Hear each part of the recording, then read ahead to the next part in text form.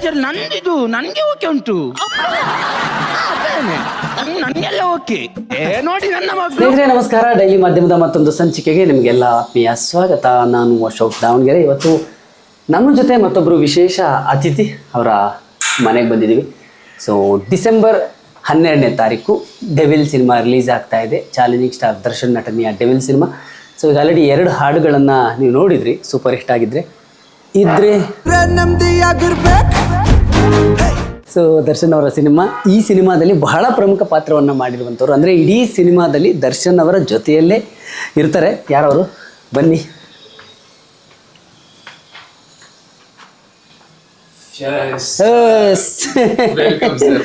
Thank you. ಇವರೇ Huli Karthik. So ಬರ್ಬೋದಾ? Welcome sir. ಫಸ್ಟ್ಗೆ ಅಕ್ಕಿ ಇಡಬೇಕಿತ್ತೇನೋ. Okay, thank you. ಹುಲಿ ಕಾರ್ತಿಕ್ ಅವರೇ, ಹೇಗಿದ್ದೀರಿ? ಫೈನ್ ಸರ್, ನೀವ್ ಹೆಂಗಿದ್ದೀರಾ ಸರ್? ನಾನು ಚೆನ್ನಾಗಿ ನೋಡಿ, ಖುಷಿ ಆಯ್ತು. ತುಂಬಾ ಖುಷಿ ಆಯ್ತು. ಸೊ ನಾನು ಹೆಚ್ಚು ಇಂಟ್ರಡಕ್ಷನ್ ಕೊಡ್ಲಿಲ್ಲ, ಸಿನಿಮಾ ಬಗ್ಗೆ ಮಾತ್ರ ಹೇಳಿದೆ. ಹುಲಿ ಕಾರ್ತಿಕ್ ನಮ್ಮ ಕನ್ನಡ ಚಿತ್ರರಂಗದ ಪ್ರತಿಭಾನ್ವಿತ ನಟ. ಕನ್ನಡ ಕಿರುತೆರೆಯಲ್ಲಿ ತಮ್ಮದೇ ಆದಂಥ ಒಂದು ಅಚ್ಚನ್ನು ಹೊತ್ತಿದ್ದಾರೆ. ಬೆಳ್ಳಿ ತೆರೆಯಲ್ಲೂ ಕೂಡ ಸಾಕಷ್ಟು ಒಳ್ಳೊಳ್ಳೆ ಸಿನಿಮಾಗಳನ್ನ, ಒಳ್ಳೊಳ್ಳೆ ಪಾತ್ರಗಳನ್ನ ಮಾಡಿದ್ದಾರೆ. ಮುಂದೆ ಇನ್ನೂ ದೊಡ್ಡ ಮಟ್ಟಕ್ಕೆ ಬೆಳೆಯೋರಿದ್ದಾರೆ. ಅಚ್ಚರಿ ಅನಿಸಿದ್ದು, ಅವ್ರ ಹತ್ರ ಮಾತಾಡುವಾಗ ಅವ್ರು ಹೇಳಿದ್ರು 100 ಸಿನಿಮಾ ಆಗಿದೆ ಸರ್ ಅಂತ.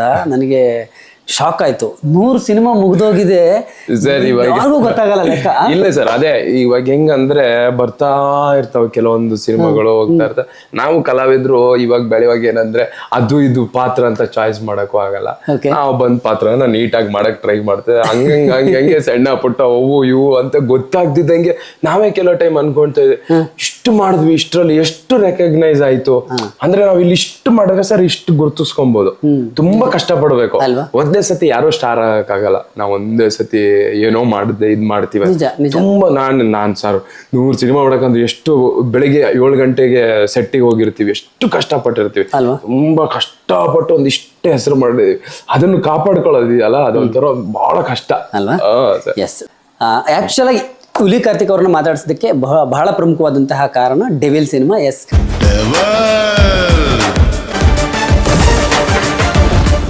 ಚಾಲೆಂಜಿಂಗ್ ಸ್ಟಾರ್ ದರ್ಶನ್ ಅವರು ನಟಿಸಿರುವಂತಹ ಡೆವಿಲ್ ಸಿನಿಮಾ 2 ವರ್ಷ ಆದಮೇಲೆ ದರ್ಶನ್ ಅವರು ಬೆಳ್ಳಿ ತೆರೆ ಮೇಲೆ ಕಾಣಿಸ್ಕೊಳ್ತಾ ಇದ್ದಾರೆ. ಸೊ ಹುಲಿ ಕಾರ್ತಿಕ್ ಅವರು ಬಹಳ ಪ್ರಮುಖವಾದಂತಹ ಪ್ರಾಮಿನೆಂಟ್ ರೋಲ್ ಅಂತ ಏನು ಹೇಳ್ತೀವಿ, ದರ್ಶನ್ ಅವರ ಜೊತೆಯಲ್ಲಿ ಇಡೀ ಸಿನಿಮಾದಲ್ಲಿ ಇರ್ತಾರೆ. ಸೊ ಹಾಗಾಗಿ ಈ ಸಿನಿಮಾ ಇವರಿಗೆ ಒಂದು ದೊಡ್ಡ ಮೈಲ್ ಸ್ಟೋನ್ ಆಗುತ್ತೆ ಅನ್ನುವಂಥದ್ದು. ಹುಲಿ ಕಾರ್ತಿಕ್ ಅವರೇ, thank you once again, welcome to my show. So ಇದು ನಿಮ್ಮ ಮನೆ? ಇದು ನಮ್ಮ ಮನೆ ಸರ್, ಬ್ಯಾಚುಲರ್ ಮನೆ. ಏನೋ ಅನ್ಕೋಬೇಡಿ, ಏನಿಲ್ಲ. ಇದು ನಮ್ಮ ಓನರ್ ನೋಡಿದ್ರೆ ಅಯ್ಯೋ ಮನೆ ಬಿಡು ಅಂತಾರೇನೋ ಅಂತ ಬೇಜಾರು. ಬ್ಯಾಚುಲರ್ ಮನೆ ತರನೇ ಇಲ್ಲ. ಒಂದ್ಸಲ ಸುಮ್ಮನೆ ಪ್ಯಾನ್ ಮಾಡಿ ಸುಧನ್ವಾ, ಇದೇನು ಬ್ಯಾಚುಲರ್ ಮನೆ ತರ ಅಂತ ನಮ್ಮ ವೀಕ್ಷಕರು ನೋಡ್ಲಿ. ಬೇಕಿದ್ರೆ ಬ್ಯಾಚುಲರ್ಸ್ ಎಲ್ಲ ಫ್ಯಾಮಿಲಿ ಅವರು ಕೂಡ ಇಷ್ಟು ನೀಟಾಗಿ ಯಾರು ಇಟ್ಕೊಳ್ಳಲ್ಲ. ಅಷ್ಟು ಒಂದು ಕೆಳಗಡೆ ಒಂದು ಏನ್ ಹೇಳ್ತೀವಿ, ಒಂದು ಪೇಪರ್ ಕೂಡ ಬಿದ್ದಿಲ್ಲ, ಅಷ್ಟು ನೀಟಾಗಿದೆ, ಇಷ್ಟು ಚೆನ್ನಾಗಿ ಮೇಂಟೈನ್ ಮಾಡಿದ್ದಾರೆ. ನನಗೆ ಆಕ್ಚುಲಿ ಮದುವೆ ಆಗಿಲ್ಲ ಅನ್ನೋದೇ ಗೊತ್ತಿಲ್ಲ. ಒಳಗ್ ಬಂದು ನೋಡಿದ್ಮೇಲೆ ಫುಲ್ ಫ್ಯಾಮಿಲಿ ತರ ಇದೆ ಇದು. ಫಸ್ಟ್ ನಾನು ಹಂಗೆ ಅನ್ಕೊಂಡಿನಿ, ಕೇಳಕ್ಕೆ ಮುಂಚೆ ಹೇಳಿದ್ರೆ ಮದ್ವೆ ಆಗಿದೆ. ಇಲ್ಲ ಸರ್, ನಾವೆಷ್ಟು ಮನೆ ನಮ್ ಸುತ್ತಮುತ್ತ ಎಷ್ಟು ಕ್ಲೀನ್ ಇದೆಯೋ ನಾವು ಅಷ್ಟು ಕ್ಲೀನ್ ಇದೀವಿ ಅಂತ ಅರ್ಥ. ಸೊ ನಮ್ಮ ಒಳಗಿನ ಕ್ಲೀನ್ ತೋರ್ಸ್ಬೇಕಂದ್ರೆ ಅಟ್ಲೀಸ್ಟ್ ಮನೆ ಕ್ಲೀನ್ ಇದ್ದಾಗ ಗೊತ್ತಾಗ್ಬಿಡ್ತದೆ. ಇಲ್ಲ, ಯಾವಾಗ್ಲೂ ಮನೆ ನೋಡಿದ್ರೆ ವ್ಯಕ್ತಿ ಹೆಂಗಿರ್ತಾನೆ, ವ್ಯಕ್ತಿ ಮನಸ್ಸು ಏನು ಅನ್ನೋದು. ನಾನು ಯಾವ್ದಾರ ಹೊಂಡಗುಂಡಿ ಇರೋ ರೋಡ್ಗೆಲ್ಲ ಹೋದಾಗ ಹೇಳ್ತೀನಿ, ಎಲ್ಲ ಒಂದು ಊರಿನ ಬಗ್ಗೆ ಯಾವಾಗ ಗೊತ್ತಾಗುತ್ತೆ ಅಂದ್ರೆ ಫಸ್ಟ್ ಅವ್ರು ರೋಡ್ ನೋಡಿದ ತಕ್ಷಣ ಆ ಊರ್ ಹೆಂಗಿದೆ ಅಂತ ಇಲ್ಲೇ ಹೇಳ್ಬೋದು ಅಲ್ವಾ? ಈ ಊರಲ್ಲಿ ಅಂದ್ರೆ ಈ ಊರಿನ ವ್ಯವಸ್ಥೆ, ಈ ಊರಿನ ಪರಿಸ್ಥಿತಿ, ಇದೆಲ್ಲ ಊರಿನ ರೋಡ್ ಎಂಟ್ರಿ ಆದ ತಕ್ಷಣ ಗೊತ್ತಾ, ರೋಡ್ ಸಖತ್ತಾಗಿದ್ಯಾ ಗುರು, ಇಲ್ಲೆಲ್ಲ ನೀಟಾಗಿದೆ ಅಂತ ಲೆಕ್ಕ ಹಾಕ್ಬಿಡ್ಬೋದು. ಕರೆಕ್ಟ್ ನೀವು ಹೇಳೋದು. ಮನೆ ನೋಡಿದ್ರೆ ಅಷ್ಟೇ, ಮನೆ ನೋಡಿದ್ರೆ ಈ ಮನುಷ್ಯ ಹೆಂಗಿದಾನೆ ಅಂತ ಗೊತ್ತಾಗುತ್ತೆ. ವೆರಿ ಟ್ರೂ, ಬಹಳ ಒಳ್ಳೆ ಮಾತು ಹೇಳಿದ್ರಿ. ಬಂದ ತಕ್ಷಣ ಇದನ್ನ ನಾನು ಶೋನಲ್ಲಿ ನೋಡಿದೆ. ನಿಮ್ಗೆ ಕೊಟ್ಟಿದ್ದು ಶ್ರೀಮತಿ ತುಳಸಿ ಅವರ ತಾಯಿ ಅವರದ್ದು. ಹೌದಾ? ಇದೇನಂದ್ರೆ ನಾನು ಆಕ್ಚುಲಿ 2 ರೂಮ್ ಇದ್ರು ಎಲ್ಲೂ ಮಲಗಲ್ಲ. ಎಂಟ್ರೆನ್ಸ್ ಅಲ್ಲಿ ಇಟ್ಟಿದ್ದೀರಾ? ಎಂಟ್ರೆನ್ಸ್ ಅಂತ ನಾನು ಇಲ್ಲೇ ಮಲಗ್ತೀನಿ ಸರ್. ಹೌದಾ? ನನಗೆ ಈ ಮ್ಯಾಟ್ ಮೇಲೆ ಮಲಗೋದು ತುಂಬಾ ಇಷ್ಟ. ನಂಗೆ ಬೆಡ್ ಮೇಲೆ ಮಲಗಿದ್ರೆ ಸ್ವಲ್ಪ ಬೆನ್ನು ಇದೆಲ್ಲ ಬರ್ತಾ ಇತ್ತು. ಆಮೇಲೆ ಬೆಡ್ ಚೇಂಜ್ ಮಾಡಿದ್ರು ಏನೂ ಆಗಿಲ್ಲ. ಅದಕ್ಕೆ ನಾನು ಏನ್ ಮಾಡ್ಬಿಟ್ಟೆ, ನೆಲದ ಮೇಲೆ ಮಲಗೋದು ಅಭ್ಯಾಸ. ನೆಲ ಅಲ್ಲ, ಈ ಮ್ಯಾಟ್ ಮೇಲೆ ಮಲಗ್ತೀನಿ. ಇದನ್ನ ಉಲ್ಟಾ ನೆಲ ಅಂತಂದ್ರೆ ಕೆಳಗಡೆ ಒಂದ್ ಚಾಪೆ ಹಿಂಗ ಹಾಕೊಂಡ್ ಮಲಗ್ತೀನಿ. ಬೆಳಗ್ಗೆ ಕಣ್ ಬಿಟ್ಟ ತಕ್ಷಣ ಇವ್ರು ನಮ್ಮ ಅಮ್ಮ, ಆಮೇಲೆ ಇಲ್ಲಿ ಶ್ರೀರಾಮ, ಆಮೇಲೆ ಅಲ್ಲಿ ಗಣೇಶ, ಪಂಚಮುಖಿ ಗಣೇಶ, ಅಲ್ಲಿ ನೋಡಿದ್ರೆ ಆಂಜನೇಯ, ಪಂಚಮುಖಿ ಆಂಜನೇಯ, ಈ ಕಡೆ ಗಣೇಶ, ಇಲ್ಲಿ ಬುದ್ಧ. ಸೊ ನಾವ್ ಇವ್ರ ತರ ಇರಕ್ ಇಷ್ಟಪಡ್ತೀವಿ. ಸೊ ಅಂದ್ರೆ ಪೀಸ್ ಆಗಿ ನೋಡಿದ ತಕ್ಷಣ ಎಲ್ಲ ಪಾಸಿಟಿವ್ ಇರ್ಬೇಕು ನಮ್ಗೆ. Okay okay. ಸೊ ಆಮೇಲೆ ಅಲ್ಲಿ ಬಂದ್ಬಿಟ್ಟು ನನ್ ಫೋಟೋ ಅದೇನಂದ್ರೆ ನೀವು ವಿನ್ನರ್, ಗಿಲಿ ಗಿಲಿ ಅಂದ್ರೆ ಅವಾಗ ಈ ದೇಹ ಮರ್ತೋಗುತ್ತೆ ಎಲ್ಲವನ್ನು. ಸೊ ನೀನು ಅಂದ್ರೆ ಗೊತ್ತಿಲ್ಲ, ಕೆಲವೊಂದ್ಸರಿ ನಮ್ಗೆ ಅಹಂಕಾರ ಬಂದ್ಬಿಡ್ತದೋ ಅಥವಾ ನಾವು ಗೆದ್ದಿದೀವೋ ಇದೆಲ್ಲ ಅನ್ಸ್ತಾ ಇರುತ್ತೆ. ಸೊ ಅದನ್ನ ನೋಡಿದಾಗ ಅದ್ ಮುಗಿದೋಯ್ತು, ಇನ್ನೇನಾದ್ರು ಮಾಡು ಅಂತ ನೆನಪಾಗ್ತಾ ಇರುತ್ತೆ. ಆಲ್ರೆಡಿ ಪಾಸ್ಟ್ ಅದು ಅಷ್ಟೇ, ಅದ್ ಪಾಸ್ಟ್. ಅದ್ ಕೆಲ್ಸ ಅಂದ್ರೆ ನಾವು ಫೋಟೋ ಮಾಡಾಕದ್ ಯಾವಾಗ ಹೇಳಿ ಅವ್ರು ಮುಗಿದ್ಮೇಲೆ ಸೊ ಅದ್ ಮುಗೀತದು ಫೋಟೋ ಇನ್ನಷ್ಟೇ, ಮತ್ತೆ ಲೈಫಲ್ಲಿ ಅದನ್ನ ಮುಟ್ಟಕ್ಕೂ ಆಗಲ್ಲ. ಸೊ ಆತರ ಅದು. So very true. ನೋಡಿ ಫೋಟೋಗ್ ಬಂದ್ರೆ ಅಲ್ಲಿ ಮುಗೀತು ಅಂತ ಅದಕ್ಕೆ ಹಾರ ಹಾಕೋದು, ಹೂ ಹಾಕಿಟ್ಟು ನೆಕ್ಸ್ಟ್ ನೀನ್ ಮತ್ತೆ ನೆಕ್ಸ್ಟ್ ಹೊಸ ಲೈಫ್ ಹೊಸದೇನಾದ್ರೂ ಸಾಧನೆ ಮಾಡು ಅಂತ. ಸೊ ಅದನ್ನ ನೋಡಿದ್ರೆ ನಂಗೆ ಅದ್ ನೆನಪಾಗ್ತಾ ಇದ್ರೆ ಅದಕ್ಕೆ ಮಾಡಿಸ್ಕೊಳ್ಳಿ. ಇಂಟ್ರೆಸ್ಟಿಂಗ್, ತುಂಬಾ ಚೆನ್ನಾಗಿದೆ ಆಕ್ಚುಲಿ, ಒಳ್ಳೆ ವಿಷಯ ಅದು. ನೋಡಿ ಅಮ್ಮನ್ನ ಫಸ್ಟ್ ಹಾಕೊಂಡಿದ್ದೀರಿ, ಅಮ್ಮನ ಅಂದ್ರೆ ಅವ್ರು ಹಿಂಗೆ ಕುತ್ಕೊಂಡು ಅವ್ನ್ ಹಿಂಗ್ ಮಾಡ್ದಂಗ್ ಇರುತ್ತೆ, ಓ ಬಾರ ಮಗ್ನೆ ಅಂದಂಗ್ ಇರುತ್ತೆ. ನಾನ್ ಇಲ್ಲಿ ಮಲ್ಕೊಂಡಾಗ ಅವ್ರ ಮೇಲೆ ಅದ ನಾನ್ ಹಿಂಗ್ ಮಲ್ಕೊಂಡಾಗ ಅದು ನಮ್ಗೆ ಹಿಂಗ್ ಆಶೀರ್ವಾದ ಮಾಡ್ದಂಗ್ ಇರುತ್ತೆ. ನಾವು ಕೆಳಗಡೆ ಇರ್ತೀವಲ್ಲ, ಸೊ ಹಿಂಗ್ ಮಲ್ಕೊಂಡ ಅದನ್ನ ಮಗನೇ ಒಳ್ಳೇದಾಗ್ಲಿ ಅನ್ನೋ ತರ ಇರುತ್ತೆ. ಅಮ್ಮ ನೀನು ನಮಗಾಗಿ ಏನಂತಾರೆ ಅಮ್ಮ ಇವತ್ತಿನ ನಿಮ್ಮ ಸಾಧನೆ. ಒಬ್ಬ ನೋಡಿ ಏನೂ ಇಲ್ಲದೆ ಇರೋ ಒಬ್ಬ ವ್ಯಕ್ತಿ ಊರಿಂದ ಮನೆ ಬಿಟ್ಟು ಊರು ಬಿಟ್ಟು ಬೆಂಗಳೂರಿಗೆ ಬಂದು SSLC ಫೇಲ್ ಆಗಿದ್ದಂತಹ ವ್ಯಕ್ತಿ ಇವತ್ತು ಇಲ್ಲಿ ಬಂದು ಇಷ್ಟು ಸಾಧನೆ ಮಾಡಿದಿರಿ. ನೀವೇನೇ ಹೇಳ್ಬೋದು ಇದು ನಾನೇನೂ ಮಾಡಿಲ್ಲ ಅಂತ, ಬಟ್ ಆದ್ರೆ ಜನರ ಕಣ್ಣಿಗೆ ಕಾಣಿಸುತ್ತೆ ನೀವು ಮಾಡಿದಿರಿ ಅಂತ. ಅಮ್ಮ ಏನ್ ಹೇಳ್ತಾರೆ? ಸೊ ನಮ್ ತಾಯಿಗೂ ಎಕ್ಸ್ಪೆಕ್ಟೇಷನ್ ಇರ್ಲಿಲ್ಲ, ನನಗೂ ಎಕ್ಸ್ಪೆಕ್ಟೇಷನ್ ಇರ್ಲಿಲ್ಲ. ಆಮೇಲೆ ನಾವ್ ಇದೆಲ್ಲ ಆಗ್ತೀವಿ ಅಂತ ನಮ್ಗೆ ಗೊತ್ತಿರ್ಲಿಲ್ಲ. ಬಾಳಲ್ಲಿ ಬಂದಿದ್ದೆಲ್ಲ ಅದೃಷ್ಟ ಅನ್ಕೊಂಡ್ ಹೋಗ್ತಾ ಇದೀವಿ ಅಷ್ಟೇ. ಈ ಅದೃಷ್ಟ ಯಾವತ್ತು ನಿತ್ರು ನಿಲ್ಬೋದು ಅಥವಾ ಮುಂದೆ ಬಂದ್ರೂ ಬರ್ಬೋದು, ಅದ್ ನನ್ನ ಕೈಯಲ್ಲೂ ಇಲ್ಲ. ಇದೆಲ್ಲವೂ ಜನರ ಕೈಯಲ್ಲೇ, ಇದೆಲ್ಲ ಜನರ ಹತ್ರನೇ ಇರೋದು. ನಾನು ಎಷ್ಟ್ ದಿನ ನೋಡ್ಬೇಕು ಅನ್ಸುತ್ತೋ ಅಷ್ಟ್ ದಿನ ನೋಡ್ತಾರೆ. ಆಮೇಲೆ ಅವ್ರ ಕೈಯಲ್ಲೂ ಫೋರ್ಸ್ಫುಲಿ ನೋಡಕ್ಕೂ ಆಗಲ್ಲ. ಇಷ್ಟ ಆದ್ರೆ ಬೈಕೊಂಡಾದ್ರೂ ನೋಡ್ತಾರೆ ಅಲ್ವಾ. ಇಷ್ಟ ಆಗಿಲ್ಲ ಅಂದ್ರೆ ಅದ್ ನೋಡಲ್ಲ ಅಂದ್ರೆ ನೋಡೋದೇ ಇಲ್ಲ. ಎಲ್ಲವೂ ಅವ್ರ ಕೈಯಲ್ಲೇ ಇರೋದು, ನಮ್ ಕೈಯಲ್ಲಿ ಏನೂ ಇಲ್ಲ ಸರ್. ವೇದಿಕೆ ಇರೋ ಎಷ್ಟು ದಿನ ಮಾತ್ರ ನಾನು ಸ್ಟಾರ್. ನನಗೆ ಯಾವತ್ತು ವೇದಿಕೆಯಿಂದ ಹೋಗು ಅಂತ ನಡಿ ಅಂತಾರೋ ಅವತ್ತಿಂದ ಮತ್ತೆ ನಾನು ಬ್ಯಾಕ್ ಟು ನಾರ್ಮಲ್ ಮನುಷ್ಯನ. ನಾ ಅಲ್ಲಿರೋಕ್ ಒದ್ದಾಡ್ತೀವಿ. ಸೊ ನಾನು ಅದನ್ನು ತುಂಬಾ ತಲೆಗೆ ಹಾಕೋ ಅಂದ್ರೆ ನಮ್ಮ ಅಮ್ಮಂಗೂ ಅಷ್ಟೇ. ಇವಾಗ ಮರ್ಯಾದೆ ಗೌರವ ಎಲ್ಲ ಸಿಗ್ತಾ ಇದೆ, ತುಂಬಾ ಚೆನ್ನಾಗೆಲ್ಲ ವೈಬ್ ಚೆನ್ನಾಗಿದೆ. ಸೊ ಅದನ್ನ ಎಂಜಾಯ್ ಮಾಡ್ತಾರೆ, ಮಾಡ್ಲಿ. ಬಟ್ ಖುಷಿ ಇದೆ, ಖುಷಿ ಇದೆ. ನನ್ ಮಗ ನನ್ ಮಗ ಕಳ್ಳನ್ ಮಗ ಆತಾನೆ ಅನ್ಕೊಂಡಿದ್ದೆ, ಹಿಂಗಾಗ್ಬಿಟ್ನಾ ಅಂತ ಇನ್ನೂ ಕನ್ಫ್ಯೂಷನ್ ಅಲ್ಲೇ ಇದಾರೆ ಅನ್ಸುತ್ತೆ. ನಾವ್ ಅದ್ರ ಬಗ್ಗೆ ಜಾಸ್ತಿ ಇದ್ ಮಾಡಲ್ಲ. ನಾವ್ ಏನಂದ್ರೆ ಚೆನ್ನಾಗಿರೋಣ, ಇದ್ರಿಂದ ತುಂಬಾ ಏನೋ ಆಗುತ್ತೆ ಅದೇನೋ ಆತರ ಎಲ್ಲ ಕನ್ಸಿಲ್ಲ ಸರ್. ಬೆಳಿಗ್ಗೆ ಖುಷಿಲಿ ಎದ್ದೇಳ್ಬೇಕು, ರಾತ್ರಿ ನೆಮ್ಮದಿಲಿ ಮಲ್ಕೊಬೇಕು. ಇದನ್ನ ಬಿಟ್ಟು ಬೇರೆ ಮನುಷ್ಯಂಗೆ ಎಷ್ಟು ಕೋಟಿ ಏನಿದಾರಂದ್ರೂ ಕೇಳಿ, ಈ ನಿದ್ದೆ ಊಟ ಕರೆಕ್ಟಾಗಿ ಆಗ್ತಾ ಇದೆಯಾ, ನಿಮ್ಮಷ್ಟು ಬೇಸ್ಟ್ ಯಾರು ಇಲ್ಲ. ನಾ ಮೊನ್ನೆ ಯಾವ್ದೋ ಹೋಗಿದ್ದೆ, ಯಾವ್ದೋ ಟ್ರೈಬ್ ಹತ್ರ ಸುಮ್ನೆ ಹಿಂಗೆ ನಾ ಬೈಕ್ ರೈಡ್ ಹೋದಾಗ ಅವ್ರು ಕೇಳಿದೆ, ಅಣ್ಣ ನಾನು ಫಸ್ಟ್ ಕೇಳಿದ್ದು, ಅವರು ಕಾಡಲ್ಲಿ ಹೋಗಿ ಸೊಪ್ಪು ಕಟ್ಟಿಗೆ ಎಲ್ಲ ಹೊತ್ಕೊಂಡ್ ಬರ್ತಾರೆ, ನಮ್ ತಾಯಿನೇ ನೋಡ್ದಂಗಾಯ್ತು. ನಾನು ಅವ್ರಿಗೆ ಕೇಳ್ದೆ, ಅಕ್ಕ ನೆಮ್ಮದಿಲಿದ್ದೀರಾ ಅಂದೆ. ಒಬ್ಬೋ ನೆಮ್ಮದಿಲಿದೀವಿ ನೋಡು, ಈಗ ದನ ಮೇಸ್ಕೊಂಡ್ ಬರ್ತಾ ಇದೀವಿ ಅಂದ್ರು. ದನ ಮೇಸ್ಕೊಂಡ್ ಆರಾಮಾಗಿ ಈಗ ಹೋಯ್ತಿವಿ, ಒಟ್ಟಿಗೆ ಹೋಗಿ ಉಂಡ್ ಮಲಗ್ತೀವಿ ಅಣ್ಣ ಅಂದ್ರು. ಇವ್ರ ಅಜ್ಜಿ ಅಂದ್ರೆ ನೋಡಿ ಅವ್ರ ಹತ್ರ ಎಷ್ಟು ನೆಮ್ಮದಿ ಇದೆ ಸರ್. ನಮ್ಮ ಹತ್ರ ಇಲ್ಲ, ನಾವು ನೆಮ್ಮದಿ ಇಲ್ಲ ಅಂತ ಬೈಕ್ ತಗೊಂಡ್ ಕಾಡಿಗೆ ಹೋಗಿದೀವಿ. ನಾನ್ ಕಾಡಲ್ಲಿ ಇದ್ದವನು ಏನೋ ಮಾಡ್ತೀನಿ ಅಂತ ಇಲ್ಲಿಗೆ ಬಂದಿದ್ದೀನಿ. ಇಲ್ಲ ಇಲ್ಲಿ ನೆಮ್ಮದಿ ಇಲ್ಲ ಅಂತ ಮತ್ತೆ ಬೈಕಲ್ಲಿ ಹೋಗಿದ್ದೀನಿ. ಸಿಂಪ್ಲಿಸಿಟಿ ತುಂಬಾ ನೆಮ್ಮದಿಗೆ ಹತ್ರ ಅಲ್ವಾ, ಎಷ್ಟು ಸಿಂಪಲ್ ಆಗಿರುತ್ತೆ. ಅದಕ್ಕೆ ನಾನು ಅದನ್ನೇ ಹೇಳೋದು, ಆರಾಮಾಗಿರೋಣ, ನೆಮ್ಮದಿಯಾಗಿರೋಣ, ತುಂಬಾ ಲಕ್ಸುರಿ ಏನಿಲ್ಲ. ಇದು ಬೇಡಿತ್ತು. ಸೊ ಏನಂದ್ರೆ ಬರ್ತಾರೆ ಹೋಗ್ತಾರೆ, ಮುಂದೆ ಮದ್ವೆ ಮನೆ. ನಮ್ಮ ಮದ್ವೆ ಟೈಮಲ್ಲಿ ನಾವು ಆರ್ಟಿಸ್ಟ್ ಸರ್, ನಮ್ಗೆ ಇವತ್ತು ಕೆಲಸ ಇರತ್ ನಾಳೆ ಇರಲ್ಲ. ನಾನೇನೋ ಮಾಡಿಟ್ರೆ ಇವತ್ತು ಮಾಡಿಡ್ಬೇಕು. ಸೊ ಅದಕ್ಕೆ ಎಲ್ಲ ರೆಡಿ ಮಾಡಿ ಇಡೋದು, ಫ್ಯಾಮಿಲಿ ರೆಡಿ ಆಗುತ್ತೆ. ಆಲ್ಮೋಸ್ಟ್ ಒಂದು ಫ್ಯಾಮಿಲಿ ತರನೇ ಇಟ್ಕೊಂಡಿದ್ದೀರಿ. ಎಲ್ಲ ಅವಾರ್ಡ್ಗಳು ಆಕ್ಚುಲಿ ನಮ್ಮ ಅಮ್ಮಂಗ್ ತುಂಬಾ ಇಷ್ಟ ಈ ತರ ಮೊಮೆಂಟಸ್ ಎಲ್ಲ. ಅದನ್ನೆಲ್ಲ ಊರಿಗೆ ಕೊಟ್ಬಿಡ್ತೀನಿ. ಇವಾಗ ಊರಲ್ಲಿ ಫುಲ್ ಆಗ್ಬಿಟ್ಟೈತೆ ಅಂತ ಇಲ್ಲಿ ಇಟ್ಕೋತೀನಿ. ಊರಲ್ಲೂ ಇಟ್ಟಿದ್ದೀರಾ? ಊರಲ್ಲಿ ಫುಲ್ ಒಂದ್ ವಾಲ್ ಫುಲ್ ಅದೇ ಇದೆ ಸರ್. ನಮ್ಮ ಇಲ್ಲಿ ಏನು ಇಟ್ಕೊಂಡಿಲ್ಲ, ಕೆಲವು ಮೊಮೆಂಟಸ್ ಈ ತರ. ಭರ್ಜರಿ ಬ್ಯಾಚುಲರ್ಸ್, ಇದು ಈ ತಗರು ಪಲ್ಯದ 25ನೇ ದಿನ. ಆಮೇಲೆ ಒಂದಿಷ್ಟು ಬುಕ್ಸ್ ನನಗೆ ಒಂಚೂರು. ಇದು ಜಪಾನ್ ಹೋದಾಗ ಅಲ್ಲಿ ವಿಶ್ವವಾಣಿ ಪೇಪರ್ ಅಲ್ಲಿ ಟೋಕಿಯೋದಲ್ಲಿ ನನಗೆ ಅವಾರ್ಡ್ ಆಗಿತ್ತು, ಗ್ಲೋಬಲ್ ಅಚೀವರ್. ವಿಶ್ವವಾಣಿ ಪ್ರೆಸೆಂಟ್ಸ್ ಅವ್ರು ಕೊಟ್ಟಿರೋದು ಅವಾರ್ಡ್. ಜಪಾನ್ ಎಲ್ಲ ಹೋಗಿದ್ವಿ, ಚೆನ್ನಾಗಿತ್ತು, ತುಂಬಾ ಚೆನ್ನಾಗಿತ್ತು. Very nice. ಇದು ಆಮೇಲೆ ಇಲ್ಲಿ ಬಂದ್ರೆ ಇಷ್ಟಿಟ್ಟಿದೀವಿ, ಇದು ನಮ್ಮ ಬೆಡ್ರೂಮು. ತುಂಬಾ ಚೆನ್ನಾಗಿ ಇಟ್ಕೊಂಡಿದ್ದೀರಾ. ಅಯ್ಯೋ ವೆರಿ ನೀಟ್. ಇದು ಹುಲಿ ಕಾರ್ತಿಕ್ ಅವರ ಬೆಡ್ರೂಮ್. ಅದೇ ಬಟ್ ಆದ್ರೂ ಮಲಗಲ್ಲ ನೀವು ಇಲ್ಲಿ. ಇಲ್ಲಿ ಮಲ್ಗಲ್ಲ, ಅದಕ್ಕೆ ನೀಟ್ ಇದೆ. ಮಲಗಿದ್ರೆ ಇರಲ್ಲ ಅಂತ. ಮಲಗಿದ್ರೆ ಇರಲ್ಲ ಅಂತ. ಇದು ಬಂದ್ಬಿಟ್ಟು ಇದು ನಮ್ದು ಬಟ್ಟೆ ಕೊಡೋಣ.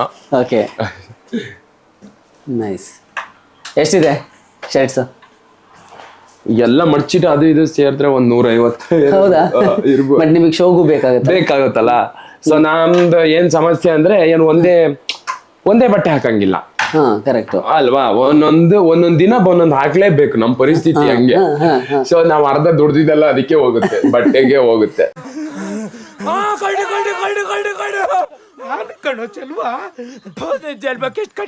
ಈಗ ಶೋಗಳು ಮಾಡ್ತಿರಲ್ವಾ, ಅದಕ್ಕೆ ಅವರು ಅಂದ್ರೆ ಶೋ ಈಗ ಕೆಲವು ಶೋಲೆ ಒಂದೊಂದ್ ತರ ಇರುತ್ತೆ ಸರ್. ಈಗ ಡ್ರಾಮಾ ಶೋ, ಅದು ಸ್ಕಿಟ್ ಮಾಡೋ ಶೋ, ಕಾಮಿಡಿ ಮಾಡೋ ಶೋ ಆದ್ರೆ ಅವರೇ ಕೊಡ್ತಾರೆ.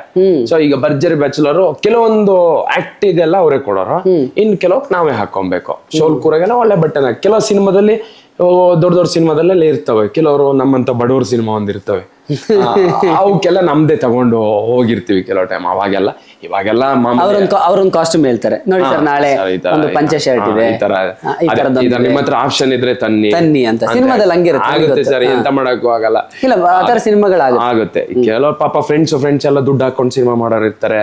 ಎಲ್ಲೋ ಒಂದ್ ಚಿಕ್ಕ ಬಜೆಟ್ ಅಲ್ಲಿ ಒಂದ್ ಸಿನಿಮಾ ಮಾಡೋಣ ಅಂತ ಏನೋ ಒಂದು ಆಸೆ ಇರುತ್ತೆ. ಎಲ್ಲದು ತುಂಬಾ ಇದ್ ಮಾಡಕ್ ಆಗಲ್ಲ ಸರ್. ಕೆಲವೊಂದು ಇದ್ದಲ್ಲಿ ಕೊಟ್ಟಿದ್ದಾರೆ, ಈ ಹೀರೋ ಅಲ್ಲಿ ನಮ್ಗೆ ಕೊಟ್ಟಿದ್ದಾರೆ.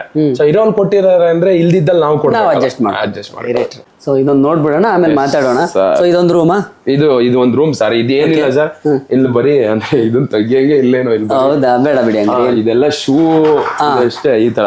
ಓಕೆ, ಗೊತ್ತಾಯ್ತು. ಸುಮ್ನೆ ಇದೊಂದು ಎಕ್ಸ್ಟ್ರಾ ರೂಮ್. ನೀವು ಒಬ್ಬರೇ ಇರೋದ್ರಿಂದ ಇದು 2 ಬೆಡ್ರೂಮ್ ಮನೆ. ಆಕ್ಚುಲಿ ಹುಲಿ ಕಾರ್ತಿಕ್ ಅವರು ಇರೋದು ಒಬ್ಬರೇ ಇದಾರೆ ಇಲ್ಲಿ. ಇದೊಂದು ಸುಮ್ನೆ ಖಾಲಿ ರೂಮ್. ಯಾರು ಬಂದ್ರೆ ಈಗ ನಿಮ್ಮ ಅಮ್ಮನೇ ಇಲ್ಲಿ ಬಂದ್ರು, ಅಮ್ಮ ಬಂದ್ರೆ ಅಲ್ಲೇ ಇರ್ತಾರೆ. ಅವ್ರು ತುಂಬಾ ಕಡಿಮೆ ಬರೋದು.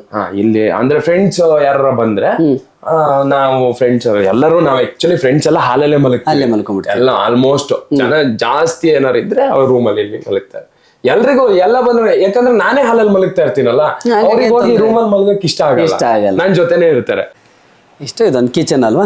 ಇದೊಂದು ಕಿಚನ್. ಇದೇ ನಿಮ್ ಕ್ರಿಕೆಟ್ ಇಂಟ್ರೆಸ್ಟ್? ಹ್ಞೂ ಸರ್, ಲೆದರ್ ಆಡ್ತೀರಿ.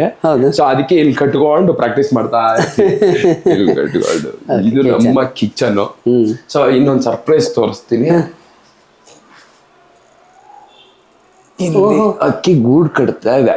ಹೌದಾ? ಅದಕ್ಕೆ ನಾನೇನ್ ಮಾಡಿದೀನಿ, ಇಲ್ಲಿ ಬಂದ್ ಕಟ್ಟತ್ತಾ? ಅದು ಇದರಿಂದ ಒಂದು ಪೈಪ್ ಹೋಗಿದೆ ಸರ್.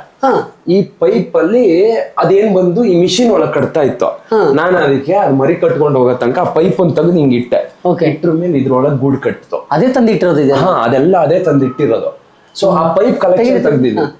ನಾನ್ ಏನ್ ಮಾಡ್ತಾ ಇದೀನಿ, ಈ ಚಿಮಣಿನ ಯೂಸ್ ಮಾಡ್ತಾ ಇಲ್ಲ. ಇಲ್ಲಿ ಅಡಿಗೆ ಮಾಡೋದು ತುಂಬಾ ಕಡಿಮೆ. ತುಂಬಾ ರೈಸ್ ಏನಾದ್ರು ಮಾಡ್ತೀನಿ, ಮಸಾಲಾ ಐಟಮ್ ಎಲ್ಲ ಮಾಡಲ್ಲ, ತರ್ಸ್ಕೊಂತೀನಿ ನಾನು. ಅದು ಮರಿ ಮಾಡಿ ಹೋದ್ರ ಮೇಲೆ ಮತ್ತೆ ಶುರು ಮಾಡ್ತೀನಿ ಕಿಚನ್. ಅದಕ್ಕೋಸ್ಕರ ಬಿಟ್ಟಿದ್ದೀರಾ? ಇದು ಸೆಕೆಂಡ್ ಟೈಮ್. ಅಲ್ಲಿ ಮೋಸ್ಟ್ಲಿ ಅದು ಇನ್ನೂ ರೆಡಿ ಮಾಡ್ತಾ ಇದೆ. ನಾನಲ್ಲಿ ಹತ್ತಿ ನೋಡೋದೆಲ್ಲ ಮಾಡಲ್ಲ, ಸುಮ್ನೆ ಡಿಸ್ಟರ್ಬ್ ಮಾಡೋದು. ಫಸ್ಟ್ ರೆಡಿ ಮಾಡಿ ಆಮೇಲೆ ಬಂದು ಮೊಟ್ಟೆ ಇಟ್ಟು ಅದೆಲ್ಲ ಮಾಡಕ್ಕೆ ಪ್ರೋಸೆಸ್ ಅದೇ 1-2-3 ಮಂತ್ಸ್ ಹಿಡಿಯುತ್ತೆ ಅನ್ಸುತ್ತೆ ನನ್ನ ಪ್ರಕಾರ. ಮಾಡ್ಕೊಂಡು ಹೋಗುತ್ತೆ. ಒಂದ್ಸರಿ ಪಾರಿವಾಳನು ಮಾಡಿತ್ತು. ಇದು ಬಂದ್ಬಿಟ್ಟು ಮೈನಾ. ನನ್ನ ಹತ್ರ ಫುಟೇಜ್ ಇದೆ, ತೋರಿಸ್ತೀನಿ. ಅದ್ ಬರೋದು ಅದು ಅದ್ರದ್ದು ಒಂದು ಪೈಪಲ್ಲಿ ಸುಮ್ನೆ ಹಿಂಗೆ ದೂರದಲ್ಲಿ ವಿಡಿಯೋ ಕ್ಯಾಮ್ರಾ ಇಟ್ ಮಾಡಿದೆ ಅದು ಸ್ಟಾರ್ಟಿಂಗ್ ಪ್ರೋಸೆಸ್ ಅಲ್ಲಿ. ಆಮೇಲೆ ಡಿಸ್ಟರ್ಬೇ ಮಾಡಿಲ್ಲ ನಾನು. ಅದೇನೋ ಗೊತ್ತಿಲ್ಲ, ನಂಗೆ ತುಂಬಾ ಅಟ್ಯಾಚ್ಮೆಂಟ್. ಅದೇ ನೀವು ಒಬ್ಬರೇ ಬೇರೆ ಇರೋದ್ರಿಂದ ನಿಮಗೆ ಇಂಟ್ರಾಕ್ಷನ್ ಏನೇನಾಗುತ್ತೆ, ಯಾವ್ದಾದ್ರ ಜೊತೆ ಕನೆಕ್ಟ್ ಮಾಡ್ತಾ ಇದ್ದೀನಿ. ನಾನು ಗಿಡಗಳ ಜೊತೆ ಎಲ್ಲ ಮಾತಾಡ್ಕೊಂಡು ಕೂತಿರ್ತೀನಿ ಸರ್. ಅದೇ ಸರ್ ಲೈಫ್ ಅಂದ್ರೆ, ಮಾತಾಡಕ್ ಬರೋ ನನ್ನ ಹತ್ರ ಮಾತಾಡೋದಲ್ಲ ಜೀವನ. ಮಾತಾಡಕ್ ಬರ್ದೇ ಇರೋರ ಹತ್ರ ಮಾತಾಡ್ತೀವಲ್ಲ, ಅಲ್ಲಿ ತುಂಬಾ ಇರುತ್ತೆ ಸರ್. ಹೌದು, ಪ್ರಾಣಿಗಳು. ನಾನು ತುಂಬಾ ಟ್ರೈ ಮಾಡಿದೆ, ಅಂದ್ರೆ ಇಲ್ಲಿ ಡಿಸ್ಟರ್ಬ್ ಆಗುತ್ತೇನೋ, ಬೇಡ ಇದು ಬರೋದು ಇಲ್ಲಿರೋದು ಅನ್ಕೊಂಡು. ಆಮೇಲೆ ನಾನು ಅಲ್ಲೆಲ್ಲ ಇದು ಎಂಟರ್ಟೈನೇ ಮಾಡ್ತಾ ಇರ್ಲಿಲ್ಲ. ಬಟ್ ಅವು ಹುಡ್ಕೊಂಡು ನನ್ನ ಹತ್ರನೇ ಬರುತ್ತೆ. ಅಂದ್ರೆ ಅದೇನೋ ಒಂದು ಕನೆಕ್ಷನ್ ಇರುತ್ತೆ. ಯಾವುದೇ ಆಗ್ಲಿ, ಪ್ರಾಣಿ ಪಕ್ಷಿಗಳು ಸುಮ್ಮನೆ ವ್ಯಕ್ತಿಗಳ ಹತ್ರ ಮನುಷ್ಯ ಬರಲ್ಲ. ಅವಕ್ಕೆ ಯಾವ್ದೋ ಒಂದು, ಅದು ಮೈನಾ. ಅಯ್ಯೋ ಹೆಂಗಿದೆ ಗೊತ್ತದು.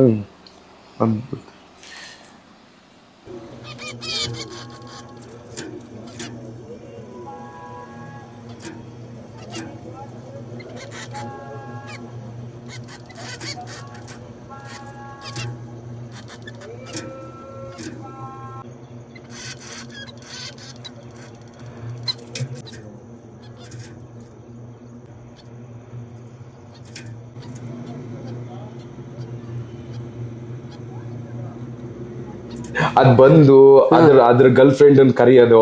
ಫಸ್ಟ್ ಒಬ್ಬ ಬರ್ತಾನೆ, ಒಬ್ಬ ಬಂದು ನೋಡ್ತಾನೆ, ನೋಡ್ಬಿಟ್ಟು ಯಾರು ಇಲ್ಲ ಬಾ ಅಂತ ಅದ್ ಗರ್ಲ್ ಫ್ರೆಂಡ್ ಕರೆಯೋದು. ನೀವ್ ಅದ್ ಎಷ್ಟ್ ಚೆನ್ನಾಗಿ ಮಾತಾಡುತ್ತೆ.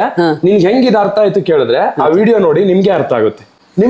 ಅದು ಕರೆಯೋದು. ಅದ್ ಫಸ್ಟ್ ಬಂದು ಹಿಂಗ್ ಕುತ್ಕೊಂಡು ಎಲ್ಲ ನೋಡುತ್ತೆ, ಅದು ಇಡುತ್ತೆ, ಇಟ್ರ ಮೇಲೆ ಮತ್ತೆ ಯಾರ ಬರ್ತಾರ ನೋಡುತ್ತೆ, ಯಾರು ಬಂದಿಲ್ಲ ಅಂದ್ರೆ ಓಕೆ ಕಮ್ ಅಂತ ಅದ್ರಲ್ಲಿ ಮಾತಾಡ್ತಾನೆ ಇರುತ್ತೆ. ಓಕೆ, ಇದು ಹುಲಿ ಕಾರ್ತಿಕ್ ಅವರ ಮನೆಯ ಒಂದು ಪುಟ್ಟ ಪರಿಚಯ. ಆಕ್ಚುಲಿ ಅವರು ಬ್ಯಾಚುಲರ್ ಆಗಿದ್ರು ಕೂಡ ಚೆನ್ನಾಗಿ ಇಟ್ಕೊಂಡಿದ್ದಾರೆ ಅಂತ ತೋರಿಸ್ಲಿಕ್ಕೆ ಇದೊಂದು ಲಾಸ್ಟ್ ಒಂದು ತೋರಿಸ್ಬಿಡ್ತೀನಿ. ಇದು ನೋಡಿ, 2 ಮುದ್ದಾದ ಮೀನುಗಳು. ಅವ್ರ ಫೇವ್ರೇಟ್ ಅಂತೆ. ಯಾವ ಫಿಶ್ ಅಂತ ಗೊತ್ತಿಲ್ಲ, ಬಟ್ ಚೆನ್ನಾಗಿದೆ, ಕ್ಯೂಟ್ ಆಗಿದೆ. ದೊಡ್ಡ ಆಗುತ್ತೆ ಅಂದ್ರು, ಅದಕ್ಕೆ ಅದು ದೊಡ್ಡ ಆಗದ ಟ್ಯಾಂಕ್ ಅಲ್ಲಿ ದೊಡ್ಡ ಮಾಡಿಸ್ಬೇಕು. ಬಟ್ ದೊಡ್ಡ ಆಗ್ಲಿ ನಮ್ ಕೈಯಲ್ಲಿ ನನಗೆ ಇಷ್ಟ ಅದೇ ಆ ಪಕ್ಷಿ. ಅದ್ ದೊಡ್ಡ ಆಗಿ ಹಾರೋಗೋದ್ ನೋಡ್ಬೇಕು ನನ್ಗೆ ಅಷ್ಟೇ. ಇದು ದೊಡ್ಡ ಆಗ್ಬೇಕು. ಇಲ್ಲೊಂದು ಇನ್ನೊಂದು ಬಂಟು ಅಂತ, ಅದ್ರೊಳಗೆ ಅವ್ನಿಗೆ ಬಂಟು ಅಂತ ಇದ್ವಿ, ಅದ್ರದ್ದು ಇದೆ ಫುಟೇಜ್. ಅದು ಒಂದು ಫೈಟ್ ಸತ್ತೋಯ್ತು. ಬಟ್ ಇದಕ್ಕೆ ಆಕ್ಸಿಜನ್ ಹಂಗೆ ಇದ್ರಲ್ಲಿ ಅದಕ್ಕೆ ಬೇಡ, ಓಪನ್ ಇದೆಯಲ್ಲ, ಓಪನ್ ಇದೆಯಲ್ಲ ಹಂಗೆ ಹೋಗುತ್ತೆ. ಅದು ಆ ಫಿಶಿಗೆ ಬೇಡ ಕೆಲವೊಂದಕ್ಕೆ. ಲೈಟ್ ಮಾತ್ರ ಬೇಕಲ್ಲ. ಲೈಟ್ ಅದ್ ನಮ್ ಖುಷಿಗೆ ಅಂದ್ರೆ ಕಾಣಿಸ್ತಾ ನೀಟಾಗಿ ಕಾಣಿಸುತ್ತಲ್ಲ ಅಂತ. ಸುಮ್ಮನೆ ಎಕ್ಸ್ಟರ್ನಲ್ ಕ್ಲಿಪ್ಪಿಂಗ್ ಸರ್. ಓಕೆ, ಆಗ್ಲಿ. ಸೊ ಇದಿಷ್ಟು ಹುಲಿ ಕಾರ್ತಿಕ್ ಅವರ ಮನೆಯ ಕಿರು ಪರಿಚಯ. ಸುಮ್ಮನೆ ಅವ್ರ ಮನೆಗೆ ಬಂದಾಗ ನನಗೆ ಏನೇನು ಕಾಣಿಸ್ತಾ ಅದನ್ನ ತೋರಿಸ್ಬೇಕು ಅಂತ ಅನಿಸ್ತು. ಬಹಳ ವಿಶೇಷವಾಗಿ ಅವರ ತಾಯಿದೊಂದು ಜಿ ಕನ್ನಡ ಶೋ ನಲ್ಲಿ ಇವರಿಗೆ ಕೊಟ್ಟಿದ್ದು ಭರ್ಜರಿ ಬ್ಯಾಚುಲರ್ ಇದ್ರಲ್ಲಿ ಕೊಟ್ಟಂತಹ ಒಂದು ಇದು. ನಾನು ಅದನ್ನ ಶೋ ಕೂಡ ನೋಡಿದ್ದೆ. ಸೊ ಹಾಗಾಗಿ ನೆನಪಿತ್ತು, ತಕ್ಷಣ ಕಾಣಿಸ್ತು. ಅವ್ರು ನಮ್ಮ ಫ್ರೆಂಡ್ಸ್ ನೋಡಿದ್ರ ಗಿಡ. ಇದು ನಿಮ್ಮ ಫ್ರೆಂಡ್ಸಾ? ಇದ್ರೆ ಒಂಥರ ಚಂದ. ಹೌದಲ್ಲ? ಎಸ್. ಎಲ್ಲರೂ ಆರ್ಟಿಫಿಷಿಯಲ್ ಇಟ್ಕೋತಾರೆ. ನೀವು ಎಲ್ಲ ನೋಡಿ ಬ್ಯಾಚುಲರ್ ಆದ್ರೂ ಒರಿಜಿನಲ್ ಇಟ್ಕೊಂಡಿದ್ದಾರೆ. ಕೆಲವರು ಫ್ಯಾಮಿಲಿಗಳಲ್ಲೂ ಕೂಡ ಅದನ್ನ ಮೇಂಟೈನ್ ಮಾಡಕ್ಕಾಗಲ್ಲ ಅಂತ ಆರ್ಟಿಫಿಷಿಯಲ್ ಪ್ಲಾಸ್ಟಿಕ್ ಫ್ಲವರ್ಗಳ ಗಿಡ ಪಾಟ್ಗಳನ್ನ ಇಟ್ಕೋತಾರೆ. ಅದಕ್ಕೆ ದಿನ ನೀರ್ ಹಾಕ್ಬೇಕು, ಒಣಗೋಗುತ್ತೆ. ನನಗೆ ಇನ್ನೂ ಜಾಸ್ತಿ ಇರ್ಬೇಕಂತ ಆಸೆ, ಜಾಗ ಇಲ್ವಲ್ಲ, ಅದಕ್ಕೆ ಇರೋದ್ರಲ್ಲೇ ನೋಡಿ. ಒಂದೇ ಒಂದು ಗಿಡನೂ ಇದರಲ್ಲಿ ಒಂದು ಎಲೆ ಕೂಡ ಒಣಗಿಲ್ಲ. ಒಂದು ಪ್ಯಾನ್ ಮಾಡ್ಕೊಂಬಿಡಿ ಸುಧನ್ಮ. ಬಹಳ ಚೆನ್ನಾಗಿ ಮೇಂಟೈನ್ ಮಾಡಿದ್ದಾರೆ ಆಕ್ಚುಲಿ. ಇದು ನೋಡಿ ಎಷ್ಟು ಚೆನ್ನಾಗಿದೆ, ಎಷ್ಟು ಗ್ರೀನ್ ಇದೆ. ಇದು ನೋಡಿ, ಒಂದೇ ಒಂದು ಎಲೆ ಕೂಡ ಒಣಗಿಲ್ಲ ರೀ. ಅಂದ್ರೆ ಅದು ಪಾಸಿಟಿವ್ ಸೈನ್ ಇದ್ದಾಗ ಮಾತ್ರ ಗಿಡಗಳನ್ನ, ಅಂದ್ರೆ ಆ ಪಾಸಿಟಿವಿಟಿ ಇದ್ದಾಗ ಮಾತ್ರ ಗಿಡಗಳು ಬೆಳೀತವೆ. ತುಳಸಿ ಗಿಡ ಕೂಡ ಕೆಲವ್ರ ಮನೆಯಲ್ಲಿ ಒಣಗ್ತಾ ಇರುತ್ತೆ. ಹೌದು ಸರ್, ಹೌದು. ಅದು ಒಣಗಿದ್ರೆ ನೆಗೆಟಿವಿಟಿ ಇದೆ, ಅದೇನೋ ಸಕಾರಾತ್ಮಕ ಗುಣ ಇಲ್ಲ ಅಲ್ಲಿ ಅಂತೇಳಿ ಅದೊಂದು ಸೈನ್. ಅದಕ್ಕೆ ತುಳಸಿ ಗಿಡನೇ ಸೈನ್ ಆಕ್ಚುಲಿ. ಮನೇಲಿ ಪಾಸಿಟಿವ್ ನೆಗೆಟಿವ್ ಎರಡನ್ನೂ ಇದು ಮಾಡ್ಲಿಕ್ಕೆ. Very nice. ಇದರಲ್ಲಿ ರೋಸ್ ಇದೆ. ರೋಸು, ಆಮೇಲೆ ದಾಸವಾಳ. ನನಗೆ ಏನಂದ್ರೆ ಸರ್, ನನಗೆ ಅದು ಹೂ ಬಿಡದೆ ಇದ್ರೂ ಪರವಾಗಿಲ್ಲ, ಸುಮ್ಮನೆ ಇರ್ಬೇಕು, ಗ್ರೀನ್ ಇರ್ಬೇಕು. ಇದೆಲ್ಲ ಏನ್ ಬಹಳ ಹೂ ಕಾಣಿಸಲ್ಲ ಇವಾಗ, ಗ್ರೀನ್ ಇರುತ್ತೆ ಈ ತರ ಒಂದೊಂದು. ಇದೇನಿದೆ? ಇದೊಂದು ಏನಂದ್ರೆ ಇದೇನೋ ಶಂಖ ಪುಷ್ಪನ ಆ ತರ ಬರುತ್ತೆ ಅದು.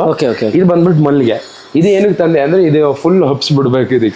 ಇದಕ್ಕೊಂದು ಇಲ್ಲೊಂದು ದೊಡ್ಡ ಪಾಟ್ ತರ ಮಾಡಿ ಹಿಂಗೆಲ್ಲ ಹಬ್ಸ್ ಬಿಟ್ಬಿಟ್ರೆ ಒಂದ್ ಮೇಲ್ಗಡೆ ಬರೋಷ್ಟಿ ಘಮ ಘಮ ಅನ್ನೋದು ಪರ್ಫ್ಯೂಮ್, ನ್ಯಾಚುರಲ್ ಪರ್ಫ್ಯೂಮ್ ಬರುತ್ತಲ್ಲ ಅಲ್ವಾ. ಅದಕ್ಕೆ ಇದನ್ನ ರೆಡಿ ಮಾಡ್ತಾ ಇದ್ದೀನಿ. ನೈಸ್. Blessed, faith, love. ಮೂರು ಬಹಳ ಇಂಪಾರ್ಟೆಂಟ್.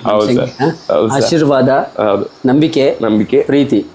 Very true. ಇವಿಷ್ಟು ಇದ್ರೆ ಮಾತ್ರ ಒಳಗ್ ಬನ್ನಿ ಅಂತ ಆಶೀರ್ವಾದ ಮಾಡಿ ಪ್ರೀತಿಯಿಂದ ನಂಬೋದಾದ್ರೆ ಬನ್ನಿ. ಕುತ್ಕೊಳ್ಳೋಣ. ಎಸ್.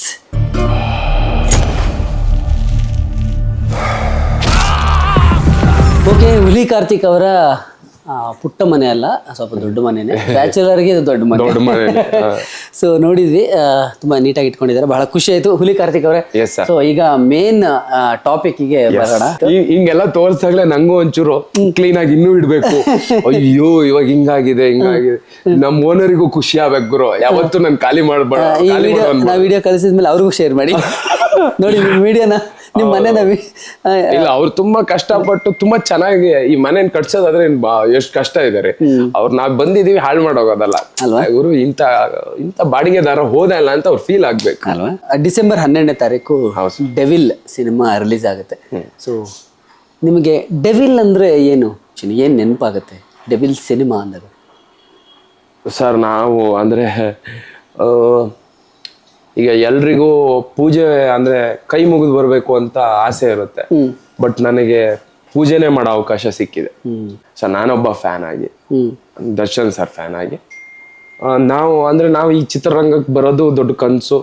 ಚಿತ್ರರಂಗಕ್ಕೆ ಬಂದು ಜನರ ಆಶೀರ್ವಾದ ತಗೊಳೋದು ಇನ್ನೂ ದೊಡ್ಡ ಕನಸು. ಅದ್ರ ಜೊತೆಗೆ ದರ್ಶನ್ ಸರ್ ಸಿನಿಮಾ ಮಾಡೋದು ದೊಡ್ಡ ಮಾತೇ ಅಲ್ಲ. ಯಾವ ಕಲಾವಿದ್ರು ಕೇಳಿದ್ರು ದರ್ಶನ್ ಸರ್ ಜೊತೆಗೆ ಆಕ್ಟ್ ಮಾಡ್ಬೇಕಂತ ಆಸೆ ಇದೆ ಕೇಳಿದ್ರೆ ಹ್ಞೂ ಅನ್ನೋರೇ ಜಾಸ್ತಿ ನನ್ನ ಪ್ರಕಾರ. ಅದೊಂದು ಆಸೆ. ಇನ್ನು ಅಭಿಮಾನ ಕೂಡ ಇದೆ, ಬೇರೆ ಲೆವೆಲ್ ಅದು. ಮಾತುಗಳಲ್ಲಿ ಹೇಳಿ ಮುಗಿಸಿ ಅದನ್ನ ಫೀಲ್ ಮಾಡ್ಬೇಕು ಲೈಫ್ ಲಾಂಗ್. ನಾನು ಇಂಥ ಒಂದು ಸಿನಿಮಾ ಇಂಥವ್ರ ಜೊತೆ ಮಾಡಿದ್ನಲ್ಲ ಅಂತ ಅದನ್ನ ನಾನೇ ಫೀಲ್ ಮಾಡ್ಕೊಳ್ತಾ ಇರ್ಬೇಕು. ಅದ್ ನನ್ನೊಳಗೆ ಹೇಳಿ ಹೇಳಿ ಖಾಲಿ ಆಗ್ಬಾರ್ದೇನೋ ಅಂತ ಅನ್ಸುತ್ತೆ ನನಗೆ.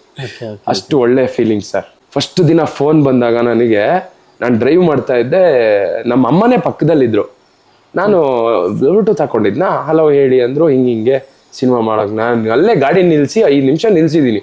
ನಮ್ಮಮ್ಮ ಏನಾಯ್ತು ಯಾರಿಗೇನಾಯ್ತು ಅಂತ. ನಾನು ಇಲ್ಲ, ದರ್ಶನ್ ಸರ್ ಸಿನಿಮಾ ಬರ್ತಾ ಇದೆಯಂತೆ, ಅದಕ್ಕೆ ನಾನು ಕ್ಯಾರೆಕ್ಟರ್ ಮಾಡ್ಬೇಕಂತೆ. ಅಮ್ಮಂಗೂ ಫುಲ್ ಖುಷಿ ಆಗೋಯ್ತು. ಇದಕ್ಕೆ ಖುಷಿ ಪಡ್ಬೇಕಲ್ವೇನೋ ನೀನ್? ಅಲ್ಲ, ನಿನಗ್ ಖುಷಿ ಪಡ್ಬೇಕು, ನನಗ್ ಬೇರೆ ಏನೇನೇನೋ ಅಂದ್ರೆ ಇದು ನನ್ ಕನ್ಸು ಕಂಡಿರ್ಲಿಲ್ವಲ್ಲ. ಈ ತರ ಅವ್ರ ಜೊತೆ ಆಕ್ಟ್ ಮಾಡ್ತೀನಿ ಅನ್ನೋ ಕನ್ಸು ಸಮೇತ ಕಂಡಿರ್ಲಿಲ್ಲ. ಸೊ ನೋಡಿದ್ರೆ ಸಾಕು, ಒಂದು ಫೋಟೋ ಸಿಕ್ಕಿದ್ರೆ ಸಾಕು ಅನ್ನೋದು. ಇವಾಗ ಸಿನಿಮಾ ಅಂದ್ರೆ ತಲಾಂತರ ಎಷ್ಟೇ ಜಮಾನ ಹೋದ್ರು ನನ್ನ ಅವ್ರನ್ನ ಸ್ಕ್ರೀನ್ ಮೇಲೆ, ನೀವು ಎಷ್ಟು ದೊಡ್ಡ ಸ್ಕ್ರೀನ್ ಮೇಲೆ ಬೇಕಾದ್ರೆ ನೋಡ್ಬೋದು. ಅಂತ ದೊಡ್ಡ ಅವಕಾಶ ಸಿಕ್ಕಿರೋದು. ಇದನ್ನ ಯಾರ್ಯಾರಿಗಂತ ಥ್ಯಾಂಕ್ಸ್ ಹೇಳಿ, ಪ್ರಕಾಶ್ ಸರ್ ಅವರ ಮಿಸ್ಸಸ್ ಅವರೇ ಓಕೆ ಮಾಡಿದ್ದು. ಅದಾದ್ರ ಮೇಲೆ ಘಟನೆಗಳು ನಡೆದಾಗ ಬ್ರೇಕ್ ಆಗಿತ್ತಲ್ಲ, ನಾನು ಆ ಸಿನಿಮಾದಲ್ಲಿ ಇರ್ತೀನಿ ಇಲ್ಲೋ ಅನ್ನೋ ಗ್ಯಾರಂಟಿನೂ ಇರ್ಲಿಲ್ಲ. ಯಾವ ಆರ್ಟಿಸ್ಟು ಯಾವ ಕ್ಷಣದಲ್ಲಿ ಬೇಕಾದ್ರೂ ಡೈರೆಕ್ಟರ್ಗೆ ಬೇರೆ ಯಾರೋ ಇವನ್ಕಿಂತ ಇವನ್ ಮಾಡಿದ್ರೆ ಚೆನ್ನಾಗಿರ್ಬೋದು ಅನ್ಸುತ್ತೆ. ನಾವಿಲ್ಲಿ ಇಷ್ಟೊಂದು ಕನ್ಸು ಕಂಡ್ಕೊಂಡ್ಬಿಟ್ಟಿದೀನಿ. ಅಂದ್ರೆ ನನ್ನ ಜೀವನದ ಕೊನೆಯ ಘಟ್ಟ ಅಂದ್ರೆ ಏನೋ ಸಾಧನೆಯ, ನಾನು ಏನೋ ಒಂದು ಕನ್ಸು ಇಟ್ಟಿದ್ದೆ, ಆ ಕನ್ಸನ್ನು ಮುಟ್ತಾ ಇದ್ದೀನಿ.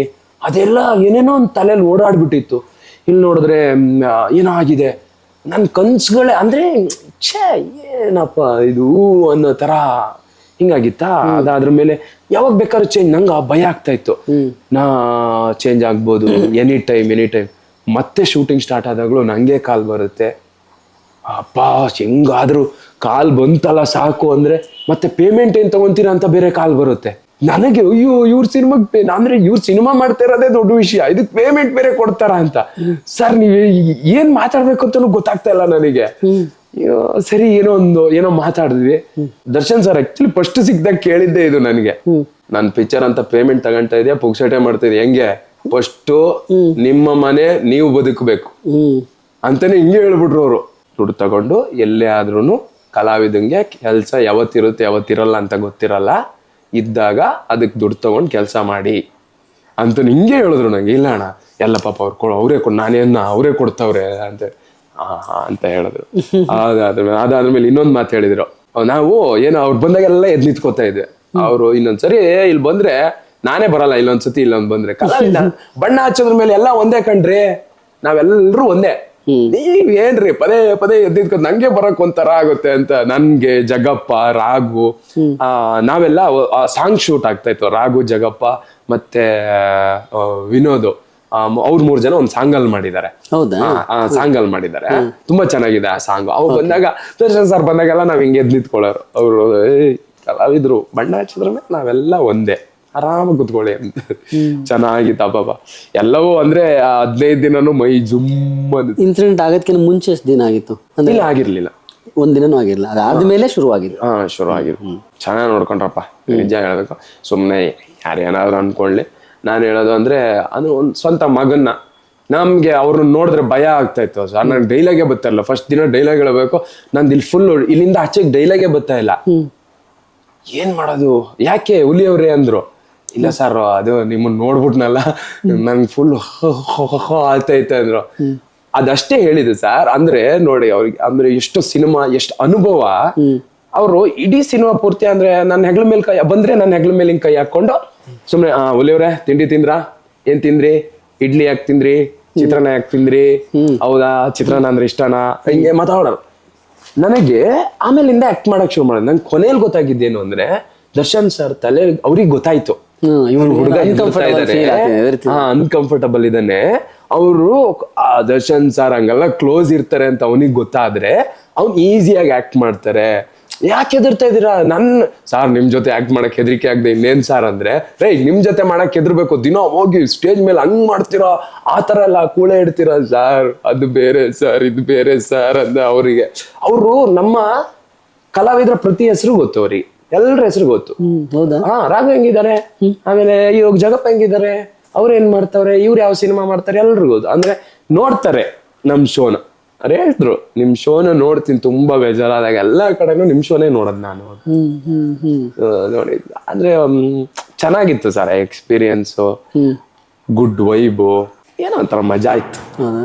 15 ದಿನ ನಿಮ್ಮ ಜೀವನದ ಅಮೂಲ್ಯ ಕ್ಷಣಗಳು ಅಂತ ಹೇಳ್ತಾರೆ. ನಾನು ಸತ್ಯವಾಗ್ಲು ಸರ್ ಪ್ರತಿ ದಿನ ಶೂಟಿಂಗ್, ಡೆವಿಲ್ ಶೂಟ್ ಅಂದ್ರೆ ಬೆಳಗ್ಗೆ 7 ಗಂಟೆಗೆ ಎಲ್ರು ಬರೋಕ್ಕಿಂತ ಮುಂಚೆ ನಾನು ಕಾರ್ ಹಾಕೋ ಕೂತ್ ಬಿಡುವೆ.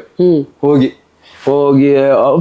ಶೂಟಿಂಗ್ ಎಲ್ಲ ಸ್ಟಾರ್ಟ್ ಆದ್ರೆ ನಾನು ಅಲ್ಲಿ ಇಲ್ಲಿ ನಾನು ಇದೊಂದು ಮೇಕಪ್ ಒಂದು ಹಾಕ್ಸ್ಕೊಂಡು ಓಡಾಡ್ತಾರ. ಡೆವಿಲ್ ಶೂಟ್ ಹೋಗೋದಂದ್ರೆ ಖುಷಿ. ಅವ್ರು ಬರ್ತಾರಲ್ಲ, ಬಂದ್ರು ಕೂಡಲೇ ನೋಡಕ್ಕೆ ಒಂದ್ ಖುಷಿ. ಎಲ್ಲ ಅವ್ರು ಬರೋ ಸ್ಟೈಲು ಬಂದಾಗ ನಡಿಗೆ ಅವ್ರದ್ದು ಸರ್. ಪ್ರತಿ ಸರಿ ನಾ ಮೆಟ್ಲ ಹಿಂಗ್ ಬರ್ಬೇಕು ಸರ್, ಅವ್ರು ಹಿಂಗ್ ಬರ್ಬೇಕು. ನನ್ ಫ್ರೆಂಡ್ ಕೇಳೋರು, ಅಂದ್ರೆ ಅವ್ರು ಬಂದ ತಕ್ಷಣ ಎದ್ ನಿಲ್ತಿದ್ವಲ್ಲ, ಯಾರಿಗೂ ಗೊತ್ತಾಗಲ್ಲ, ನಿಂಗ್ ಒಬ್ನಿಗೆ ಹೆಂಗೋ ದರ್ಶನ್ ಸರ್ ಬಂದ್ ಪಟ್ಟ ಅಂತ ಗೊತ್ತಾಗತ್ತೆ. ನಾನ್ ದರ್ಶನ್ ಸರ್ ಬಿಟ್ಟು ಈ ಸೆಟ್ ಅಲ್ಲಿ ಏನು ನೋಡ್ತಾ ಇಲ್ಲ ಗಣಪ, ಅವ್ರು ಎಲ್ಲಿದ್ರು ಅಲ್ಲೇ ನೋಡ್ತಾ ಇರ್ತೀನಿ. ಅವ್ರು ಎಲ್ಲಿ ಬಂದ್ರು ಒಬ್ಬರ ಗೊತ್ತು, ಅದೆಲ್ಲ ಚೆನ್ನಾಗಿತ್ತು. ಸೊ ನಿಮ್ಮ ಪಾತ್ರ ಹೇಗಿದೆ, ಅದ್ರಲ್ಲಿ ನಿಮ್ಮ ಪಾತ್ರ ಹೇಗಿದೆ, ಯಾವ ತರದ ಪಾತ್ರ? ಅಂದ್ರೆ ಹಾಸ್ಯ ಪಾತ್ರನೇನು? ಸರ್ ಅಂದ್ರೆ ಇದೊಂಥರ ವಿಶೇಷ ಪಾತ್ರ ಸರ್. ಯಾವ ತರ ಪಾತ್ರ ಅಂದ್ರೆ, ದರ್ಶನ್ ಸರ್ ಅಭಿಮಾನಿಗಳು ಅವ್ರಿಗೆ ಏನಾದ್ರು ಹೇಳ್ಬೇಕು ಅಂತ ಅನ್ಕೊಂಡಿದ್ರೆ ಈ ಸಿನಿಮಾ ಮೂಲಕ ನಾನ್ Darshan sir face to face direct ಆಗಿ ನಿಂತ್ಕೊಂಡು ಎಲ್ಲ ಹೇಳಿದೀನಿ. ಅವ್ರ ಅಭಿಮಾನಿಗಳಿಗೆ ಇವಾಗ ಏನ್ ಹೇಳ್ಬೇಕು, ನಾವೆಲ್ಲ ಏನೇನೋ ಹೇಳ್ಬೇಕು ಅಂತ ಇದೀವಲ್ಲ, ಪ್ರೀತಿಯಿಂದ ಅವರಿಗೆ ಮಾತಾಡಿಸ್ಬೇಕು ಅಂತ ಎಲ್ಲ ಇದೀವಲ್ಲ, ಅದನ್ನೆಲ್ಲ ಅವ್ರ ಪರವಾಗಿ ನಾನ್ ಮಾತಾಡುವಂತ ಒಂದು ಪಾತ್ರ. ಸೊ ನೀವು ಅಭಿಮಾನಿಗಳ ಪ್ರತಿನಿಧಿ ರೆಪ್ರೆಸೆಂಟೇಟಿವ್. ಅವ್ರ ಫ್ರೆಂಡ್ ಪಾತ್ರ ಅಂದ್ರೆ ಫ್ರೆಂಡ್, ಅವ್ರ ಶಿಷ್ಯ, ಅಂದ್ರೆ ಮಚ್ಚ ಶಿಷ್ಯ ಅನ್ನೋ ತರ ಕ್ಯಾರೆಕ್ಟರ್ ಅದ್ರಲ್ಲಿ ನಾನು. ಅವ್ರು ನನ್ನನ್ನ ಬಾಸು ಅನ್ನೋ ತರ ನಾನು, ಆ ತರ ಕ್ಯಾರೆಕ್ಟರ್. ಅದೇ ಹೇಳಿದ್ನಲ್ಲ, ನಾವೆಲ್ಲ ಅವರ ಕೋಟ್ಯಾಂತರ ಅಭಿಮಾನಿಗಳು ಅವರಿಗೆಲ್ಲ ಏನೋ ಹೇಳ್ಬೇಕು ಅಂತ ಇರಲ್ಲ, ಆ ಪಿಕ್ಚರ್ ಅಲ್ಲಿ ನನ್ನ ಮೂಲಕ ದರ್ಶನ್ ಸರ್ ಪ್ರಕಾಶ್ ಸರ್ ಹೇಳ್ಸಿದ್ದಾರೆ ಡೈರೆಕ್ಟರ್. ನನಗೆ ಅದಕ್ಕೆ ಸರ್ ಅದು ಖುಷಿ ಆ ಪಾತ್ರದ ಮೇಲೆ. ಈ ಮಾತನ್ನ ನಾನು ಹೇಳ್ಬೇಕು ಅಂತ ಇದೆ, ಈ ಕ್ಷಣನೂ ಅನ್ಸುತ್ತೆ, ಪ್ರತಿಯೊಬ್ಬ ಅಭಿಮಾನಿಗಳಿಗೂ ಈ ಕ್ಷಣ ಅನ್ಸುತ್ತೆ. ಅದನ್ನ ಆ ಸಿನಿಮಾ ಮೂಲಕ ನಾವು ಹೇಳಿದ್ವಿ. ಹೇಗಿತ್ತು ಶೂಟಿಂಗ್ ಅನುಭವ? ಹೇಗಿತ್ತು? ಪ್ರಕಾಶ್ ಸರ್ ಒಳ್ಳೆ ಸದಾಭಿರುಚಿಯ ಸಿನಿಮಾ ಮೇಕರ್ ಅವರು. ದರ್ಶನ್ ಸರ್ ಜೊತೆ ಆಲ್ರೆಡಿ ಒಂದು ಸಿನಿಮಾ ಮಾಡಿದ್ದಾರೆ. ಡೆವಿಲ್ ಅನ್ನೋ ಟೈಟಲ್ ಇದ್ರೂ ಕೂಡ ಒಂದೇನು ಹೊಸ ವಿಷಯ ಇದೆ ಅಂತ ನಾವು ಕೇಳ್ಪಟ್ಟಿದ್ದೀವಿ. ಏನೋ ಒಂದು ವಿಷಯ ಇದೆ ಇದರಲ್ಲಿ, ಅದನ್ನ ಈ ಪಾತ್ರದ ಮೂಲಕ ಹೇಳಿಸ್ತಿದ್ದಾರೆ. ಸೊ ಹೇಗಿತ್ತು ಈ ಸೆಟ್ಟಿನ ವಾತಾವರಣ ಪ್ರಕಾಶ್ ಸರ್ ಜೊತೆ ಕೆಲಸ ಮಾಡಿ? ಅಂದ್ರೆ ನಾನು ಪ್ರಕಾಶ್ ಸರ್ ನೋಡಿದಾಗ, ಆಮೇಲೆ ಮೇಡಮ್ ನ ನೋಡಿದಾಗ, ಇವ್ರಿಬ್ರು ಸಿಕ್ಕಾಪಟ್ಟೆ ಸ್ಟ್ರಿಕ್ಟ್ ಇದಾರೆ. ಸೈಕಲ್ಗೆ ಈಗ ಅಂದ್ರೆ ಸೈಕಲ್ ಹೊಡಿಯಲ್ಲ, ಆದ್ರೆ ದರ್ಶನ್ ಸರ್ ಇದ್ದಾಗ ಡರ್ ಆಗುತ್ತಲ್ಲ, ಹೊಡೆದೇ ಹೊಡಿತೀನಿ. ಸೈಕಲ್ ಈಗ ವಿರಾಟ್ ಕೊಹ್ಲಿ ಮುಂದೆ ಇದ್ದಾಗ ಎಂತ ಬ್ಯಾಟ್ಸ್ಮನ್ ಇದ್ರು ಡರ್ ಆಗ್ತಾನೆ ಅವನು. ಹಂಗೆ ಆ ಕಡೆ ವಿರಾಟ್ ಕೊಹ್ಲಿ ಇದ್ದಾಗ ಎಂತ ಬೌಲರ್ ಇದ್ರು ಬ್ಯಾಟ್ಸ್ಮನ್ ಡರ್ ಆಗೇ ಆಗ್ತಾನೆ. ಅಲ್ಲಿರೋದು ವಿರಾಟ್ ಕೊಹ್ಲಿ ಆದಾಗ. ಇಲ್ಲೂ ಅಷ್ಟೇ, ಎಂತಾರಿದ್ರು ಹೆಂಗಿದ್ರು ನನಗಂತೂ ಅವ್ರಿದ್ರೆ ನನ್ ಭಯ ಆಗ್ತಾ ಇತ್ತು. ಸಖತ್ ಕೈಕಾಲೆಲ್ಲ ನಡಗೋದು ಅಂತ ಸೆಟ್ ಬಗ್ಗೆ ಕೇಳಿದ್ರು. ಸೊ ನಾನು ಹೇಳ್ತಾ ಇದ್ದೆ, ಅಂದ್ರೆ ದರ್ಶನ್ ಸರ್ ಈಗ ರಾಘವೇಂದ್ರ ಸ್ವಾಮಿ ಅಂದಾಗ ಒಬ್ರು ಆಕ್ಟರ್ ನೆನ್ಸ್ಕೊಂಡಾಗ ನಂಗೆ ಡಾಕ್ಟರ್ ರಾಜ್ಕುಮಾರ್ ಬರೋದು ಅಲ್ವಾ. ಈಗ ಇನ್ನೊಂದ್ ಯಾವ್ದೋ ಪಾತ್ರ ಬಬ್ರುವಾನ ಅಂದಾಗ್ಲೂ ಡಾಕ್ಟರ್ ರಾಜ್ಕುಮಾರ್ ಸರ್ ನೆನಪ. ಹಂಗೆ ಸಂಗೊಳ್ಳಿ ರಾಯಣ್ಣ, ದುರ್ಯೋಧನ ಅಂದ್ರೆ ನಮ್ಗೆ ಫಸ್ಟ್ ಒಂದ್ ಫೇಸ್ ಬಂದಾಗ ನನ್ ಮುಖದಲ್ಲಂತೂ ಇದೇ ಫೇಸ್ ಬರುತ್ತೆ, ದರ್ಶನ್ ಸರ್ ಫೇಸೇ ಬರುತ್ತಲ್ವಾ. ಅಂತ ಒಂದು ಅದ್ಭುತ ನಟ, ಅಂತ ಸೆಟ್ಟು, ಅಂತವ್ರಿಗೆ ಆಕ್ಷನ್ ಕಟ್ ಹೇಳ್ತಾರೋ ಡೈರೆಕ್ಟರ್ ಪ್ರಕಾಶ್ ಸರ್. ಇವ್ರ ಜೊತೆ ಹೆಂಗಪ್ಪ ಡೈಲಾಗ್ ಹೇಳೋದು, ನಾನು ತರತರ್ಲೆಯಾಗಿ ಡೈಲಾಗ್ ಹೇಳಲ್ಲ, ಅಥವಾ ಅವ್ರು ಬರ್ಕೊಟ್ಟಂಗೆ ಹೇಳಲ್ಲ. ಬರ್ಕೊಟ್ಟಂಗೆ ಹೇಳಿದ್ರೆ ಇವ್ನು ಒಳ್ಳೆ ಕಲಾವಿದ ಅಂತ ತಗೊಂಡೆ, ಇವ್ನು ನನ್ ಮಗ ಏನೂ ಮಾಡ್ತಾ ಇಲ್ಲ ಅನ್ಕೊಂತಾರ. ಇದನ್ನೆಲ್ಲ ಹೋಗಿ ಡೈರೆಕ್ಟ್ ಆಗಿ ಕೇಳೋಣವಾ, ಕೇಳಿದ್ರೆ ಇವ್ನ ಏನೋ ಇಷ್ಟೊಂದು ಪ್ರಶ್ನೆ ಮಾಡ್ತಾನೆ, ಕಳಿಸ್ರಿ ಆಚೆಗೆ ಅಂತಾರ. ಈಗ ಬಹಳ ಕಷ್ಟ. ಹೆಂಗೆ ಅಂದ್ರೆ ಫಸ್ಟ್ ದಿನ ಹೋದ್ರು ಕೂಡ ಚಿನ್ನ ಬಾಯಿಲಮ್ಮ ಬಾ ಹಿಂಗ್ ನೋಡ್ಕಮ್ಮ, ಹಿಂಗ್ ನೋಡಮ್ಮ, ಹಿಂಗ್ ಹೇಳ ಬೋಗುದೋಯ್ತಮ್ಮ ಅಂದ್ಬಿಟ್ರು. ನಾನು ಏನೇನೋ ಅನ್ಕೊಂಡ್ಬಿಟ್ಟಿದ್ನಲ್ಲ, ಈ ಅಪ್ಪ AK-47 ಗನ್ ಹಿಡ್ಕೊಂಡು, ಮೇಡಮ್ ಇನ್ನೊಂದ್ ಗನ್ ಹಿಡ್ಕೊಂಡು ಡೈಲಾಗ್ ಹೇಳ್ತಿರೋ ಇಲ್ವಾ, ಕರೆಕ್ಟ್ ಆಗಿ ಮಾಡ್ತೀರಾ, ಈ ತರ ಎಲ್ಲ ದೊಡ್ಡ ಸಿನಿಮಾ ಅಂದ್ರೆ ನಾನು ಹಿಂಗೆ ಅನ್ಕೊಂಡಿದ್ರಿ. ಬಟ್ ಪ್ರಕಾಶ್ ಸರ್ ಅದನ್ನ ನೋಡಿದ್ರೆ ಇವ್ರೇ ಬಂದ ಕಂಫರ್ಟ್ ಆಗಲ್ಲ, ಇವ್ ನೋಡಮ್ಮ ಮಲಗ್ಬೋದ ಮಾಲಿಯಮ್ಮ, ಓಕೆ ಅಮ್ಮ ರೆಡಿ ಅಮ್ಮ. ನಾನು ಎಷ್ಟು close. Kantharaj sir dialogue writer Kantharaj ಇದೆ, ನನಗೆ ಟಗರು ಪಲ್ಯದಲ್ಲಿ ಅವರು ಸಖತ್ ಕ್ಲೋಸ್ ಆಗಿದ್ರು. ಅವರು ನನಗೆ ಕಾರ್ತಿ ಈ ಡೈಲಾಗ್ ಅವರು ರೈಟರ್ ಅಲ್ವಾ, ಅವ್ರು ಬಂದು ಈಗ ಹಿಂಗಿದೆ ಕಣ, ಹಿಂಗ್ ಮಾಡ ಓಕೆ ಅಂತ ಅವ್ರು ತುಂಬಾ ಸಪೋರ್ಟ್ ಮಾಡೋರು ಕಾಂತರಾಜಣ್ಣ. ಫಸ್ಟ್ ದಿನನೇ ಡೈಲಾಗ್ ನಾಳೆ ಸಕ್ಕತ್ತಾಗಿದೆ ಡೈಲಾಗು, ನೀನ್ ಬಾ ನೋಡು ಅಂತ ಫಸ್ಟ್ ಫೋನ್ ಮಾಡಿ ಎಲ್ಲ ಹೇಳೋರು. ನನಗೆ ಅದೊಂದು ಖುಷಿ ಇರೋದು. ಪ್ರಕಾಶ್ ಸರ್ ಬೇರೆ ಈ ಲೆವೆಲಿಗೆ ಸಪೋರ್ಟು. ಕರಿತೇವೆ ದರ್ಶನ್ ಸರ್ ಒಂದ್ ದಿವಸ ಇವ್ರು ಹುಲಿ ವಾಕ್ ಮಾಡ್ತಾರೆ, ಅದನ್ನ ಮಾಡಿಸ್ಲೇಬೇಕು ಅಂತ. ನನಗೆ ಅಯ್ಯೋ ಇದನ್ನ ಹೆಂಗಪ್ಪ ಈಗ ಇಟ್ಕೊಂಡ್ಬಿಟ್ರಲ್ಲ ಅಂತ ನಾನು. ಆಮೇಲೆ ಅದು ಬಿಸಿಲೇನೋ ಮರ್ತ್ವಿ. ಬಟ್ ಒಂಥರ ಸೆಟ್ ಎಲ್ಲ ತರ್ಲೆ ಮಜಾ ಇತ್ತು, ಫನ್ ಮಾಡ್ಕೊಂಡು. ದರ್ಶನ್ ಸರ್ ಬಂದ್ರೆ, ದರ್ಶನ್ ಸರ್ ಬರೋ ತನಕ ಸೆಟ್ ಒಂಥರ ಬೇರೆ ತರ. ದರ್ಶನ್ ಸರ್ ಬಂದ್ರ ಮೇಲೆ ಅವ್ರದ್ದು ಎಲ್ಲ ಅವ್ರ ಹಳೆ ಅಂದ್ರೆ ಟೆಕ್ನಿಷಿಯನ್ಸ್ ಇರ್ತಾರಲ್ಲ, ಅವ್ರಿಗೆಲ್ಲ ಕಾಲು ಎಳ್ಕೊಂಡು ಅವ್ರನ್ನೆಲ್ಲ ರೇಗಿಸ್ಕೊಂಡು ಅದೆಲ್ಲ ಮಾಡ್ಕೊಂಡು ಚೆನ್ನಾಗಿರೋದು. ಅಂದ್ರೆ ನಾನು ಆ ಸೆಟ್ಟನ್ನ ಸೆಟ್ನೇ ಸಿನಿಮಾ ತರ ನೋಡಿದೀನಿ. ನಾನೇ ಒಂದು ಥಿಯೇಟರ್ ಅಲ್ಲಿ ಕುತ್ಕೊಂಡು ದರ್ಶನ್ ಸರ್ ಸಿನಿಮಾ ಮೇಕಿಂಗ್ ಹೆಂಗಿರುತ್ತೆ ಅಂತ ನೋಡ್ತಾ ಇದ್ದೀನಿ ಅನ್ನೋ ಫೀಲ್ ಅಲ್ಲಿ ಇದ್ದೆ ನಾನು. ಅವ್ರು ಬರೋದು, ಅವ್ರು ನಡೆಯೋದು, ಆಮೇಲೆ ಪ್ರಕಾಶ್ ಸರ್ ಕೆಲ್ಸಗಳು ಪರ್ಫೆಕ್ಟ್. ಆ frame Sudhakar sir, cameraman Sudhakar sir, ಅವ್ರಂತೂ ಬಾ ಮಗ್ನೆ ಅಂತ ಹೇಳಿ ಕರ್ಕೊಂಡೋಗಿ ನನ್ ಸ್ಕಿಟ್ಗಳನ್ನೆಲ್ಲ, ಅಂದ್ರೆ ಅವರು ಅಷ್ಟೇ ನಂಗೆ ಕಂಫರ್ಟ್ ಝೋನ್ ಅನ್ನು ಸೆಟ್ ಮಾಡೋರು. ಮಗನೆ ಆ ಸ್ಕಿಟ್ ಮಾಡಿದ್ಯಲ್ಲ ಅದ್ರ ಅಪ್ಪು ನಂಗೆ ಇಲ್ಲಿ ಮಾಡೋ ಮಗನೆ ಅಂತ ಅವರು ನನಗೆ ಸಪೋರ್ಟ್ ಮಾಡ್ಕೊಂಡು. ಗೊತ್ತಿತ್ತು ನಾನು ಡರ್ ಆಗಿದ್ದೀನಿ, ಒಂದಿಷ್ಟು ಭಯ ಇರುತ್ತೆ, ಗೊತ್ತಾಗಿದೆ. ಎಲ್ಲರೂ ನನ್ನನ್ನು ತುಂಬಾ ಚೆನ್ನಾಗಿ ಟ್ರೀಟ್ ಮಾಡಿದ್ರು. ಅಂದ್ರೆ ಎಲ್ಲ ಒಬ್ಬ ಸ್ಟಾರ್ ಕಲಾವಿದನಿಗೆ ಏನ್ ಟ್ರೀಟ್ ಮಾಡ್ಬೇಕು ಆ ತರ ಟ್ರೀಟ್ ಮಾಡಿ ಚಂದ ಆಯ್ತು. ಡಿಸೆಂಬರ್ 12ಕ್ಕೆ ಸಿನಿಮಾ ಬರುತ್ತೆ. ಸೊ ಏನ್ ಅನಿಸ್ತಾ ಇದೆ? ಈ ಡೇಟ್ ಅನೌನ್ಸ್ ಮಾಡೋ ತನಕ ದಿನಗಳು ಹೆಂಗೋ ಉಳ್ತಾ ಇದ್ವು ಸರ್. ಈ ಡೇಟ್ ಅನೌನ್ಸ್ ಮಾಡೋದ್ರ ಮೇಲೆ ದಿನನೇ ಕಳೀತಾ ಇಲ್ಲ ಸರ್. 50 days, ಓ ಮೈ ಗಾಡ್, 49 days, ಇನ್ನೂ ಹೇಳುದು 48 days ಎಣಿದಂಗ ಆಗ್ತಾ. ಅಂದ್ರೆ ಅದು ಹೋಗ್ತಾನೆ ಇಲ್ಲ ಆ ಎಕ್ಸೈಟ್ಮೆಂಟ್. ಅದೇ ಗೊತ್ತಲ್ಲ ನಿಮ್ಗೆ, ಇನ್ನೊಂದು ಟೂರ್ಗೆ ಹೋಗಕ್ 4 ದಿವಸ ಇದೆ ಅಂದಾಗ, ಈ ಚಿಕ್ಕ ವಯಸ್ಸಲ್ಲಿ ಇದ್ದಾಗ ಆ ದಿನಗಳು ಕಳೀತಾ ಇರ್ಲಿಲ್ಲ. ಆ ಟೂರಿನ ದಿವಸ ಮಾತ್ರ ಪಟ್ಟ ಕಳೆದೋಗ್ಬಿಡೋದು. ಈಗ ಯಾವಾಗ ರಿಲೀಸು ಫ್ಯಾನ್ಸು ಕಾಯ್ತಾ ಇದಾರೆ, ನಾವು ಕಾಯ್ತಾ ಇದೀವಿ, ಟೆಕ್ನಿಷಿಯನ್ಸ್ ಪ್ರತಿಯೊಬ್ರು ಕಾಯ್ತಾ ಇದೀವಿ. ಬಟ್ ಅದ್ಭುತವಾಗಿ ಕಾಣಿಸ್ತಾರೆ. ಅಂದ್ರೆ ದರ್ಶನ್ ಸರ್ನ ನೀವು ತುಂಬಾ ಯಂಗ್ ಇದ್ದಾಗ ಸಿನಿಮಾ ಗಜ ಪೊರ್ಕಿ ಎಲ್ಲ ಹೌದಪ್ಪ, ಸೂಪರ್. ಅಂದ್ರೆ ಸೂಪರ್ ಸ್ಮಾರ್ಟ್, ಅಂದ್ರೆ ಸ್ಮಾರ್ಟ್ ಕಾಣಿಸ್ತಾರೆ ಈ ಸಿನಿಮಾದಲ್ಲಿ. ಹೆವಿ ಸ್ಮಾರ್ಟ್ ಕಾಣಿಸ್ತಾರೆ. ನೀವು ಸಾಂಗಲ್ಲೇ ನೋಡಿರ್ತೀರಲ್ಲ, ಅದು ಪ್ರಕಾಶ್ ಸರ್ದು ಒಂದು ತುಂಬಾ ಅವ್ರಿಗೆ ಕಾಸ್ಟ್ಯೂಮ್ ಏನ್ ಪ್ಲಾನ್ ಇದೆ. ಅವ್ರ ಕಾಸ್ಟ್ಯೂಮ್ ಅಲ್ಲಿ ಎಕ್ಸ್ಪರ್ಟ್ ಅವರು. ಅವ್ರ ಎಲ್ಲಾ ಸಿನಿಮಾಗಳು ಕೂಡ ಅವ್ರ ಕಾಸ್ಟ್ಯೂಮ್ಗೆ ಫಸ್ಟ್ ಪ್ರಿಯಾರಿಟಿ ಕೊಡ್ತಾರೆ. ಇದರಲ್ಲೂ ಕೂಡ ದರ್ಶನ್ ಅವರಿಗೆ ಸೂಟ್ ಆಗೋ ತರ ಕಾಸ್ಟ್ಯೂಮ್ಗಳು ಡಿಸೈನ್ ಮಾಡಿ. ಹೌದು, ನೀವು ಸ್ಟೈಲಿಶ್ ಅಂದ್ರೆ ಇಲ್ಲಿ ನೋಡಿರೋದು ಇಷ್ಟ ಅಲ್ವಾ, ಸಿನಿಮಾ ಬಂದ್ರ ಮೇಲೆ ನೋಡಿ ನೀವು ಯಾವ್ಯಾವ ತರ ನೋಡ್ತೀರಾ, ಇನ್ನೂ ಎಷ್ಟೆಷ್ಟು ಚಂದ ನೋಡ್ತೀರಾ ಅಂತ. ಅವ್ರು ಶೂಟಿಂಗ್ ಅಲ್ಲಿ ತುಂಬಾ ಕಷ್ಟ ಪಡ್ತಿದ್ರು ಅಂತ ಕೇಳ್ಪಟ್ವಿ. ಅವ್ರು ಪೇನ್ ಅಲ್ಲೇ ಇರ್ತಿದ್ರು ಸರ್. ಇವಾಗ ಸರ್ ಪೇನ್ ಇರೋದ್ನೆಲ್ಲ ಶೂಟ್ ಮಾಡ್ಕೊಂಡು ಕೂರಾಗುತ್ತೆ ಸರ್. ಕರೆಕ್ಟ್. ಆ ನೋವು ಅವ್ರಿಗೆ ಗೊತ್ತಿರುತ್ತೆ ಸರ್. ಇವಾಗ ನಿಮ್ಗೆ ಗೊತ್ತಾ, ಈಗ ನಾನು ಇಷ್ಟು ಚೆನ್ನಾಗಿ ಮಾತಾಡ್ತಾ ಇದ್ದೀನಿ, ನನಗೆ ಫೀವರ್ ಇದೆ ಗಂಟ್ಲಲ್ಲಿ, ನನಗೆ ನಾನು ಹೇಳ್ದೆ ಗೊತ್ತಾ ಬ್ಲಡ್ ಹೋಗ್ತಾ ಇದೆ ನನ್ನ ಕಫದಲ್ಲಿ. ಸೊ ಅದೆಲ್ಲ ಇದೆ, ಯಾರಿಗೂ ಗೊತ್ತಾಗಲ್ಲ ಸರ್. ನನ್ನ ನೋಡಕ್ ಇವ್ನು ಫೈನ್ ಚೆನ್ನಾಗಿದೆ. ಕರೆಕ್ಟ್. ಒಳಗೆ ಯಾರ್ಯಾರ ದೇಹ ಏನು ಅಂತ ಡಾಕ್ಟ್ರಿಗೆ ಚೆಕ್ ಮಾಡಕ್ಕೆ ಮಿಷಿನ್ ಬೇಕು. ಈ ಕಣ್ಣಲ್ಲೂ ಆಗಲ್ಲ, ಡಾಕ್ಟರ್ ಓದ್ದವನಿಗೆ. ಇನ್ ನಾನ್ ಯಾರು ಸರ್ ಕಣ್ಣಲ್ಲಿ ಹೇಳಕ್ಕೆ. ಆಮೇಲೆ ಶೂಟಿಂಗ್ ಸೆಟ್ ಅಲ್ಲೂ ಹೌದು ಸರ್, ಅವ್ರಿಗೆ ಏನೇ ಆದ್ರೂ ಎಲ್ಲರ ಮುಂದೆ ಅದನ್ನ ತೋರ್ಸ್ಕೊಳಕ್ ಆಗಲ್ಲ. ಗುಡು ಅಂತ ಬೌನ್ಸರ್ ಕರ್ಕೊಂಡು ರೂಮ್ ಇದಕ್ಕೆ ಹೋಗ್ಬಿಡೋರು ಕ್ಯಾರವನಿಗೆ ಸಡನ್ ಆಗಿ. ಅವರು ಅಲ್ಲಿ ಕುತ್ಕೊಂಡು ಅವ್ರ ಎದುರುಗಡೆ, ಅಂದ್ರೆ ಅವ್ರು ನಂಬಿಕೊಂಡು ಎಷ್ಟೊಂದ್ ಜನ ಕೆಲಸ ಮಾಡ್ತಾರೆ. ಅವರೇ ಅಲ್ವಾ ಸ್ಫೂರ್ತಿ, ಇಡೀ ಸೆಟ್ಟಿಗೆ ಒಂದು ಸ್ಫೂರ್ತಿ, ಎನರ್ಜಿ. ಅವರೇ ಡಲ್ ಇದ್ರೆ ನಾವೆಲ್ಲ ಕೆಲಸ ಮಾಡ್ತೀವೋ ಇಲ್ಲೋ, ಮತ್ತೆ ಅದಿರುತ್ತೆ ಎಲ್ಲ. ಬೇಡ ಸರ್ ಕುತ್ಕೊಳ್ಳಿ, ಆರಾಮ ರೆಸ್ಟ್ ಮಾಡಿ, ಕೆಲ್ಸ ಮಾಡಲ್ಲ, ಫಸ್ಟ್ ಕೆಲ್ಸ ಮಾಡೋಣ, ಕೆಲ್ಸ ಮುಗಿಸೋಣ ಅನ್ನೋದೆಲ್ಲ ಇರುತ್ತೆ ಅವರಿಗೆ ಅಲ್ವಾ. ಅವರು ಸರ್ ಅವ್ರವ್ರು ಇದ್ರಲ್ಲಿ ಅವ್ರವ್ರಿಗೆ ಏನೇನಿದೆ ಅಂತ, ನನ್ನ ಬದುಕಲ್ಲಿ ಏನಿದೆ, ನನ್ನ ಬದುಕಲ್ಲಿ ಎಷ್ಟು ನೋವಿದೆ ಅದ್ ನನಗ್ ಗೊತ್ತು ಸರ್. ಎಲ್ಲದನ್ನೂ ಎಲ್ರ ಮುಂದೆ ಹೇಳ್ ಕೂತ್ಕೊಳೋದು ಅಲ್ಲ ಅಲ್ವಾ. ನನ್ನನ್ನು ನಾನೇ ಫೇಸ್ ಮಾಡ್ಬೇಕು, ಯಾರು ಫೇಸ್ ಮಾಡಕ್ ಬರಲ್ಲ. ನನ್ನ ಕಷ್ಟಗಳು ನಾನೇ ಮಾಡ್ಬೇಕಲ್ವಾ ಸರ್. ಅದೇ ಅವ್ರವ್ರ ನೋವುಗಳು ಯಾರಿಗಾದ್ರೂ ಅಷ್ಟೇ ಸರ್. ಎಲ್ರಿಗೂ ಒಂದು ಮನ್ಸು ಅನ್ನೋದಿರುತ್ತೆ, ಎಲ್ರಿಗೂ ನೋವು ಅನ್ನೋದಿರುತ್ತೆ. ನಾವು ಯಾವ ಕಲಾವಿದ್ರಿಗೂ ನೋವು ಮಾಡ್ಬಿಡೋದು ಸರ್. ಕಲಾವಿದ ಅಂದ್ರೂ ಕೂಡ ಎಷ್ಟು ಸುಲಭಕ್ಕಾಗಿರಲ್ಲ ಸರ್. ಮನೇಲೆ ಹೇಳಿರ್ತಾನೆ, ನಿಮ್ ಬಣ್ಣ ಹಚ್ತಾ ಇದೀಯಾ, ನೀನ್ ಉದ್ಧಾರ ಆಗಲ್ಲ ಹೋಗು ಅಂತ. ನಮ್ಮ ಮನೆಯವರೇ ಹೇಳಿರ್ತಾರೆ, ಇದರಿಂದ ನೋಡ್ ಹೊಟ್ಟೆ ತುಂಬ್ತದ, ಇದರಿಂದ ಏನೋ ಮಾಡ್ತೀಯ, ದೇಶ ಆಳ್ತೀಯ ಅಂತ ಮನೆಯವ್ರು ಹೇಳಿರ್ತಾರೆ. ಅಲ್ಲಿಂದ ಪಕ್ಕದ ಮನೆ, ಅಲ್ಲಿಂದ ಅದು ನಮ್ ಟ್ಯಾಲೆಂಟ್ ನೋಡೋದ್ರ ಮೇಲೆ ಮತ್ತೆ ಮನೆಯವರೇ ಸಪೋರ್ಟ್ ಮಾಡ್ತಾರೆ, ಮತ್ತೆ ಊರವ್ರು ಸಪೋರ್ಟ್ ಮಾಡ್ತಾರೆ, ಮತ್ತೆ ದೇಶ ಸಪೋರ್ಟ್ ಮಾಡುತ್ತೆ. ಇದೆಲ್ಲ ಮಾಡ್ಬೇಕಂದ್ರೆ ಎಷ್ಟು ಕಷ್ಟಪಟ್ಟಿರ್ತೀವಿ, ಎಷ್ಟು ಜನಕ್ಕೆ ಕೈ ಮುಗ್ದಿರ್ತೀವಿ, ಎಷ್ಟು ಜನರು ಖಾಲಿ ಒಂದು ಅವಕಾಶ ಕೊಡಿ. ಎಷ್ಟು ದಿನ ನಾವು ಉಪವಾಸ ರೋಡಲ್ಲಿ ಮಲಗಿರ್ತಾನೆ ಒಬ್ಬ ಕಲಾವಿದ. ನಾನು ಅಂತ ಅಲ್ಲ, ದರ್ಶನ್ ಸಾರು ಅಂತಲ್ಲ, ಅಥವಾ ಸುದೀಪ್ ಸಾರು, ಪುನೀತ್ ಸರ್, ಎಲ್ಲರಿಗೂ ಅವರವರದೇ ಆದ ಕಷ್ಟಗಳಿರ್ತದೆ. ಫ್ಯಾಮಿಲಿ ಬ್ಯಾಕ್ ಗ್ರೌಂಡ್ ಇದ್ರೂನು ಜನ ಅಷ್ಟು ಬೇಗ ತಗೊಳಲ್ಲ ಸರ್. ದುಡ್ಡಿದೆ, ಹೆಸರಿದೆ, ದುಡ್ಡಿದೆ ಅಲ್ಲ, ನಾನು ಕೆಲಸ ಮಾಡಿದ್ರೆ ಮಾತ್ರ. ಇವತ್ತು ಸರ್ ದರ್ಶನ್ ಸಾರ್ನ ನಾನು ಒಪ್ಕೊಬೋದು, ಜಗತ್ತೆಲ್ಲ ಒಪ್ಕೊಬೇಕು ಅಂದ್ರೆ ಅವ್ರಷ್ಟು ಕಷ್ಟಪಟ್ಟಿದ್ದಾರೆ, ಅದಕ್ಕೆ ಒಪ್ಕೊಂಡಿದೆ. ಯಾವ ಕಲಾವಿದರು ಯಾರಿಗೂ ಅಳಿಸ್ಬಾರ್ದು ಅಂತ ನಾನು ಅದಕ್ಕೆ ಸರ್ ಈ ಜಗತ್ತಿಂದ ನಾನು ಒಬ್ಬನೇ ಇರ್ತೀನಿ, ತುಂಬಾ ಎಲ್ಲೂ ಸಿಗಲ್ಲ. ಏನಕ್ಕೆ ಈ ತರ ಹೇಳಿದೆ ಅಂದ್ರೆ, ನಮ್ಮಿಂದ ಯಾರಿಗೂ ನೋವಾಗೋದು ಬೇಡ,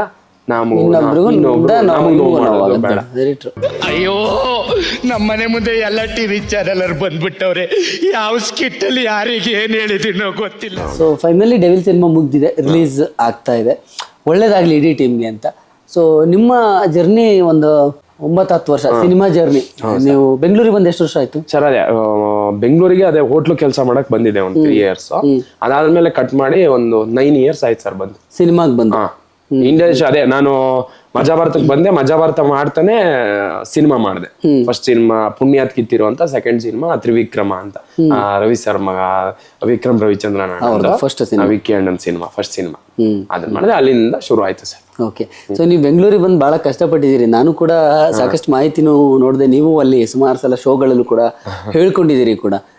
ಬೆಂಗಳೂರಿಗೆ ಬಂದು ಟಾಯ್ಲೆಟ್ ತೊಳ್ತಿದ್ದು, ಚೀಲ ಹೊತ್ತಿದ್ದು, ಮೂಟೆ ಹೊತ್ತಿದ್ದು. ಸೊ ಎಲ್ಲರ ಲೈಫಲ್ಲೂ ಕಷ್ಟಪಟ್ಟಿರ್ತಾರೆ, ಪೆಟ್ರೋಲ್ ಅಂತ ಅವ್ರವ್ರ ಲೈಫ್. ನೀವ್ ಹೇಳ್ದಂಗೆ ಯಾವಾಗ್ಲೇ ವೆರೈಟಿ ಇರುತ್ತೆ ಅಷ್ಟೇ. ನನ್ನ ಲೈಫಲ್ಲಿ ನಾ ಮೂಟೆ ಹೊತ್ತಿದ್ದೀನಿ, ಅವ್ನ ಲೈಫಲ್ಲಿ ಅವ್ನ ಬಟ್ಟೆ ಹೊಲ್ದಿರ್ಬೋದು, ಅಥವಾ ಬಟ್ಟೆ ಒಗದಿರ್ಬೋದು, ಇಲ್ಲ ಪಾತ್ರೆ ತೊಳೆದೇ ಇರ್ಬೋದು. ಕಷ್ಟನೇ ಸರ್, ಯಾವ್ದು ಈಸಿ ಆಗಿರಲ್ಲ. ನೀನ್ ಕೂತ್ಕೊಂಡು ತಿನ್ನೋನಿಗೆ ಒಂದ್ ಕಷ್ಟ ಇದೆ ಸರ್. ತಿಂದು ರೋಗ ಬರುತ್ತೆ, ಅದಕ್ಕೆ ಹಾಸ್ಪಿಟ್ಲಿಗೆ ಹೋಗ್ಬೇಕು, ಇಂಜೆಕ್ಷನ್ ಹಾಕ್ಸ್ಕೋಬೇಕು, ಮಾತ್ರೆ ತಿನ್ನಬೇಕು, ಡಯಟ್ ಮಾಡ್ಬೇಕು. ಇಲ್ಲಿ ಗಾಡಿ ಓಡ್ದಷ್ಟೇ ಬೆಲೆ, ಓಡ್ತಾ ಇರ್ಬೇಕು ಅಲ್ವಾ. ಕಷ್ಟನೋ ಸುಖನೋ ಏರೋ ಇಳಿದನೋ ಓಡ್ತಾ ಇರ್ಬೇಕು ಗಾಡಿ, ಅವಾಗ ಡೆಡ್ ಆಗಲ್ಲ, ಇಲ್ಲ ಅಂದ್ರೆ ಡೆಡ್. ಬಟ್ ನೀವು ಬೆಂಗಳೂರಿಗೆ ಬಂದಿದ್ದು ಆಕ್ಟರ್ ಆಗ್ಬೇಕು ಅಂತ ಬಂದಿದ್ದಲ್ಲ ಸರ್. ನಂದು ಉದ್ದೇಶಗಳೇ ಬೇರೆ ಇದ್ವು ಸರ್. ನಾನು ಅವಾಗಿನ ಉದ್ದೇಶಗಳು ಬೇರೆ ಇದ್ವು, ಈಗ ಉದ್ದೇಶಗಳೇ ಬೇರೆ ಇದಾವೆ ಬದುಕಿಗೆ. ಅಂದ್ರೆ ನಾನೀಗ ಫೈನಲಿ ಇಲ್ಲಿ ರೀಚ್ ಆಗ್ಬೇಕು. ನನಗೆ ಅವಾಗೆಲ್ಲ ಏನಿತ್ತು, ನಾನೊಂದು ಹೋಟ್ಲು ಮಾಡ್ಬೇಕು, ಒಳ್ಳೆ ನಾನ್ ವೆಜ್ ಹೋಟ್ಲು ಮಾಡ್ಬೇಕು. ಸೊ ಹೋಟ್ಲು ಮಾಡ್ಕೊಂಡು ಒಂದಿಷ್ಟು ಮನೆ ಗಿನೆ, ಹೆಂಡತಿ, ಸಂಸಾರ, ಅಮ್ಮ, ಇದಿಷ್ಟು ಪ್ಲಾನ್. ಇವತ್ತು ಡೆಡ್ ಆಪೋಸಿಟ್, ಇವತ್ತು ಚೇಂಜ್ ಆಗಿದೀವಿ. ಇನ್ನೇನೋ ಸಮಾಜಕ್ಕೆ ಏನೋ ಒಳ್ಳೇದು ಹುಟ್ಟಿದೀವಿ ಹೇಳೋದಲ್ಲ, ಇಲ್ಲಿ ಏನೋ ಒಳ್ಳೇದನ್ನ ಮಾಡಿ ಉಳಿಸಿ ಹೋಗ್ಬೇಕು ನೆಕ್ಸ್ಟ್ ಫ್ಯೂಚರ್. ನಂದು ಇಲ್ಲಿ ಮುಗೀತು ಅಂದ್ರೆ ಮುಗೀತು ಸರ್. ನೆಕ್ಸ್ಟ್ ನಾನು ದೆವ್ವ ಆಗಿ ನೋಡ್ತೀನಿ, ಭೂತ ಆಗಿ ನೋಡ್ತೀನಿ, ದೇವ್ರಾಗಿ ನೋಡ್ತೀನಿ, ಅಥವಾ ರಾಕ್ಷಸ ಆಗಿ ನೋಡ್ತೀನಿ. I don't know. ಇದೆಲ್ಲವೂ ನಾನು ಕೇಳಿದ್ದು, ನಾನು ಯಾವ ಪಿಕ್ಚರ್ ಅಲ್ಲಿ ನೋಡಿದ್ದಷ್ಟೇ ಬಿಟ್ರೆ ಡೈರೆಕ್ಟ್ ಆಗಿ ಯಾವ್ದನ್ನು ನೋಡಿಲ್ಲ. ನಂದು ಇಲ್ಲಿ ಮಲಗಿಸಿದ್ರು ಇಟ್ರು ಬೆಂಕಿ ಅಂದ್ರೆ ಮುಗೀತು. ಸೊ ಅದಕ್ಕೆ ನಂದೇನೋ ಒಂದು ಇರ್ಬೇಕಲ್ಲ ಅಸ್ತಿತ್ವ, ನಾನೇನೋ ಒಂದು ಈ ಜಗತ್ತಿಗೆ ನಾನು ಹೆಸರು ಮಾಡೋದು ಅಂದ್ರೆ ಅದಲ್ಲ. ಈ ಜಗತ್ತಿಗೆ ಏನೋ ಒಂದು ಉಳಿಸ್ಬೇಕು ನಾವು. ಅಟ್ಲೀಸ್ಟ್ ನನ್ನ ಹೆಸರಲ್ಲಿ ಒಂದು 500 ಗಿಡ, ಗಾಳಿ ಕೊಡೋ ಗಿಡನಾದ್ರೂ ಉಳಿಬೇಕು, ಅದು ಆಸೆ. ಈ ತರ ಆಸೆಗಳು, ಇದನ್ನೇನೋ ಮಾಡಿ ಹೋಗ್ಬೇಕು. ಅದಕ್ಕೆ ಹೋರಾಟ. ನಾನು ನೋಡು ಸ್ವಾಮೀಜಿ ನೋಡ್ದಂಗ ಎಲ್ಲರದು ನನ್ನ ಗೊತ್ತಾಗಲ್ಲ ಸರ್. ನಾನು ಆನ್ ಸ್ಕ್ರೀನ್, ನನ್ನ ಉದ್ದೇಶ ಏನು, ಆನ್ ಸ್ಕ್ರೀನ್ ನಗ್ಸ್ಬೇಕು, ಅಳಿಸೋದಿದ್ರೆ ಅಳಿಸ್ಬೇಕು. ಆ ಪಾತ್ರ ನಾನು ನಿಮ್ಗೆ ಅವಾಗ ಒಂದು ಮಾತು ಹೇಳಿದೆ ಗೊತ್ತಾ, ಬೆಳಗ್ಗೆ ಕಲಾವಿದ ಹುಡ್ತಾನೆ, ಸಂಜೆ ಸತ್ತೋಗ್ತಾನೆ. ಅಂದ್ರೆ ಈಗ ನಾನು ಒಂದು ಪಾತ್ರ ಮಾಡ್ತಾ ಇದ್ದೀನಿ, ಆ ಪಾತ್ರಕ್ಕೆ ಬಣ್ಣ ಹಚ್ಚಿದೆ ಅಂದ್ರೆ ಅವ್ನು ಹುಡ್ದ, ಆ ಬಣ್ಣ ತೆಗೆದೆ ಅಂದ್ರೆ ಅವ ಸತ್ತ. ಅವ ಹುಟ್ಟು ಸಾವಿನ ಒಳಗೆ ಅವನು ಅದೆಷ್ಟು ಆಕ್ಟ್ ಮಾಡ್ಬೇಕು, ಅದೆಷ್ಟು ಆಕ್ಟ್ ಮಾಡಿ ಆ ಬಣ್ಣ ತೆಗಿಬೇಕು. ಅವಾಗ ಅವನಿಗೆ ಸಂಪೂರ್ಣ ತೃಪ್ತಿ. ಮತ್ ಮಾರನೇ ದಿನ ಇನ್ನೊಬ್ಬ ಕಲಾವಿದ ಕಾರ್ತಿಕ್ ಮಾತ್ರ ಇರ್ತಾನೆ. ಸೊ ಕಲಾವಿದ ಬೆಳಿಗ್ಗೆ ಹುಡ್ತಾನೆ, ಸಂಜೆ ಸಾಯ್ತಾನೆ. ನಿಜ ನೀವು ಹೇಳೋದು, ಎಷ್ಟು ಅದ್ಭುತ ಸತ್ಯ ಅದು. ಅದಕ್ಕೆ ಅವನನ್ನ ಅರ್ಧಂಬರ್ಧಂ ಊಟ ಮಾಡಿ, ಸ್ವಲ್ಪ ಊಟ ಹಾಕ್ಸಿ, ಇವತ್ತೇನಂತ ಕ್ರೌಡ್ ಇಲ್ಲ ಗುರು, ಆರಾಮಾಗಿ ಆಕ್ಟ್ ಮಾಡೋಣ, ಇದೇನೆಂತದೋ ಅಂತದೇನಿಲ್ಲ ಬಿಡು, ಮಾಡೋಣ ಏನೋ ಮಾಡಬಾರ್ದು. ಅಬ್ರ ಇಟ್ಬಿಡ್ಬೇಕು. ಅಯ್ಯೋ ನಾನು ಹುಟ್ಟಿ ಗುರು ಸತ್ರದಾಗ ಅನ್ನಷ್ಟು ಅಬ್ರ ಇಟ್ಬಿಡ್ಬೇಕು ಪಾತ್ರದೊಳಗೆ ಅಂತ ಆಸೆ ನನಗೂ. ದರ್ಶನ್ ಸಾರು, ಅಪ್ಪು ಸಾರು, ಶಿವಣ್ಣ ಇವರೆಲ್ಲ, ಸುದೀಪ್ ಸಾರು ಈ ತರ ಮಾಡಿದಾರೆ. ಅಂದ್ರೆ ಈಗದಲ್ಲಿ ಸುದೀಪ್ ಸರ್ ಮಾಡಿರೋದು ಆ ತರ ಜೀವಿಸ್ಬೇಕು. ಆ ಪಾತ್ರ ನೋಡಿ ಎಷ್ಟು ಖುಷಿಯಾಗಿರ್ಬೋದು ಆ ಪಾತ್ರಕ್ಕೆ.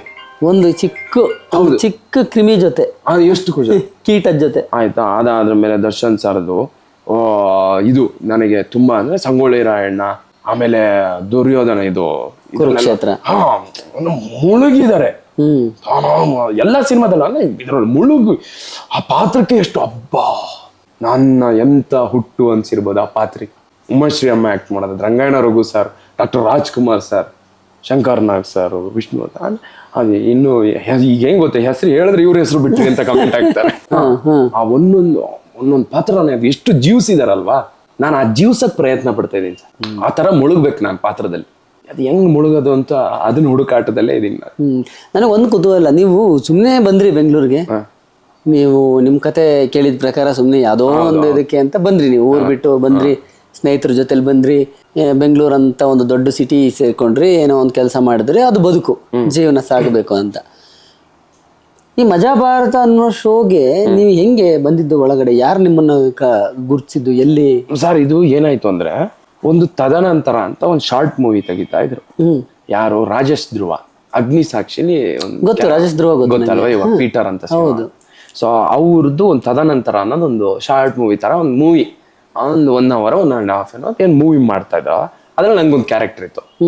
ಅವ್ರಲ್ಲಿ ಆಡಿಷನ್ ಮಾಡಿದ್ರು, ನಾನು ಆಡಿಷನ್ ಕೊಟ್ಟಿದ್ದೆ. ಇಲ್ಲೇ ಅಲ್ಲಲ್ಲ, ತೀರ್ಥಹಳ್ಳಿಲಿ ಅಲ್ಲೇ ಕೊಟ್ಟಿ ಅಲ್ಲೇ ಮಾಡಿದ್ರು ಅವರು. ಅಲ್ಲಿ ಕೊಟ್ಟು ಅವ್ರ ಜೊತೆ ಒಡನಾಟ ಶುರು ಆಯ್ತು. ಅವ್ರೊಂದು ನನಗೆ ಪೋಸ್ಟ್ ಕಳಿಸಿದ್ರು. ಇದನ್ನ ಆಕ್ಚುಲಿ ಹೇಳಿರ್ಲಿಲ್ಲ ನಾನೆಲ್ಲೂ. ಅವ್ರು ಒಂದು ಪೋಸ್ಟ್ ಕಳಿಸ್ತಾರೆ, ಮಜಾವರದ ಆಡಿಷನ್ ಶಿವಮೊಗ್ಗದಲ್ಲಿದೆ ಅಂತ. ಅದು first season. First season. So ಅದನ್ನ ನೋಡಿ, ಸೊ ನಮ್ಮಮ್ಮ ಒಂದ್ ದಿವಸ, ನಾನು ನಮ್ಮ ಅಮ್ಮಗೆ ಹೇಳಿದ್ರೆ ಹೋಗಲ್ಲ ಅಮ್ಮ, ಇದೆಲ್ಲ ನಮ್ಗೆ ಆಗಲ್ಲ ಅಂತ. ನಮ್ಮಮ್ಮ ಬೆಳಗ್ಗೆ ಎದ್ದು ನಂಗೆ ಕನ್ಸು ಬಿದ್ದದ್ ನೀನ್ ಸೆಲೆಕ್ಟ್ ಆಗ್ತೀಯ ಅಂತ ನಿಮ್ಮ ಅಮ್ಮನೇ ಹೇಳಿರೋದು. ಮನೆಗಳಲ್ಲಿ ಕಳ್ಸೋದೇ, ಪೆಟ್ರೋಲಿಗೆ ದುಡ್ಡು ಕೊಡ್ತೀನಿ ಮಗನೆ, ಪ್ಲೀಸ್ ಒಂದ್ಸರಿ ಹೋಗ್ಬಾರ, ಆದ್ರೂ ಆಗ್ಬೋದು ಕಣ ಅಂತ ಹೇಳೋದು. ಎಂತ ಅಮ್ಮ ಸಿಕ್ಕ. ಹೌದು. ಸೊ ಅದಕ್ಕೆ ಆಮೇಲೆ ಹೋದೆ. ಸೊ ಇದಕ್ಕೆ ರಾಜೇಶ್ ಧ್ರುವ ಅವರಿಗೂ ಥ್ಯಾಂಕ್ಸ್ ಹೇಳ್ತೀನಿ. ಅದಾದ್ಮೇಲೆ ನಮ್ಮ ಅಮ್ಮಂಗೂ ಥ್ಯಾಂಕ್ಸ್ ಹೇಳ್ತೀನಿ. ಇವತ್ತು ಇಲ್ಲಿರ್ಬೇಕು ಅಂದ್ರೆ ಅವ್ರು ಕಳಿಸಿರೋ ಅದೊಂದು ಪೋಸ್ಟು, ಅಮ್ಮನ ಅದೊಂದು ಕನ್ಸು, ನಿಜವಾದ ಕನ್ಸು. ನೀವು ಅವಾಗ ಬೆಂಗಳೂರಿಂದ ಊರ್ಗ್ ಹೋಗಿದ್ರಾ? ಸರ್ ನಾನು ಬೆಂಗಳೂರಲ್ಲಿ ಕೆಲಸ ಮಾಡಿ ಊರ್ಗ್ ಹೋಗಿ ಊರಲ್ಲಿ ಓದ್ತಾ ಇದ್ದೆ. ಬೆಳಿಗ್ಗೆ 4 ಗಂಟೆಯಿಂದ 9 ಗಂಟೆ ತನಕ ಮೂಟೆ ಹೊರ ಕೆಲಸ ಮಾಡಿ, ಮತ್ತೆ ಕಾಲೇಜಿಗೆ ಹೋಗಿ, ಮತ್ತೆ ಸಂಜೆ 4 ಗಂಟೆಗೆ ವಾಪಸ್ ಬಂದು 5 ಗಂಟೆಯಿಂದ ಮತ್ತೆ ನೈಟ್ ಮೂಟೆ ಹೊರಗೆ ಹೋಗ್ತಿದ್ದೆ. ಇದು ಬೆಂಗಳೂರದು? ಬೆಂಗಳೂರಲ್ಲ, ಇದು ಊರ್ದು. ಇದು ಊರ್ ಕತೆನಾ? Okay okay. So day college, morning early morning ಮತ್ತೆ ಈವ್ನಿಂಗು ಮತ್ತೆ ಮೂಟೆ ಹೊರದು ಇದು. ಸೊ ಎಷ್ಟೋ ಜನಕ್ಕೆ ನಾನು ಮೊನ್ನೆ ನಮ್ಮ ಊರಿಗೆ ಹೋದಾಗ ನನ್ನ ಫ್ರೆಂಡ್ ಒಬ್ರು ರಜನಿ ಜೋಗಿ ಅಂತ ಅವ್ರು ಸಿಕ್ಕಿದ್ರು. ಕಾರ್ತಿ, ನೀನ್ ಟಿವಿಲಿ ಯಾಕೋ ಬಡವ ಅಂತ ಹೇಳ್ಕೊಂತೀಯ? ಯಾಕೆ, ಏನಾಯ್ತು? ನೀನ್ ಕಾಲೇಜಲ್ಲಿ ಒಳ್ಳೆ ಬೈಕಲ್ಲಿ ಬಚ್ಚಿದೆ, ಒಳ್ಳೆ ಊಟ, ಒಳ್ಳೆ ಬಟ್ಟೆ ಎಲ್ಲ. ನಿಮ್ ಅಜ್ಜಿ ನಿಮ್ಗೆ ಯಾರಿಗೂ ಗೊತ್ತಿಲ್ಲ ಕಡೆ. ಅವತ್ತು ನಾವು ಶೋಕಿ ಅಂದ್ರೆ ಕಾಲೇಜಲ್ಲಿ ಹೆಂಗೆ ಸರ್ ಅಷ್ಟು ಜನ ಹುಡುಗಿಯರ್ ಮುಂದೆ ಎಲ್ಲ ಬಡವ ಅಂತ ತೋರ್ಸ್ಕೊಳಕ್ ಯಾವ ಹುಡುಗನಿಗೆ ಇಷ್ಟ ಪಡ್ತದೆ? ಇಷ್ಟ ಆಗುತ್ತೆ ಹೇಳಿ. ಅದಕ್ಕೆ ನಾನು ಚೆನ್ನಾಗಿ ದುಡಿ ಅಂದ್ರೆ ದಿನ 500 ಮೂಟೆ ಲೋಡು ಅನ್ಲೋಡು ಮಾಡಿದ್ರೆ 1000 ರೂಪಾಯಿ. ಈ 100 ರೂಪಾಯಿ ಪೆಟ್ರೋಲ್, ಇನ್ನು 900 ರೂಪಾಯಿ. ಅಮ್ಮಂಗ ಒಂದ್ 200-300 ಹೊಡೆದ್ಬಿಟ್ರೆ ನಾವೇ ಮಜಾ ಮಾಡಕ್ಕೆ ಫುಲ್. ನಾ ಕಾಲೇಜಲ್ಲಿ ರಾಯಲ್ ಆಗೋದು, ನನ್ನನ್ನೆಲ್ಲ ಕಾಲೇಜಲ್ಲಿ ದೊಡ್ಡ ಶ್ರೀಮಂತ ಅನ್ಕೊಂಡ್ಬಿಟ್ಟಿದ್ರೇನೋ. ನಂದು ಉದ್ದೇಶ ಇಷ್ಟೇ ಸರ್, ನಾನೇ ದುಡಿಬೇಕು, ನಾನೇ ಶೋಕಿ ಮಾಡಬೇಕು. ಚೆನ್ನಾಗಿ ದುಡಿತಿದ್ದೆ, ಕೆಲಸ ಮಾಡ್ತಿದ್ದೆ. ಏನು ಅದಿದು ಕೆಲಸ ಅಲ್ಲ, ಗೊಬ್ಬರದ ಮೂಟೆ ಅದು. ಗೊಬ್ಬರ ಬರುತ್ತೆ, ಸ್ಮೆಲ್ಲು. ಆ ಮೂಟೆನ ಹೊತ್ತು ಹಾಕ್ಬೇಕು. ಮನೆಗ್ ಬಂದ ಒಳ್ಳೆ ಮೈಸೂರು ಸ್ಯಾಂಡ್ಲು ಸೋಪ್ ಹಾಕಿ ನನ್ನ ಗುಜ್ಜೆ ಸ್ನಾನ ಮಾಡಿ ಸೆಂಟ್ ಗಿಂಟ್ ಹೊಡ್ಕೊಂಡು ಬೈಕ್ ತಗೊಂಡು, ನಂದು ಅವಾಗ ಅವೆಂಜರ್ ಬೈಕ್ ಇತ್ತು. ಅವೆಂಜರ್ ಬೈಕ್ ಹಾಕೋ ಫುಲ್ಲು ಈ ಒಳ್ಳೊಳ್ಳೆ ಬಟ್ಟೆ ತಗೊಳೋದು. ಕಾಲೇಜಲ್ಲಿ ಇನ್ನೊಬ್ಬ ರಿಚ್ ಫ್ಯಾಮಿಲಿ ಅನ್ನೋ ತರ. ಬಟ್ ಯಾರಿಗೂ ಗೊತ್ತಿಲ್ಲ ಇಲ್ಲಿ ನಮ್ಮನೇಲಿ ಕರೆಂಟ್ ಇರ್ಲಿಲ್ಲ ಅಂತ.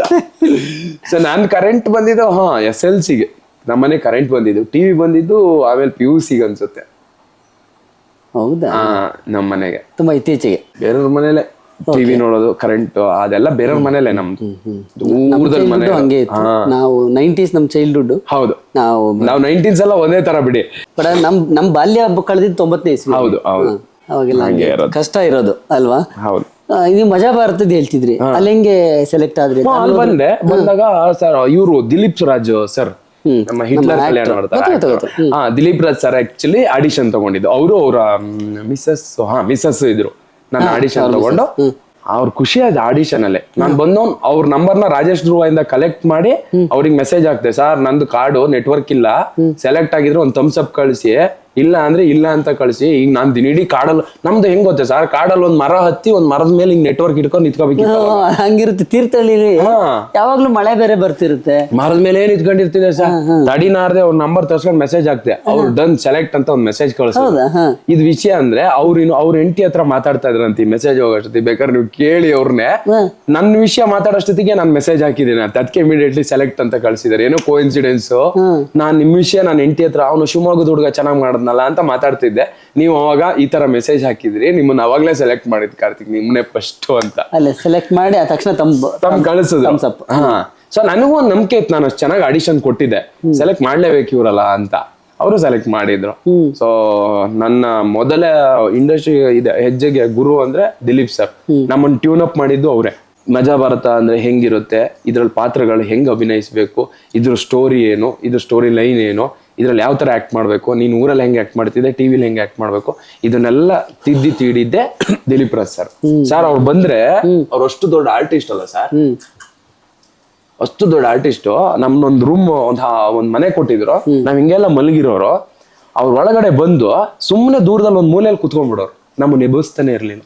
ಕಲಾವಿದ್ರು ಮಲ್ಕೊಳ್ಳಿ, ರೆಸ್ಟ್ ಮಾಡ್ಲಿ, ಅವ್ರು ಎದ್ಮೇಲೆ ನಾನು ಹೇಳ್ಕೊಡ್ತೀನಿ ಅಂತ. ಮಜಾ ಭಾರತದಿಂದ ನಿಮ್ಮ ಕರಿಯರ್ ಶುರುವಾಯ್ತು, ಆಕ್ಚುಯಲ್ ಕರಿಯರ್ ಶುರುವಾಯ್ತು. ಅಂದ್ರೆ ನಿಮ್ಮ ಬಣ್ಣದ ಲೋಕ, ಮುಖಕ್ಕೆ ಬಣ್ಣ ಹಚ್ಚುವಂತಹ ಒಂದು ಕಾಯಕ ಶುರುವಾಯ್ತು. ಟಿವಿ ಶೋಗಳ ಮೂಲಕವೇ ಪರಿಚಯ ಆದವ್ರು ನೀವು ಹೇಳ್ದಂಗೆ ಪುಣ್ಯಾತ್ಕಿತಿಯರು ಅನ್ನುವಂತಹ ಸಿನಿಮಾ ಪ್ಯಾರಲಲ್ಲಿ ಶುರುವಾದ್ರೂ ಕೂಡ ಹುಲಿ ಕಾರ್ತಿಕ್ ಗೊತ್ತಾಗಿದ್ದು ಟಿವಿ ಶೋ ಇಂದ, ಟಿವಿಯಿಂದಾನೆ. ಮಜಾ ಭಾರತ 1, 2, 3, 4 ಆಮೇಲೆ ಅದಾದ್ರ ಮೇಲೆ ಕಾಮಿಡಿ ಟಾಕೀಸ್ ಮಾಡಿದ್ವಿ. ಅದಾದ್ರ ಮೇಲೆ ಮತ್ತೆ ಗಿಚ್ಚಿ ಗಿಲಿಗಿಲಿ, ಅದಾದ್ರ ಮೇಲೆ ಫ್ಯಾಮಿಲಿ ಗ್ಯಾಂಗ್ಸ್ಟರ್ಸ್, ಗಿಚ್ಚಿ ಗಿಲಿಗಿಲಿ 1, 2, 3 ಒಟ್ಟು 10-11 ಶೋನೇನು ಬರೀ ಕಾಮಿಡಿ ಶೋಗಳೇ ಮಾಡಿ. ಅವೇ ನಿಮಗೆ ಹೆಸರು ತಂದು ಕೊಟ್ಟಿದ್ದಲ್ಲ. ರೆಕಗ್ನೈಸ್ ಇವತ್ತೇನೇ ಇರ್ಲಿ ಸರ್, ಇಷ್ಟೊಳ್ಳೆ ಮನೇಲಿ ಇದ್ದೀನಿ, ಕಾರು ಅಥವಾ ವ್ಯವಸ್ಥೆ ಮರ್ಯಾದೆ ಇವೆಲ್ಲವೂ ಇದ್ರೆ ಏನೇ ಇದ್ರು ಅದನ್ನ ಅವರಿಗೆ ಅರ್ಪಿಸ್ಬೇಕು ಟಿವಿ ಮಾಧ್ಯಮಕ್ಕೆ. ಯಾಕಂದ್ರೆ ಇವಾಗ ನಾನು ಜಿ ಕನ್ನಡದಲ್ಲಿದ್ದೀನಿ, ನಾನು ಫಸ್ಟ್ ಬಂದಿರೋದೇ ಕಲರ್ಸಿಗೆ, ಎಲ್ಲವೂ ಕೊಟ್ಟಿರೋದೇ ಅವರು. ಇವಾಗ್ಲೂ ಅಷ್ಟೇ, ಜಿ ಕನ್ನಡನೂ ಅಷ್ಟೇ ತುಂಬಾ ಚೆನ್ನಾಗಿ ನೋಡ್ಕೊಂತ ಇದಾರೆ. ಸೊ ಕೆಲವೊಂದು ಕಾರಣದಿಂದ ನಾವು ಅಂದ್ರೆ ಕೆಲಸ ಹುಡ್ಕೊಂಡು ಈ ಕಡೆ ಬಂದಿರ್ತೀವಿ. ಏನು ನಾವ್ ಯಾವ್ದೋ ದ್ವೇಷದ ಮೇಲೋನೋ ಅಥವಾ ದ್ವೇಷ ಮಾಡ್ಕೊಂಡು ಆ ತರ ಅಲ್ಲ. ಎಷ್ಟೋ ನನ್ನ ಕಾರಿಂದ ಹಿಡಿದು ನಮ್ಗೆ ಈ ಮರ್ಯಾದೆ ರೆಕಗ್ನೈಸ್ ಎಲ್ಲವೂ ಅಷ್ಟೇ ಮಜಾ ಬರ್ತಾ ಗಿಚ್ಚಿ ಗಿಲಿಗಿಲಿ ಇವುಗಳೇ ನಮಗ್ ಕೊಟ್ಟಿರೋದು. ಇವಾಗ ಭರ್ಜರಿ ಬ್ಯಾಚುಲರ್ ಬಂದೆ ಇಲ್ಲೂ ಅಷ್ಟೇ ತುಂಬಾ ಚೆನ್ನಾಗಿ ಹೆಸರಾಯ್ತು, ತುಂಬಾ ಚೆನ್ನಾಗಿ ರೀಚ್ ಆಯ್ತು. ಇವರು ಅಷ್ಟೇ ತುಂಬಾ ಚೆನ್ನಾಗಿ ಟ್ರೀಟ್ ಮಾಡ್ತಾರೆ, ಅವಕಾಶ ಕೊಡ್ತಾರೆ. ನೈಸ್. ಎರಡು ಚಾನಲ್ ಇಂದನು ಇವತ್ತು ನಾವೇನೇ ಅನ್ನ ತಿಂತ ಇದ್ರು, ಏನೇ ಅಭಿಮಾನಿಗಳು ಅಂತ ಸಂಪಾದನೆ ಮಾಡಿದ್ರು, ಏನೇ ಒಂದ್ ಹೆಸರಾಗಿದ್ರು, ಮೊದಲ್ ಪಾರ್ಟೇ ಟಿವಿ ಚಾನಲ್ ಬರುತ್ತೆ ಅಲ್ವಾ, ಆಮೇಲೆ ಸಿನಿಮಾದ ಅದ್ರಲ್ಲೂ ಟಗರು ಪಲ್ಯ ಅಂತೂ ನನಗೆ ಸಖತ್ತು ಹೆಸರು ಹೌದು. ಆಮೇಲೆ ದೂರದರ್ಶನ್, ಬೆಂಕಿ, ದರ್ಬಾರ್ ಅಂತ, ಅದು ಎಲ್ಲದ್ರಲ್ಲೂ ಒಳ್ಳೊಳ್ಳೆ ಕ್ಯಾರೆಕ್ಟರ್ ಸಿಕ್ಕಿತ್ತು. ಬಟ್ ಟಗರು ಪಲ್ಯ ಬೇರೆ ಲೆವೆಲ್ಗೆ ರೀಚ್ ಆಯ್ತು ಅಲ್ವಾ. ಸೊ ಒಂದು ಯಶಸ್ವಿ ಸಿನಿಮಾ, ಡಾಲಿ ಧನಂಜಯ್ ಪ್ರೊಡಕ್ಷನ್ಸ್ ಅಲ್ಲಿ ಬಂದಂತಹ ಸಿನಿಮಾ. ಇಂಡಸ್ಟ್ರಿಯಲ್ಲಿ ಹೇಗಿದೆ ಈಗ ಸಪೋರ್ಟ್ ಎಲ್ಲರದು? ಚೆನ್ನಾಗಿದೆ ಸರ್, ಎಲ್ಲರೂ ಚೆನ್ನಾಗಿ ನೋಡ್ಕೊಂತಾರೆ. ಆಮೇಲೆ ಎಲ್ರಿಗೂ ಪರಿಚಯ ಅಲ್ಲ ನಾನು, ತುಂಬಾ ಚೆನ್ನಾಗಿ ಒಬ್ಬ ಕಾಮಿಡಿಯನ್ ಬಂದ ಮೇಲೆ ಅಲ್ವಾ. ಹೌದು ಸರ್, ಕಾಮಿಡಿಯನ್ ಅನ್ನ ಹೆಂಗೆ ಕಾಮಿಡಿಯನ್ ಅಂದ್ರೂ ಕೂಡ ನಗ್ನಗುತ್ತಾ ವೆಲ್ಕಮ್ ಮಾಡ್ತಾರೆ. ವಿಲನ್ ಆದ್ರೂ ಕೂಡ ಇವ್ರು ಹೆಂಗೆ ಮಾತಾಡ್ತಾರೋ ಇಲ್ಲ ಅನ್ನೋ ಯೋಚನೆ ಇರುತ್ತೆ. ಹೀರೋ ಆದ್ರೂ ಕೂಡ ಇವ್ರು ಹೆಂಗೆ ಇವ್ರ ಕ್ಯಾರೆಕ್ಟರ್ ಅನ್ನೋದು ಯೋಚನೆ ಮಾಡಿ ಮಾತಾಡ್ತಾರೆ. ನಾವು ಆದ್ರೂ ಕೂಡ ಹುಲಿ ಬಾಬಾ ಬಾಬಾ ಬಾಬಾ ಬಾ ಅಂತಿರ್ತಾರೆ. ಈಗ ರಂಗಣ್ಣ ರಘು ಸರ್ ಆದ್ರೆ ಬಹಳ ಪ್ರೀತಿ, ಅವರು ಅಷ್ಟೇ ಹುಲಿ ಬಿಡ್ಡ ಬಾ ಬಾ ಬಾ ಬಾ ಅಂತ ಅಷ್ಟು ಪ್ರೀತಿಯಿಂದ ಕರೀತಾರೆ. ಎಲ್ರು ಚಂದ ಮಾತಾಡಿಸ್ತಾರೆ. 100 ಸಿನಿಮಾ ಅಂತಂದ್ರೆ ನನಗೆ ಆಶ್ಚರ್ಯ ಆಯ್ತದೆ. ಅವಾಗ್ಲೇ ಅದಕ್ಕೆ ಹೇಳ್ದೆ ನಾನು, ಗೊತ್ತೇ ಆಗಲ್ಲ 10-9 ಇವಾಗ ಏನ್ ಗೊತ್ತಾ, ಸಿನಿಮಾ ಮುಗಿಸ್ಬಿಟ್ಟಿದ್ವಿ. ಹೌದು ಸರ್, ಈಗ ಹೆಂಗಂದ್ರೆ 100 ಸಿನಿಮಾ ಲೆಕ್ಕ ಅದಲ್ಲ ಸರ್, ಅದ್ರಲ್ಲಿ ಯಾವ ಪಾತ್ರ ಮಾಡಿರ್ತೀವಿ, ಯಾವ ತರ ಪಾತ್ರ ಮಾಡಿರ್ತೀವಿ ಲೆಕ್ಕ. ಈಗ ಕೆಲವೊಂದು 1 ದಿನಕ್ಕೆ 2 ದಿನಕ್ಕೂ ಪಾತ್ರ ಇರ್ತವೆ. ಹಿಂಗ್ ಬಂದು ಈಗ ಟಗರಪಲ್ಯ ಆದ್ಮೇಲೆ ವಿದ್ಯಾಪತಿಲಿ ಒಂದ್ ಕ್ಯಾರೆಕ್ಟರ್ ಮಾಡಿದೆ, ಒಂದ್ ಒಳ್ಳೆ ಅದು ಕ್ಯಾರೆಕ್ಟರ್ ಇತ್ತು. ಸೊ ಅದು ಎಡಿಟ್ ಆಯ್ತು, ಅದು ಎಡಿಟಿಂಗ್ ಟೈಮಲ್ಲಿ ಲೆಂತ್ ಬಂತು ಅಂತ ನನ್ನ ಕ್ಯಾರೆಕ್ಟರ್ದು ಏನಿತ್ತು ಅದು ಎಡಿಟ್ ಆಗಿದೆ. ನಾನು ಕೊನೆಯಲ್ಲಿ ಒಂದು ಚಾಟ್ ಬಂದು ಹೋಗ್ತೀನಿ, ಅದನ್ನ ಈಗ ನಾನು ಲೆಕ್ಕಕ್ಕೆ ಇಟ್ಕೊಬಾರ್ದ ಗೊತ್ತಾಗಲ್ಲ. ಸಿನಿಮಾನೇ ಒಂದ್ ದೃಶ್ಯ. ಹೌದು, ಈ ತರ ಸುಮಾರಾಗಿದ್ದಾವೆ. ಕೆಲವೊಂದು ರಿಲೀಸ್ ಆಗಿಲ್ಲ, ಇನ್ನೂ ಬಹಳಷ್ಟು ಒಂದು 50 ಸಿನಿಮಾ ರಿಲೀಸ್ ಆಗ್ಬೇಕೇನೋ. 50 ಸಿನಿಮಾ? ಹೌದು. ಅಂದ್ರೆ ಮಾಡಿ ಕೆಲವೊಂದು ಎಷ್ಟೋ ಹಂಗೇ ನಿಂತಿದ್ದಾವೆ. ಯಾವ್ದಾವ್ದೋ ಸಿನಿಮಾಗಳು, ಟೈಟ್ಲೇ ಹಿಡ್ದಿರೋ ಸಿನಿಮಾಗಳೆಲ್ಲ ಇದ್ ಮಾಡಿದ್ವಿ ಸರ್. ಇಲ್ಲಿ ಇಲ್ಲಿ ತುಂಬಾ ಕನ್ಸಿಡ್ಕೊಂಡು ತುಂಬಾ ಆಸೆ ಇಟ್ಕೊಂಡು ತುಂಬಾ ಬರ್ತಾರೆ ಸರ್. ಏನೇನೋ ಆಗುತ್ತೆ ಕೆಲವು ಟೈಮು. ನಾವು ಕ್ಯಾರೆಕ್ಟರ್ ಆರ್ಟಿಸ್ಟಿಗೆ ಆಕ್ಚುಲಿ ಅದ್ರ ಅನುಭವ ಚೆನ್ನಾಗಾಗುತ್ತೆ. ಒಂದು ಎಲ್ಲ ಇದ್ದು ಸಿನಿಮಾ ಮಾಡೋರ್ನು ನೋಡ್ತೀವಿ, ಏನು ಇಲ್ಲದೆ ಬರೀ ಆಸೆಗಳು ಇಟ್ಕೊಂಡು ಸಿನಿಮಾ ಮಾಡೋರ್ನ ನೋಡ್ತೀವಿ. ಕೆಲವರಿಗೆ ಹೆಂಗೋ ದುಡ್ಡು ಸಿಕ್ಬಿಡುತ್ತೆ, ಕೆಲವ್ರ ಹತ್ರ ಎಲ್ಲ ಇದ್ರೂ ದುಡ್ಡು ಸಿಗಲ್ಲ. ನಿಜ, ಈ ತರ ಟ್ಯಾಲೆಂಟ್ ಇರುತ್ತೆ, ಹೌದು, ಲಕ್ ಎಷ್ಟೋ ಜನ ಕೈ ಹಿಡಿಯಲ್ಲ. ಕೆಲವೊಂದು ಸಿನಿಮಾ ಪ್ರಮೋಷನ್ ಆಗದೆ ಸೋತ್ ಬಿಡುತ್ತವೆ. ಒಳ್ಳೆ ಕತೆ ಇರುತ್ತೆ, ಇದು ಹೆಂಗ್ ಬಂತು ಹಿಂಗ್ ಬಂತು ಹೋಯ್ತು ಅಂತ ಗೊತ್ತಾಗಲ್ಲ. ಇವಾಗ ಈ ಜೆನ್ಜಿ, ಸೊ ಇಲ್ಲಿ ಮಂಚಿನ ಟೇಸ್ಟ್ ಸಡನ್ ಆಗಿ ಚೇಂಜ್ ಆಗ್ತಾ ಇದೆ. ಕರೆಕ್ಟ್. ಕೆಲವೊಂದ್ ಸತಿ ನೋಡಿದ್ರೆ ಇವರು KGF ಇಷ್ಟಪಡ್ತಾರೆ. ಆಯ್ತು KGF ತರ ಸಿನಿಮಾ ಮಾಡೋಣ ಅಂತ ಈ ಕಡೆ ಹೋದ್ರೆ, ಈ ಕಡೆ ನೋಡಿದ್ರೆ ಸೂಪ್ರಮ್ ಸೋನು ಇಷ್ಟಪಡ್ತಾರೆ. ಇಲ್ಲಿ ಕನ್ಫ್ಯೂಷನ್ ಅಲ್ಲಿ ಇದ್ದಾರೆ. ಸಿನಿಮಾ ಮೇಕಿಂಗು ಹೆಂಗ್ ಮಾಡಬೇಕು, ಏನು ನಾನು ದೊಡ್ಡ ಬಜೆಟ್ ಅಲ್ಲಿ ಮಾಡ್ಲಾ, ಇದ್ ಮಾಡ್ಲಾ. ಒಳ್ಳೆ ಕತೆ ಬೇಕು, ಎಲ್ಲವೂ ಒಳ್ಳೆ ಕತೆಗಳೇ, ಆದ್ರೆ ಆ ಮೇಕಿಂಗ್ ಟೈಮಲ್ಲಿ ಎಡವಟ್ ಆಗ್ಬಿಡ್ತವೆ. ನಿಮ್ ತಪ್ಪುಗಳನ್ನೆಲ್ಲ ಸರಿ ಅಂತ ಒಪ್ಕೊಂಡು ಹೋಗಕ್ಕೆ ನಾನು ಯಾರೋ ಅಲ್ಲ. ಬಂದ್ರೆ ಹಂಗೆ ಕರ್ಕೊಂಡು ಹೋಗ್ತೀನಿ, ಬಂದಿಲ್ಲ ಅಂದ್ರೆ ಮೂಟೆ ಕಟ್ಟಿ ಇಲ್ಲ ಅಂದ್ರೆ ಎಲ್ರೂ ಒಳ್ಳೆ ಕತೆ ಹಿಡ್ಕೊಂಡೆ ಬರ್ತ ಕೆಲವೊಂದು ಟೈಮ್ ಫೇಲ್ಯೂರ್ ಆಗುತ್ತೆ. ಸೊ ಅದೇ ಜನರ ಕೈಯಲ್ಲೇ ಇದೆ. ಅಂದ್ರೆ ಚಿಕ್ಕದಕ್ಕೆ ಸಪೋರ್ಟ್ ಮಾಡಿದ್ರೇನೆ ನಾನು ದೊಡ್ಡದಾಗಿ ಏನೋ ಯೋಚನೆ ಮಾಡಕ್ ಸಾಧ್ಯ. ನನ್ ಚಿಕ್ಕ ಮಗು ಇರ್ತಾ ನಮ್ಮಮ್ಮ ಚೆನ್ನಾಗಿ ಮಾತಾಡ್ತೀಯ ಕಣೋ, ಚೆನ್ನಾಗಿ ಹಾಡು ಹೇಳ್ತೀಯ ಕಣೋ, ಚೆನ್ನಾಗಿ ಕುಣಿತೀಯ ಕಣೋ ಅಂದಿದ್ದಕ್ಕೆ ನಾನು ಇವತ್ತು ಇಲ್ಲಿರೋದು. ನೀನು ಕುಣಿದ್ರೆ ಒಳದ್ ಬಿಸಾಕ್ತೀನಿ, ನೀನ್ ಕುಣಿಬೇಡ, ನೀನ್ ಆಡ್ಬೇಡ, ನೀನ್ ಬರೀ ಓದು ಅಂದಿದ್ರೆ ನಾನು ಇನ್ನೇನೋ ಬೇರೆ ವೆರಿ ಟ್ರೂ ಅಲ್ವಾ. ಸೊ ಇಲ್ಲೂ ಅಷ್ಟೇ ಸಿನಿಮಾಗಳು ಎಲ್ಲವೂ ನಾನೀಗ ವಾವ್ ಅಂದ್ರೆ ಎಲ್ಲವೂ ಕಾಂತಾರ KGF ತರನೇ ನಾವು ಮಾಡೋಕ್ಕಾಗಲ್ಲ. ನಮ್ಗೀಗ ನಾನೇ ಸಿನಿಮಾ ಮಾಡ್ತೀನಿ ಅಂದ್ರೆ ನನಗೆ ಯಾರಷ್ಟು ಬಜೆಟ್ ಹಾಕ್ತಾನೆ, ನಾನು ಅವಾಗ ಏನ್ ಮಾಡ್ತೀನಿ, ನನ್ನ ಹತ್ರ ಯಾರೋ ಒಬ್ಬ 1 ಕೋಟಿ ಹಾಕೋ ಬಜೆಟಿಗೆ ತಕ್ಕಂತೆ ಪ್ಲಾನ್ ಮಾಡ್ಕೊತೀನಿ. ಅದ್ರಲ್ಲೂ ಕತೆ ಇರುತ್ತೆ, ಕತೆ ಹುಡುಕ್ಬೇಕಷ್ಟೇ ನಾವು. ಇಲ್ಲಿವರೆಗೂ ನೀವು ದೊಡ್ಡ ಸ್ಟಾರ್ಗಳ ಜೊತೆ ಅಂದ್ರೆ ದರ್ಶನ್ ಅವ್ರನ್ನ ಬಿಟ್ರೆ ಯಾರ್ಯಾರ ಜೊತೆ ಶೇರ್ ಮಾಡ್ಕೊಂಡಿದ್ದೀರಿ? ಡಾಲಿ ಅಣ್ಣ ಜೊತೆ, ಅಣ್ಣ ಫ್ರಮ್ ಮೆಕ್ಸಿಕೋ, ಅಣ್ಣ ಫ್ರಮ್ ಮೆಕ್ಸಿಕೋ. ಅದಾದ್ರೂ ಕೂಡಲೇ ನಮ್ಮ ಅನೀಶ್ ಅಣ್ಣನ ಜೊತೆ ಮಾಡಿದ್ದೀನಿ. ಪೃಥ್ವಿ ಅಂಬಾರು ಇದ್ರದ್ದು. ಸಿನಿಮಾದಲ್ಲಿ ಯಾವ ತರ ಪಾತ್ರಗಳು ಮಾಡಬೇಕು, ಏನಿದೆ ಸರ್? ನನಗೊಂದು ಆಸೆ ಇದೆ ಸರ್, ಗೊತ್ತಿಲ್ಲ. ತುಂಬಾ ಅಂದ್ರೆ ಚಿಕ್ಕಲ್ಲಿರ್ತಾ ನಾನು ರಮೇಶ್ ಅರವಿಂದ್ ಸರ್ದು, ಅನಂತ್ ನಾಗ್ ಸರ್ ಸಿನಿಮಾ ಫೈಟ್ ಇಲ್ಲ ಅಂತ ನೋಡ್ತಾ ಇರ್ಲಿಲ್ಲ. ಆದ್ರೆ ನನ್ನ ಇವಾಗ ಉದ್ದೇಶ ನಾನು ಅವ್ರ ತರ ನ್ಯಾಚುರಲ್ ಆಕ್ಟರ್ ಆಗ್ಬೇಕು ಅಂತ ಅನ್ಸುತ್ತೆ. ಸೊ ನಾನು ಆಕ್ಟ್ ಮಾಡಬಾರ್ದು. ಅವ್ರ ಸಿನಿಮಾ ಎಲ್ಲ ನೋಡ್ತಾ ಇದ್ರೆ ಈಗ ಅವ್ರು ಆಕ್ಟೇ ಮಾಡಿಲ್ಲ, ಅನುಭವಿಸ್ಬಿಟ್ಟಿದ್ದಾರೆ. ಅಷ್ಟು ಒಳ್ಳೆ ನಟ ಆಗಿ ಏನಿಲ್ಲ ಸರ್, ತುಂಬಾ ದೊಡ್ಡದೇನೋ ನಾನು ಮಾಡ್ಬೇಕು ಅದು ಎಲ್ಲ ಏನೂ ಇಲ್ಲ ಸರ್. ನನಗೆ ಒಳ್ಳೆ ನಟ ಗುರು ಅಂತಾರಲ್ಲ, ಇವಾಗ ಇವ್ರನ್ನೆಲ್ಲ ನೋಡಿದ್ರೆ ಎಂಥ ನಟರು ದೇವ್ರು, ಅದೆಲ್ಲ ಸಾಧ್ಯನೇ ಇಲ್ಲ. ನಾ ಅದಕ್ಕೆ ಹೆಸರೇ ಅಂದ್ರೆ ಅದು ಎಂಥ ನಟ ಗುರು. ಅವ್ನ ನಟನೆ ನೋಡ್ತಾ ಇದ್ರೆ ಕೂತ್ಕೊಳ್ಳೋಣ ಅನ್ಸುತ್ತೆ, ಅಲ್ಲಿ ಏನೂ ಇಲ್ಲ ಅಂದ್ರೆ ಕೇಳೋಣ ಅನ್ಸುತ್ತೆ ಅನ್ನುತ್ತಲ್ಲ, ಆ ಥರ ಒಬ್ಬ ನಟ. ತಮಿಳ್ ಅಂತ ಬಂದ್ರೆ ವಿಜಯ್ ಸೇತುಪತಿ, ಕನ್ನಡದಲ್ಲಿ ಅನಂತ್ ನಾಗ್ ಸಾರು, ರಮೇಶ್ ಅರವಿಂದ್ ಸಾರು, ಗಣೇಶ್ ಸಾರು. ಸೊ ದೊಡ್ಡ ಅಂದ್ರೆ ನನಗೆ ಅಷ್ಟು ನ್ಯಾಚುರಲ್ ಆಗಿ ಅದ ಪಾತ್ರನ ಮಾಡ್ತಾ ಇದ್ದಾನೆ ಅನ್ಸ್ಬಾರ್ದು, ಸಹಜವಾಗಿ ಆ ತರ ಒಬ್ಬ ಕಲಾವಿದ. ಅದ್ರ ಪರವಾಗಿ ಹೋರಾಟ ನಾನು ಅದನ್ನ ಕಲಿಬೇಕು. ಅದು ತುಂಬಾ ಕಷ್ಟ ಸರ್, ಬಹಳ ಕಷ್ಟ. ಅದನ್ನೆಲ್ಲ ರೀಚ್ ಮಾಡಕ್ಕೆ ನಾವ್ ಇನ್ನೂ 1000 ಸಿನಿಮಾ ಮಾಡೋಕೆ ಅಷ್ಟು ಕಲ್ತು ಆ ಲೆವೆಲಿಗೆ ರೀಚ್. ಅವ್ರಿಗೆ ಇವಾಗ ಏನ್ ಗೊತ್ತಾ ಸರ್, ನಮ್ಮನ್ನ ಒಂದ್ ಕಡೆ ಫೋಕಸ್ ಮಾಡಕ್ ಬಿಡ್ತಾ ಇಲ್ಲ ಈ ಮೊಬೈಲು, ಇವು ಯಾವ್ದಾದ್ರು. ಅವಾಗ ಅವ್ರಿಗೇನು ಕಟ್ ಅಂದ್ರೆ ಕೂಡಲೇ ಅವ್ರ ಮೊಬೈಲ್, ನಾವು ಕಟ್ ಅಂದ್ರೆ ಮೊಬೈಲ್ ಅಂತೀವಿ, ಹೌದು, ಎಲ್ಲ ಮೊಬೈಲ್ ಕೊಡೋ ಅಂತೀವಿ. ಅವ್ರು ಕಟ್ ಅಂದ್ರೆ ಪೇಪರ್ ಕೊಡೋ, ಬುಕ್ ಕೊಡೋ, ಕಾದಂಬರಿ ಕೊಡೋ. ಅದಕ್ಕೆ ಅವರು 100 ಸಿನಿಮಾ ಮಾಡಿದ್ರು 100 ಸೂಪರ್ ಆಗಿ, ನಾವ್ ಹಂಗಲ್ಲ, 100ಕ್ಕೆ 1 ಸೂಪರ್ ಮಾಡ್ತೀವಿ. ನಾವ್ ಬೇರೆ ಏನೋ ಹೋಗ್ತಾ ಇದೀವಿ ಸರ್. ಓದು ಕೊಡೋ ನಾಲೆಡ್ಜ್ ಇದೆಯಲ್ಲ, ಓದೋದು ಇದು ಕೊಡೋ ನಾಲೆಡ್ಜ್ ಬೇರೆ ಯಾವ ಟೆಕ್ನಾಲಜಿ ಏನೂ ಕೊಡಲ್ಲ. ಓದು ನನ್ನನ್ನೇ ನನ್ನನ್ನೇ ಒಬ್ಬ ಇಂಜಿನಿಯರ್ ಮಾಡುತ್ತೆ. ಓದಿದ್ರೆ ಇಂಜಿನಿಯರ್ ಅವ್ನು ಓದದೇ ಇದ್ರೆ ಇಂಜಿನಿಯರ್ ಅಲ್ಲ. ಹಂಗೆ ನಾನು ಯಾವ ಜಾಸ್ತಿ ಓದ್ಬೇಕು ಅನ್ಸುತ್ತೆ ಮೋಸ್ಟ್ಲಿ. ಅದು ಬೇರೆ ತರ ಇದು ಮಾಡ್ಕೊಡುತ್ತೆ. ಈಗ ಊರಿಗೆ ಯಾವಾಗ ಹೋಗ್ತಾ ಇರ್ತೀರಾ? ಹೋಗ್ತೀನಿ ಸರ್, ಒಂದು 2 ತಿಂಗಳು ಹಿಂಗ್ ಹೋಗ್ತೀನಿ. ಕೆಲವು ಟೈಮ್ 1 ತಿಂಗಳಿಗೆ ಹೋಗ್ತೀನಿ, ಕೆಲವು ಟೈಮ್ ಕೆಲಸ ಇದ್ದಾಗ ಗೊತ್ತಿಲ್ಲ, ಮಾತಾಡ್ತೀವಿ. ಅಮ್ಮ ನಾನು ಫೋನಲ್ಲಿ ಮಾತಾಡ್ತಾ ಇರ್ತೀವಲ್ಲ, ಅಮ್ಮ ಬಾಬಾ ಅಂತ ಕರೆಯಲ್ವಾ ಯಾವಾಗಲೂ? ಅಯ್ಯೋ ಕರೀತಾರೆ. ನನಗೆ ಏನಂದ್ರೆ ಅಲ್ಲಿ ಹೋದ್ರೆ ನೆಟ್ವರ್ಕ್ ಚೂರ್ ಸಮಸ್ಯೆ ಆಗ್ಬಿಡ್ತದೆ. ಸೊ ನಮ್ದೆಲ್ಲ ಒಂದ್ಸತಿ ಹಿಂಗ್ ಕಲ್ಲು ಹೊಡಿತಾರೆ ಸರ್, ಬಿತ್ತು ಅಂದ್ರೆ ಹಣ್ಣು, ಇಲ್ಲ ಅಂದ್ರೆ ಇನ್ನೊಂದ್ ಕಲ್ಲು ಹೊಡಿತಾರೆ. ಆಪ್ಷನ್ ಸುಮಾರು ಇದೆ. ಯಾಕಂತ ಫೋನ್ ಕನೆಕ್ಟ್ ಆಗ್ತಿಲ್ಲ ಬಿಡ್ರಿ, ಬೇರೆ ಟ್ರೈ ಮಾಡ್ರಿ. ಇದು ಬಂದ್ಬಿಡ್ತದೆ ಸರ್. ಈಗ ಹುಲಿ ಕಾರ್ತಿಕ್ ಹಾಕೋಣ ಕ್ಯಾರೆಕ್ಟರ್ ಅಂತ ಫೋನ್ ಮಾಡಿದ್ರು, ನಾಟ್ ರೀಚಬಲ್ ಬಂತು. ಸರ್ ಅವ್ರದ್ದು ನಾಟ್ ರೀಚಬಲ್ ಸ್ವಿಚ್ ಆಫ್ ಬರ್ತಿದೆ. ಹಾ ಸರಿ ಆಯ್ತು, ಇನ್ನೊಬ್ರಿಗೆ ಹೋಗ್ಬಿಡುತ್ತೆ ಸರ್. ಇವತ್ತು ಆಪ್ಷನ್ ತುಂಬಾ ಇದೆ, ನಿಜ. ಅದಕ್ಕೆ ಯಾವಾಗ್ಲೂ ನಾನು ಅಲರ್ಟ್ ಆಗಿ ಯಾವಾಗ್ಲೂ ನೆಟ್ವರ್ಕ್ ಇರೋ ಜಾಗ, ನೆಟ್ವರ್ಕ್ ಇರೋ ಜಾಗದಲ್ಲಿ ಸರ್. ಇಲ್ಲಿ ಕಲಾವಿದ್ರು ನೋಡಿದಷ್ಟು ಈಗೆಲ್ಲ ನೋಡಿದ ಕಲರ್ಫುಲ್ ಇದಲ್ಲ ಸರ್. ನನಗೆ ನಂದೇ ಆದಂತ ಒಂದಿಷ್ಟು ಕಷ್ಟ, ನಂದೇ ಆದಷ್ಟು ಕಮಿಟ್ಮೆಂಟು, ನಮ್ದೇ ಆದಷ್ಟು ಒಂದು ಇದೆಲ್ಲ ಇದಾವೆ. ಅದನ್ನೆಲ್ಲ ಫಿನಿಶ್ ಮಾಡ್ಬೇಕಂದ್ರೆ ಕೆಲಸ ಮಾಡ್ಲೇಬೇಕು. ಕೆಲಸ ನಮ್ದು ಹೆಂಗಂದ್ರೆ ಪರ್ಮನೆಂಟ್ ಕೆಲಸ ಅಲ್ಲ.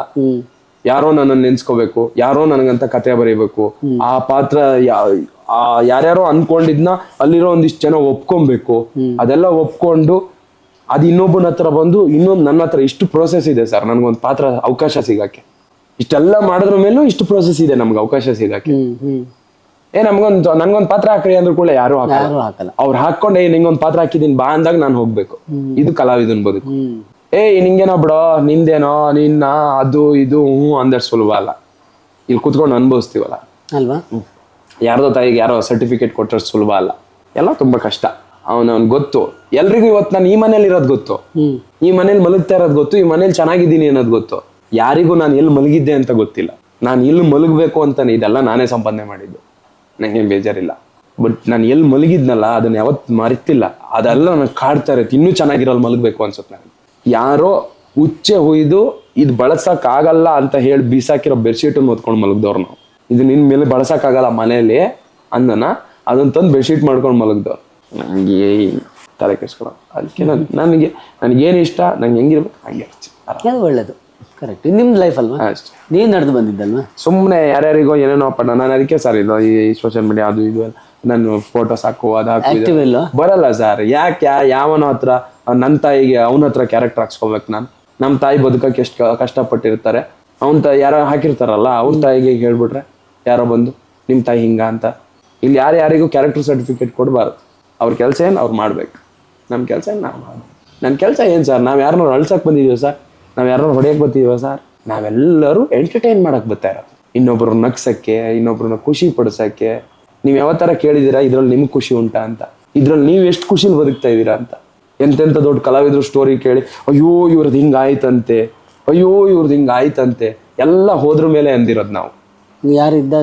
ಇದ್ದಾಗ ಕೇರ್ ಮಾಡಿದವರೆಲ್ಲ ಬಿಡಿ ಸರ್ ಪಾಪ.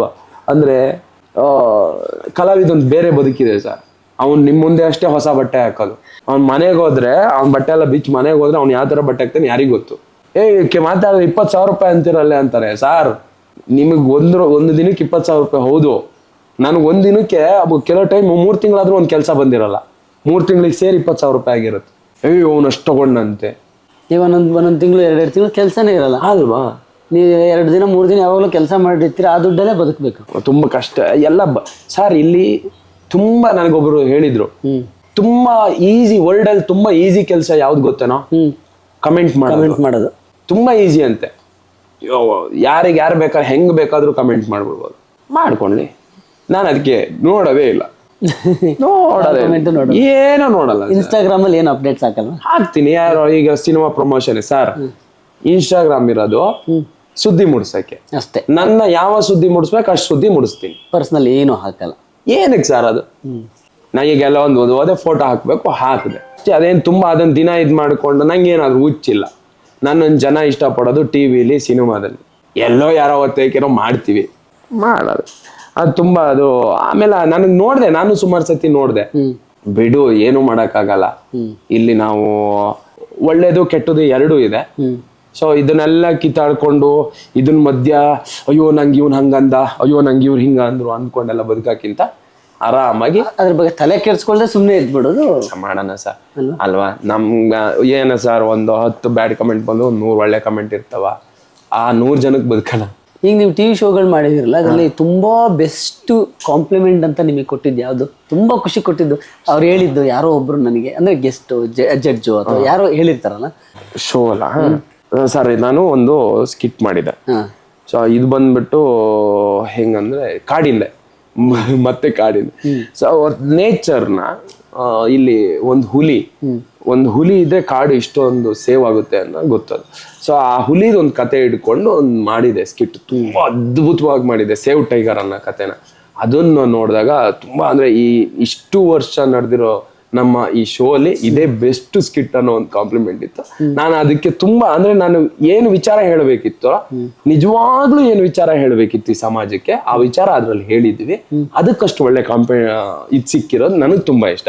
ಪರ್ಸನಲಿ ನೀನ್ ಹಂಗೆ ಆಕ್ಟ್ ಮಾಡ್ತೀಯಾ, ನೀನ್ ಆ ತರ ಆಕ್ಟ್ ಮಾಡ್ತೀಯಾ, ನೀನ್ ಇವ್ರ ತರ ಆಕ್ಟ್ ಮಾಡ್ತೀಯಾ, ಅದೆಲ್ಲ ನಂಗೆ ತುಂಬಾ ಸಿಕ್ಕಿದೆ.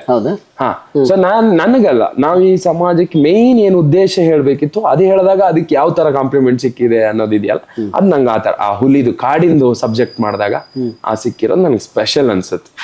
ರೀಚ್ ಆಗುತ್ತೆ. ಅದರಿಂದ ಹುಲಿ ಕಾರ್ತಿಕ್ ಅಂತ ಬಂದಿದ್ದ ನಿಮ್ಗೆ ಹೆಂಗೆ? ಇಲ್ಲ ಅದು ಹುಲಿ ಕಾರ್ತಿಕ್, ಅದೇ ಹುಲಿಗಳ ಕ್ಯಾರೆಕ್ಟರ್ ಜಾಸ್ತಿ ಮಾಡ್ತಾ ಇದ್ದಿದ್ದು. ಆಮೇಲೆ ಕಾಡಿಂದ ಬೇರೆ ಬಂದವನು, ಅವಾಗ ಚೂರು ಬಿಹೇವಿಯರ್ ಒರಟಾಗಿತ್ತು. ಅದೆಲ್ಲ ಫಸ್ಟ್ ಹುಲಿ ಅಂತ ಹೇಳಿದ್ ನೆನ್ಪಿದೆಯಾ? ಯಾರಾದ್ರೊಬ್ರು ಕರೆದಿರ್ತಾರಲ್ಲ ಹುಲಿ. ಇದು ಅಂದ್ರೆ ಇದು ಅದೇ 7-8 ವರ್ಷದ ಹಿಂದೆ. ಸೊ ನಾವು ಸ್ಟೇಜ್ ಮೇಲೆ ಹೋಗಿ ಏನೋ ನಾನೇ ಏನಕ್ಕೋ ಹುಲಿ ಅಂದಾಗ ಶ್ರುತಿ ಮೇಡಮ್ ಹುಲಿ ಅಂತ ಏನೋ ಕಿರ್ಚಿದ್ದು, ಆತರ ಆಗಿ ಅದು ಆಮೇಲೆ ಹುಲಿ ಅಂತ ಕ್ಯಾರಿ ಆದ ಆತರ ಹೆಂಗಾಯ್ತು ಅಂತ ನಮ್ಗೆ ಕೆಲವೊಮ್ಮೆ ಗೊತ್ತಾಗಲ್ಲ, ಬಂದ್ಬಿಟ್ಟಿದೆ. ಹೌದು, ಬಟ್ ಅದ್ ಬಂದ್ರ ಮೇಲೆ ಚೆನ್ನಾಗೇ ಇದೆ ಅಲ್ವಾ? ನಿಮ್ ಜೊತೆಲಿ ಆಲ್ಮೋಸ್ಟ್ ಆಕ್ಟ್ ಮಾಡಿರೋಂತ ಎಲ್ಲ ಕಲಾವಿದ್ರು ನಿಮ್ಮನ್ನು ಸೇರಿಸಿ ಎಲ್ಲರೂ ಜನಪ್ರಿಯತೆ ಗಳಿಸಿದ್ರಿ ಟಿವಿಯಲ್ಲಿ. ಚಂದ್ರಪ್ರಭಾ ಇಂದ ಸರ್ ಒಂದೊಂದು ಹುಲಿಗಳು ಸರ್ ಅವು ಸರ್. ಈಗ ಏನ್ ಗೊತ್ತಾ, ಇಲ್ಲಿ ಯಾರೋ ಚಿಕ್ಕ ಪುಟ್ಟ ಕಾಂಪಿಟೇಟ್ ಇದ್ರೆ ತುಂಬಾ ಇದು, ಇಲ್ಲಿ ಜಗ್ಗಪ್ಪ, ಚಂದ್ರಣ್ಣ, ರಾಘು, ಚಿಲ್ಲರು, ಶಿವು, ಇನ್ನು ಗೊಬ್ಬರ, ಎಲ್ಲಾರು ಒಬ್ರಿಗಿಂತ ಒಬ್ರು ರಾಕ್ಷಸರು. ನಾನು 1 ಸೆಕೆಂಡ್ ಓಡ್ತಾ ಇರೋ ನಿನ್ಗೆ ನಿಂತ್ರೆ ಇವ್ರು ಕಿಲೋಮೀಟರ್ ಗಂಟೆ ಮುಂದೆ ಹೋಗಿರ್ತಾರೆ. ಎಲ್ಲರೂ ಒಂದೇ ಲೈನ್ ನಿಂಗೆ ಓಡ್ತಾ ಇದೀವಿ, ಅದ್ ಹಂಗೆ ಇರ್ಬೇಕು. ಆಮೇಲೆ ನಮ್ಮ ಹುಡುಗರು ಹೆಂಗಂದ್ರೆ ಒಬ್ರಿಗೊಬ್ರು ಹೆಲ್ಪ್ ಮಾಡೋದು, ಆಮೇಲೆ ಒಬ್ರಿಗೊಬ್ರು ಈವೆಂಟ್ಸ್ ಕೊಡೋದು, ಅಥವಾ ಒಬ್ರಿಗೊಬ್ರು ಸಜೆಸ್ಟ್ ಮಾಡೋದು ಚೆನ್ನಾಗಿದೆ. ಒಗ್ಗಟ್ಟು ಚೆನ್ನಾಗಿದೆ. ಅದಕ್ಕೆ ಏನಾದ್ರು ಬಂದಾಗ ಅದೇನೋ ಗೊತ್ತಿಲ್ಲ ಸರ್, ನಾವೆಲ್ಲ ಅಣ್ಣ ತಮ್ಮಂದ್ರ ತರನೇ. ಇವತ್ತು ಬೆಳಿಗ್ಗೆ ಹೋದ್ರೆ ಕ್ರಿಕೆಟ್ ಆಡ್ತೀವಿ, ಬೆಳಿಗ್ಗೆ ಎಲ್ರು ಸಿಗ್ತೀವಿ, ಎಲ್ರು ಕ್ರಿಕೆಟ್, ನಮ್ದೇ ಒಂದು ಸಂಬಂಧ, ನಮ್ದೇ ಒಂದು ಫ್ಯಾಮಿಲಿ. ಚೆನ್ನಾಗಿದೆ, ಯಾರಿಗೂ ದೃಷ್ಟಿ ಆಗದೆ ಚೆನ್ನಾಗಿದ್ರೆ. ಏನೋ ಒಂದು ಕೆಲಸಗಳು ಬಂದಾಗ ಹಂಚ್ಕೊಂತೀವಿ. ಇವತ್ತು ನಂಗೆ ಈ ಸಿನಿಮಾ ಡೇಟ್ ಇಲ್ಲ ಸರ್, ಜಗ್ಗ ಇದ್ದಾನೆ, ಜಗ್ಗಂಗ್ ಕೇಳಿ, ಜಗ್ಗ ನಿಮ್ಗೆ ಸೆಟ್ ಆಗ್ತಾನೆ, ಈ ತರ ಹೋಗುತ್ತೆ. ಜಗ್ಗಂಗ್ ಆಗಿಲ್ಲ, ಕಾರ್ತಿ ಇದನ್ ಕೇಳಿ. ಇನ್ನು ಯಾರೋ ತುಕಾಲಿಗೆ ಒಂದು ಈವೆಂಟ್ ಬಂತು, ಕಾರ್ತಿ ನಂಗೆ ಇದಿಲ್ಲ, ನೀನ್ ಮಾಡ್ತೀಯಾ, ಹಿಂಗೆ ಸರ್. ಇವತ್ತು ಚೆನ್ನಾಗಿದೀವಿ, ಎಲ್ಲರೂ 9 ವರ್ಷ ಆದ್ರೂ ಚಂದ ಊಟ ಮಾಡ್ಕೊಂಡು ಒಳ್ಳೆ ರೀತಿಯಲ್ಲಿ ಇದೀವಿ ಅಂದ್ರೆ ಈ ಬಾಂಡಿಂಗ್ ಅಷ್ಟೇ. ಒಬ್ರಿಂದ ಒಬ್ರಿಗೆ ಸಹಾಯ ಆಗಿ. ಇದ್ರಲ್ಲಿ ಯಾರು ಒಬ್ಬ ಸ್ವಾರ್ಥಕ್ಕೆ ಬಿದ್ರೆ ಮುಗ್ದೋಯ್ತಿ ಟೀಮ್ ಕತೆ. ಆಗದೆ ಇರ್ಲಿ, ಯಾರ ದೃಷ್ಟಿನೂ ಆತರ ಆಗೋ ಹುಡುಗರು ಇಲ್ಲ. ಯಾಕಂದ್ರೆ ನಾನು ಅಂದ್ರೆ ನಮ್ಮ ಅಪ್ಪ ಕಷ್ಟಪಟ್ಟಂಗೆ ಕಷ್ಟಪಟ್ಟದವ್ರು ಇದಾರೆ ಈ ಟೀಮಲ್ಲಿ. ಹಂಗಾಗಿ ಎಲ್ಲರಿಗೂ ಕಷ್ಟ ಗೊತ್ತು. ಹೌದು, ಕಷ್ಟಪಟ್ಟವ್ರಿಗೆ ಮಾತ್ರ ಇನ್ನೊಬ್ರು ಕಷ್ಟ ಏನು ಅಂತ ಗೊತ್ತಾಗಲ್ಲ. ಸುಖದಲ್ಲಿರೋರಿಗೆ ಇನ್ನೊಬ್ರಿಗೆ ಕಷ್ಟ ಗೊತ್ತಾಗಲ್ಲ ಅಲ್ವಾ? ಹೌದು. ಸೊ ಚಂದ್ರಪ್ರಭಾ ಬಿಗ್ ಬಾಸ್ ಹೋಗಿದ್ದಾರೆ, ನೋಡ್ತೀನಿ. ನಾನು ತುಂಬಾ ಏನು ವಾಚ್ ಮಾಡಲ್ಲ. ಮನೇಲಿ ಒಂದ್ ಸ್ಟೆಪ್ ಇದೆ, ಮಾಡ್ತೀರಾ? ಜಡ್ಡಿನಕ, ಪಂಪನಕ. ಸೊ ಬಿಗ್ ಬಾಸ್ ಒಂದು ದೊಡ್ಡ ರಿಯಾಲಿಟಿ ಶೋ. ಅದು ಒಂದು ರಿಯಾಲಿಟಿ ಶೋಗಳಲ್ಲೇ ಒಂದು ಡಿಫ್ರೆಂಟ್ ರಿಯಾಲಿಟಿ ಶೋ. ವ್ಯಕ್ತಿತ್ವಗಳ ನಡುವೆ ಆಟ ಅದು. ಸೊ ಹೇಗನ್ಸುತ್ತೆ, ನೋಡ್ತೀರಾ ಚಂದ್ರಪ್ರಭಾನ? ಈಗ ನಿಮ್ಮ ಸರ್ಕಲ್ ಅಲ್ಲಿರುವಂತ ಅದೇ ಚಂದ್ರಪ್ರಭಾಂದ ಬರ್ತಾ ಇರ್ತವೆ, ಕಳಿಸ್ತಾ ಇರ್ತಾರೆ, ಎಲ್ಲ ನೋಡ್ತೀನಿ. ಅಂದ್ರೆ ನಾನು ಅಲ್ಲಿ ಬೇರೆಯವ್ರು ನೋಡೋದಕ್ಕೂ ಚಂದ್ರಪ್ರಭಾ ಬಂದ್ಬಿಟ್ಟು ಒಂದ್ ಮುಗ್ಧ ಅವನು. ಅದಕ್ಕೆ ವಯಸ್ಸಾಗಿದೆ, ನಾವು ರೇಗಿಸ್ತಾ ಇರ್ತೀವಿ, ವಯಸ್ಸಾಗಿದೆ ಅಷ್ಟೇ. ಅದ್ರೊಳಗಿರೋ ಮಗು ಅದ್ ಇನ್ನೂ ಬೆಳವಣಿಗೆ ಆಗಿಲ್ಲ. ನೀವು ಜೋರಾಗಿ ಬೈದ್ರೆ ಹತ್ತು ಬಿಡ್ತಾರೆ. ಅವನು ಹೆಂಗಂದ್ರೆ ಗುಂಪಲ್ಲಿದ್ದಾಗ ಏನೋ ಗಲಾಟೆ ಆಯ್ತು ಅಂದ್ರೆ ಈ ಗಲಾಟೆಲಿ ನಾನ್ ಯಾಕಿರ್ಬೇಕು ಅನ್ನೋ ಜನ ಅವನು. ಈಗ ಅಲ್ಲಿ ಏನಾಗ್ಬಿಡದೆ, ಈಗ ಮಾಡ್ಲೇಬೇಕು, ಏನು ಮಾಡಂಗಿಲ್ಲ ಅನ್ನೋ ತರ ಕೆಲವು ಟೈಮ್ ಅವನು ರೇಗ್ದಾಗ ನಂಗೆ ಅನ್ಸ್ತಾ ಇರುತ್ತೆ. ಅವನ ಅಲ್ಲ, ಅವನು ಬಹಳ ಒಳ್ಳೆ ಮನುಷ್ಯ, ಪ್ಯೂರ್ ಹಾರ್ಟು, ಎಲ್ರಿಗೂ ಖುಷಿ ಪಡ್ಕೊಂಡು ಕೈಗೆ ಎಲ್ಲ ಒತ್ಕೊಂಡು ಆ ತರ ಇರೋ ಮನುಷ್ಯ, ಗುಡ್ ಹಾರ್ಟ್ ಮನುಷ್ಯ. ಅವ್ನ್ ನನ್ನ ಪ್ರಕಾರ ಇನ್ನೊಂಚೂರು ಓಪನ್ ಆಗಿ ಗೇಮ್ ಎಲ್ಲ ಚಂದ ಆಡ್ತಾರೆ. ನಾವೆಲ್ಲ ಶೋ ಮಾಡಿದಾಗ ನಾವು ಕ್ರಿಕೆಟ್ ಆಡಕ್ ಹೋದಾಗ ಒಳ್ಳೆ ಬ್ಯಾಟ್ಸ್ಮನ್ ಇದೆಲ್ಲ ಚೆನ್ನಾಗ್ ಮಾಡ್ತಾನೆ. ಮಾತಾಡ್ಬೇಕು, ಅವ್ನಲ್ಲಿ ಒಳ್ಳೆ ಮಾತುಗಾರ ಇದೆ. ನಮ್ ಗೊಬ್ಬರ ಹತ್ರ ನಮ್ಮ ಹತ್ರ ಎಲ್ಲ ಕಾಮಿಡಿ ಕಾಲ್ ಹೇಳ್ಕೊಂಡಿರ್ತಾರೆ. ಅವ್ನು ಇನ್ನೂ ಓಪನ್ ಆಗ್ಬೇಕು. ಅವ್ರಲ್ಲೇ ಅವನು ಮೊನ್ನೆ ಯಾವ್ದೋ ನೋಡ್ತಾ ಇದ್ದೆ, ಗಿಲ್ಲಿ ಇದು ಕಾಮಿಡಿ ಶೋ ಅಲ್ಲ ಅಂತ ಏನೋ ಬೈತಾ ಇದ್ದ. ಸೊ ಕಾಮಿಡಿ ಶೋ ಅಲ್ದೇ ಇರ್ಬೋದಿತ್ತು, ಚಂದ್ರಪ್ರಭನ್ ಕಾಮಿಡಿಯನ್ ಅಂತಾನೆ ತಗೊಂಡಿರ್ತಾರ. ಕಾಮಿಡಿ ಜನ ನಮ್ಮನ್ನ ಕಾಮಿಡಿಯನ್ ನೋಡ್ತಾ ಇರ್ತಾರೆ. ನಾವ್ ಅಲ್ಲಿ ಇಷ್ಟೇ ಅದು ಬದಲಾಗ್ಬೇಕಾಗಿಲ್ಲ. ಅಲ್ಲಿ ಹೆಂಗಿರ್ಬೇಕು, ಅದು ಒಂದು ವೇದಿಕೆನೆ. ಬಿಗ್ ಬಾಸ್ ಅನ್ನೋದು ಒಂದು ವೇದಿಕೆನೆ. ಅಲ್ಲೂ ಎಂಟರ್ಟೈನೇ ಮಾಡ್ಬೇಕು. ನಾವು ನಿಮ್ಮನ್ನ ಯಾವ ಕೆಟಗರಿಯಿಂದ ತಗೊಂಡಲ್ಲಿ ಹಾಕಿದಾರೆ, ನೀವು ಅದೇ ಕೆಲಸ ಮಾಡ್ಬೇಕು. ಅದನ್ನ ಮಾಡಿದ್ರೆ ಅವನು ಇನ್ನೂ ಚೆನ್ನಾಗಿರೋ ಅಂತ ಹಾಸ್ಯ ಕಲಾವಿದ. ಅಂದ್ರೆ ಎಲ್ಲಾ ಸ್ಕಿಟ್ ನೋಡಿ ನಗು ಬರೋದಂದ್ರೆ ಚಂದ್ರಣ್ಣಂದೆ. ಹೌದು, ಟೈಮಿಂಗ್ ಅವನು ಅಷ್ಟು ಒಳ್ಳೆ ಇದು ಯಾಕೆ ಅವನು ಅಲ್ಲಿ ಸೈಲೆಂಟ್. ಅವ್ರಿಗೆ ಅಲ್ಲೊಂದು ಕಾನ್ಶಿಯಸ್ನೆಸ್ ಬಂದ್ಬಿಟ್ಟು ನಾನಿಲ್ಲಿ ಕಾಮಿಡಿ ಮಾಡಬಾರ್ದು, ಕಾಮಿಡಿಗೆ ಬಂದಿಲ್ಲ, ಇದು ಬಿಗ್ ಬಾಸ್ ಶೋ, ಇದು ನಾನಿಲ್ಲಿ ಬೇರೆ ತರ ಇರ್ಬೇಕು. ಅಯ್ಯೋ ನಾನು ಹೇಳೋದು, ನಾನ್ ಸಿನಿಮಾ ಮಾಡಿದ್ರು, ಈಗ ಭರ್ಜರಿ ಬ್ಯಾಚುಲರ್ ಮಾಡಿದ್ರು, ಗಿಚ್ಚಿ ಗಿಲಿ ಮಾಡಿದ್ರು, ನನ್ನನ್ನು ನೋಡೋದು ಇವಾಗ ಕಾಮಿಡಿ ಮಾಡ್ತಾನೆ ಅಂತ ಅಲ್ವಾ? ಕಾಮಿಡಿ ಮಾತಾಡಿದ್ರೆ ಕಾಮಿಡಿ ಇರ್ತದೆ, ಇವ್ನು ಕಾಮಿಡಿಯಾಗಿ ಮಾತಾಡ್ತಾನೆ ಅಂತಾನೆ ನೋಡೋದು. ನಾನು ಅದೇ ಕೆಲಸ ಮಾಡ್ಬೇಕು. ನಾನು ನಿಮ್ಮವ್ರ ಜುಗಲ್ ಬಂದಿ ಚೆನ್ನಾಗಿ ವರ್ಕ್ ಆಗಿತ್ತು. ಅಯ್ಯೋ, ನಾನು ಅವನು ರಾಜನ್ ಬಾಳ ಮಾಡಬೇಡ. ಹೌದು, ನಾವೆಲ್ಲ ಟಿವಿ ನೋಡ್ಬೇಕಾದ್ರೆ ಶೋಗಳನ್ನ ನಮ್ಮನೇಲಿ ಅಪ್ಪ ಅಂದ್ರೆ ಅವನು ಈ ಹುಡುಗಿರ್ ಸಹಜಕ್ ಬಿದ್ದು ಎಲ್ಲ ಮಾರ್ಕೊಂಡಿರ್ತಾನೆ.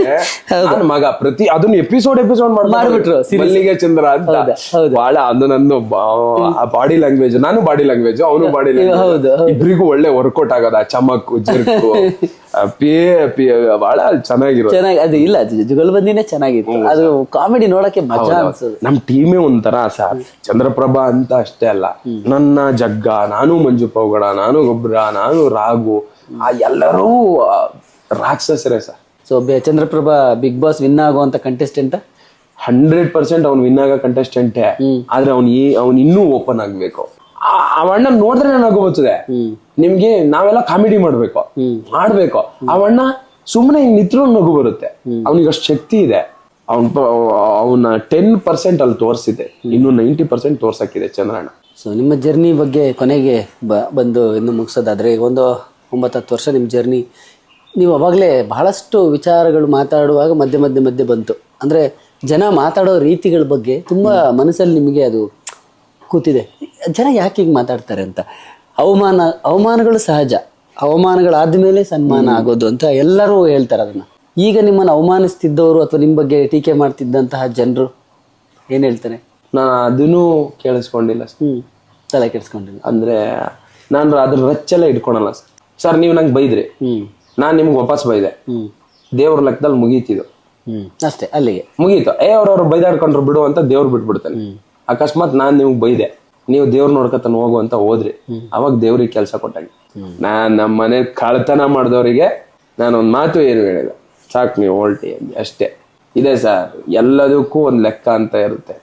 ಈ ನೇಚರ್ ಇದು ಯಾವ್ದು ನಮ್ದಲ್ಲ, ನಾವೆಲ್ಲ ಕಂಡಿಡ್ದೀವಿ ಅಂತ ಸುಮ್ನೆ ಕೊಚ್ಕೊಬೇಕು. ಇದೆಲ್ಲ ನೇಚರ್ ಇಂದಾನೆ ಬಂದಿರೋದು. ನಾನಾಗೆ ತಥಸ್ತು ಒಂದು ಸೃಷ್ಟಿಯಾಗಿದೆ, ಯಾವ್ದು ಇಲ್ಲ. ಈ ಒಳ್ಳೇದಕ್ಕೂ ಈ ಕೆಟ್ಟದಕ್ಕೂ ಎರಡಕ್ಕೂ ಅವನೇ ಮುಕ್ತಿ ಕೊಡ್ತಾನೆ. ಅದೇ ಇದೆಲ್ಲ ದೊಡ್ಡವರ ಗುಂಪಿನಲ್ಲಿ ದಡ್ಡನಂತಿರೋ ನಾವ್ ಹಂಗೆ ಸರ್. ಕೆಲ್ಸ ಮಾಡೋಣ ಸರ್. ನಾನು ಎಷ್ಟು ಮಾತಾಡಿದ್ರು ಅಷ್ಟೇ, ಇಲ್ಲ ನಾನು ಎಷ್ಟು ಬುದ್ಧಿ ಹೇಳಿದ್ರು ಅಷ್ಟೇ. ಗಾಂಧಿ, ಸುಭಾಷ್ ಚಂದ್ರ ಬೋಸ್, ಸ್ವಾಮಿ ವಿವೇಕಾನಂದ, ಬಸವಣ್ಣ, ದೊಡ್ಡವ್ರು ಬಂದು, ದೊಡ್ಡ ಬುದ್ಧ, ಕೈಲಾಸಂ, ದೊಡ್ಡ ಡೈರೆಕ್ಟರ್ಗಳು ಎಲ್ಲ ದೊಡ್ಡ ಸಿನಿಮಾ, ಪುಟ್ಟಣ್ಣ ಕಣಗಾಲ್ ಅವರು, ಉಪೇಂದ್ರ ಸರ್ ಆಗ್ಲಿ, ಅವ್ರ ಸಿನಿಮಾ ಮೂಲಕ ಎಷ್ಟೆಷ್ಟೋ ವಿಚಾರಗಳನ್ನು ಹೇಳಿದ್ದಾರೆ, ಒಳ್ಳೊಳ್ಳೆ ವಿಚಾರಗಳನ್ನು ಹೇಳಿದ್ದಾರೆ. ಅದನ್ನೇ ನಾವು ತಗೊಂಡಿಲ್ಲ ಸರ್. ಈ ಪುಟ್ಗೋಸಿ ಹುಲಿ ಕಾರ್ತಿಕ್ ಕೇಳಿದ್ರೆ ಯಾರು ತಗೊಳ್ತಾರೆ ಸರ್? ಬಟ್ ಅದಕ್ಕೆ ನಾವು ಕೆಲಸ ಮಾಡೋಣ, ನಮ್ಮ ಕೆಲಸ ಖುಷಿ ಆದವ್ರು ಚಪ್ಪಾಳೆ ತಟ್ತಾರೆ, ಆಗದಿದ್ದವ್ರು ತಲೆಗೆ. ನಾವು ಅವರಿಗೋಸ್ಕರನೇ ಇರೋದು ಸರ್. ಇವತ್ತು ನಾನು ಯಾವ ಇಂಟರ್ವ್ಯೂ ಆದ್ರೂ ಹೇಳ್ತೀನಿ, ಇವತ್ತು ನನ್ನ ಮನೇಲಿ ಏನೇ ಆದ್ರೂ ಅದೆಲ್ಲವೂ ನಿಮ್ದೆ. ನಾಳೆ ನಾನು ಬೆಳಗ್ಗೆ ನನ್ನ ತಟ್ಟೆಲಿ ಒಂದು ಅಗಳ ಅನ್ನ ಹಾಕೊಳ್ತೀನಿ ಅಂದ್ರು ಅದು ನಿಮ್ದೆ ಸರ್. ನೀವು ಟಿವಿ ನೋಡಿ ಒಳ್ಳೆ ಕಲಾವಿದ ಕಣಪ್ಪ ಅಂದಿದ್ದಕ್ಕೆ ನಾನು ಊಟ ಮಾಡ್ತಾ ಇರೋದು. ಇವನೇನ್ ಚೆನ್ನಾಗ್ ಮಾಡಲ್ಲ ಬೇಡ ಅಂದಿದ್ರೆ ನಾನು ಇವಾಗ ಊರಲ್ಲಿ ಊಟ ಮಾಡ್ತಾ ಇರೋದು, ಬೇರೆ ಯಾವ್ದೋ ಕೆಲಸ ಮಾಡಿ ಊಟ ಮಾಡೋದು ಅಷ್ಟೇ. ನಾ ಬದುಕ್ತಾ ಇರೋದು ಊಟಕ್ಕೆ ಸರ್. ಊರಲ್ಲಿ ಇದ್ದಿದ್ರು ಗಾರೆ ಕೆಲಸನೋ ಇನ್ನೊಂದು ಯಾವ್ದೋ ಒಂದು ಒಳ್ಳೆ ಕೆಲಸ ನಂಗೆ ಬರ ಅಂತ, ಗಾರೆ ಕೆಲಸ ಚೆನ್ನಾಗಿ ಬರ್ತಾ ಇತ್ತು, ಹೋಟ್ಲು ಕೆಲಸ ಚೆನ್ನಾಗಿ ಬರ್ತಾ ಇತ್ತು, ಅದನ್ನ ಯಾವ್ದೋ ಮಾಡ್ತಾ ಇದ್ದೆ. ಜನ ಪ್ರೀತಿಯಿಂದ ಇಲ್ಲಪ್ಪ ನೀನು ಇಲ್ಲಿ ಕೆಲಸ ಮಾಡು ಅಂತ ಕರ್ಕೊಂಡ್ಬಂದ್ಬಿಟ್ಟಿದ್ದಾರೆ, ಇಲ್ಲಿ ಕೆಲಸ ಮಾಡ್ತಾ ಇದೀನಿ. ಇದು ಅಷ್ಟೇ, ನಾನು ಊಟಕ್ಕೆ ಇದೇನಾದ್ರು ಫ್ರೀ ಆಗಿದ್ರೆ ಮಾಡ್ತಾ ಇದ್ನ ಸರ್? ನಾನು ಮಾಡ್ತಾ ಇಲ್ಲ, ಇಲ್ಲಿ ದುಡ್ಡು ಕೊಡ್ತಾರೆ ಮಾಡೋದು ಹೊಟ್ಟೆಗಾಗಿ, ಅದಕ್ಕೊಂದೇನೋ ಬೇರೆ ಹೆಸರು ಕೊಡ್ತೀವಿ ನಾವು ಅಲ್ವಾ. ನನಗೆ ಯಾರು ಬೈಯಲ್ಲ ಸರ್. ನನಗೆ ಅಂದ್ರೆ ಅದನ್ನ ನೋಡಿ ಬೇಜಾರಾಗ್ಬಿಟ್ಟಿದೆ. ಯಾಕೆ ಯಾರಿಗೆ ಬೈಬೇಕು? ಇಲ್ಲಿ ಪ್ರಶ್ನೆ ಮಾಡೋದು ಸುಮಾರು ಇದಾವೆ, ಅವು ಯಾವ್ದು ಅಲ್ಲ. ಆರ್ಟಿಸ್ಟಿಗೆ ಬೈಕೊಂಡು ಏನೋ ಮಾಡ್ತಾರೆ ಬಿಡಿ, ಅವ್ರು ಹೊಟ್ಟೆಪಾಡು ಅದರಿಂದ ನಡೀತಾ ಇರುತ್ತೆ. ಯಾರೋ ಒಬ್ಬ ಲಾಗ್ ಮಾಡ್ತಾನೆ, ಊರ್ ಸುತ್ತಾನೆ, ಅವನಿಗೆ ಆ ಕೆಲ್ಸದಲ್ಲಿ ಅವ್ನು ಖುಷಿ ಕಂಡಿರ್ತಾನೆ. ಯಾರೋ ಒಬ್ಬ ಏನೋ ಮಾಡ್ತಾ ಇದ್ದಾನಲ್ಲ, ಅವನಿಗೆ ನಾವು ಸಪೋರ್ಟ್ ಮಾಡೋಕೆ ಏನೋ ಮಾಡ್ತಾನ. ಅವನು ಮನೇಲಿ ಕೂತಿಲ್ವಲ್ಲ, ಅಪ್ಪ ಅಮ್ಮಂಗ್ ಮನೇಲಿ ರೂಮಲ್ಲಿ ಹಾಕೊಂಡು ಹೊಡಿತಾ ಇಲ್ವಲ್ಲ, ಹೆಂಡತಿಗೆ ಹೊಡಿತಾ ಇಲ್ವಲ್ಲ. ಇಲ್ಲ, ನಮ್ಮ ಸಮಾಜ ಇರೋದೇ ಹೆಂಗೆ, ಏನಾದ್ರೂ ಮಾಡ್ತಿರ್ತಾರಲ್ಲ, ಏನಾದ್ರೂ ಒಂದು ಮಾಡ್ತಿರ್ತಾರಲ್ಲ, ಅವ್ರನ್ನೇ ಟೀಕೆ ಮಾಡೋದು. ಏನೂ ಮಾಡದೇ ಇರೋನ್ ಯಾರು ಟೀಕೆ ಮಾಡೋದು. ನಿಮ್ ಬಗ್ಗೆ ಮಾತಾಡ್ತಿದ್ದಾರೆ ಅಂದ್ರೆ ನೀವೇನೋ ಮಾಡ್ತಿದ್ದೀರಾ, ನಡೆಯೋನೇ ಇಡೋದು ಅಂತ ಆತರ. ಅದು ಅಂದ್ರೆ ಏನೋ ಮಾಡ್ತಿದ್ದಾನೆ ಅಂದ್ರೆ ಅವ್ನ ಬಗ್ಗೆ ಮಾತಾಡೋದು ಅಂತ. ನನಗೆ ಪಾಪ ಬ್ಯಾಡ್ ಕಮೆಂಟ್ ಎಲ್ಲ ಏನು ಹಾಕಲ್ಲ. ಹಾಕಿದ್ರು ಗೊತ್ತು ನನಗೆ ಯಾರು ಹಾಕ್ತಾರೆ ಅಂತ. ಸೊ ಅದಕ್ಕೆ ನಾನು ತಲೆ ಕೆಡ್ಸ್ಕೊಳಲ್ಲ. ಎಲ್ಲೋ ತುಂಬಾ ರಶ್ ಇದ್ದಲ್ಲಿ ಎಲ್ಲೋ ನಾವು ಹೋಗೋಷ್ಟೊತ್ತಿಗೆ ಫೋಟೋ ಸಿಕ್ಕಿರುವ ಆ ಬೇಜಾರಿಗೆ ಹಾಕಿರ್ತಾನೆ. ಅವನೆಲ್ಲೋ ಹಾಯ್ ಮಾಡಿರ್ತಾನೆ, ನನಗೆ ಕೇಳಿಸಿರಲ್ಲ, ನಾನು ಹಾಯ್ ಮಾಡಿರಲ್ಲ. ಅದಕ್ಕೆ ಅವನಿಗೆ ದುರಂಕಾರ ಅನ್ಕೊಂಡಿರ್ತಾನೆ. ಈ ಸ್ಥಳದಲ್ಲಿ, ಈ ಪ್ಲೇಸ್ ಅಲ್ಲಿ, ಈ ಜಾಗದಲ್ಲಿ ಅವ್ನು ನಿಂತ್ಕೊಂಡು ನೋಡಿದ್ರೆ ಅವ್ನ್ ತಪ್ಪಲ್ಲ ಅಂತ ಅವನಿಗೂ ಗೊತ್ತಿರುತ್ತೆ. ಅವ್ರ ಫ್ರಸ್ಟ್ರೇಷನ್ ಎಲ್ಲವೂ ಅವ್ನು ನನ್ನ ಪ್ರೀತಿಯಿಂದಾನೇ ಮೀಟ್ ಮಾಡಕ್ ಬಂದಿರ್ತಾನೆ. ನಾನು ಸಿಕ್ಕಿರಲ್ಲ ಅನ್ನೋ ಫ್ರಸ್ಟ್ರೇಷನ್ ಇರುತ್ತಲ್ಲ. ಈಗ ನನ್ನ ಗರ್ಲ್ ಫ್ರೆಂಡ್ ಇರ್ತಾಳೆ ಅಂತ ಇಟ್ಕೊಳ್ಳಿ, ಅವಳನ್ನ ಮೀಟ್ ಮಾಡ್ಬೇಕಂತ ಬೆಳಗ್ಗೆಯಿಂದ ಕಾಯ್ತಾ ಇರ್ತೀನಿ. ಅವ್ಳು ಬರ್ತಾಳೆ ಅಂದಿರ್ತಾಳೆ, ಕಟ್ ಮಾಡಿದ್ರೆ ಅವ್ಳು ಬರಲ್ಲ ಅಂದಿರ್ತಾಳೆ.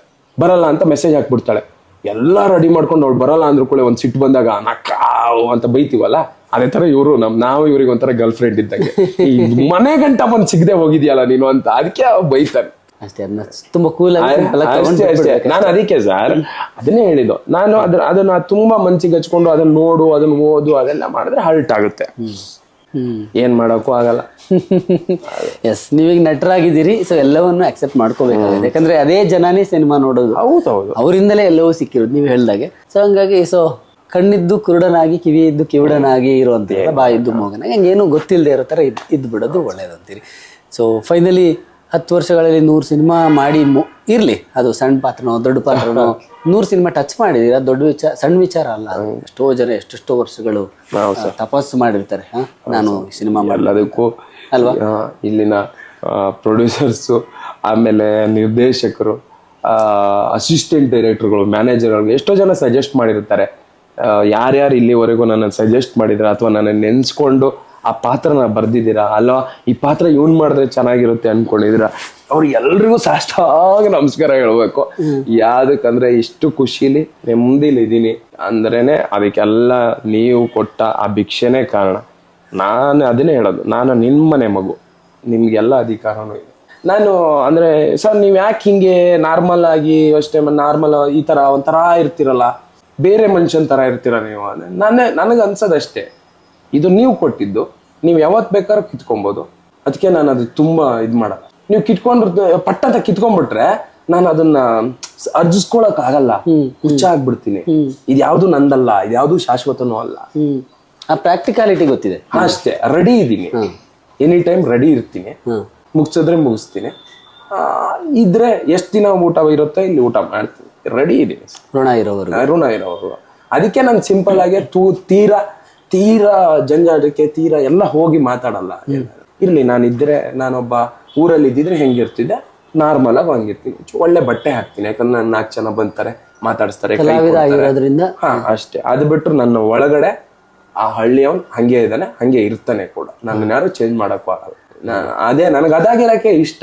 ತುಂಬಾ ತುಂಬಾ ನಂದಲ್ಲ ಇದೆಲ್ಲವೂ, ನನಗೆ ಹೊಡೆದಿರೋ ಲಾಟ್ರಿ. ನಾನು ಹೇಳಿದ್ನಲ್ಲ, ಇದೆಲ್ಲ ಲಾಟ್ರಿ.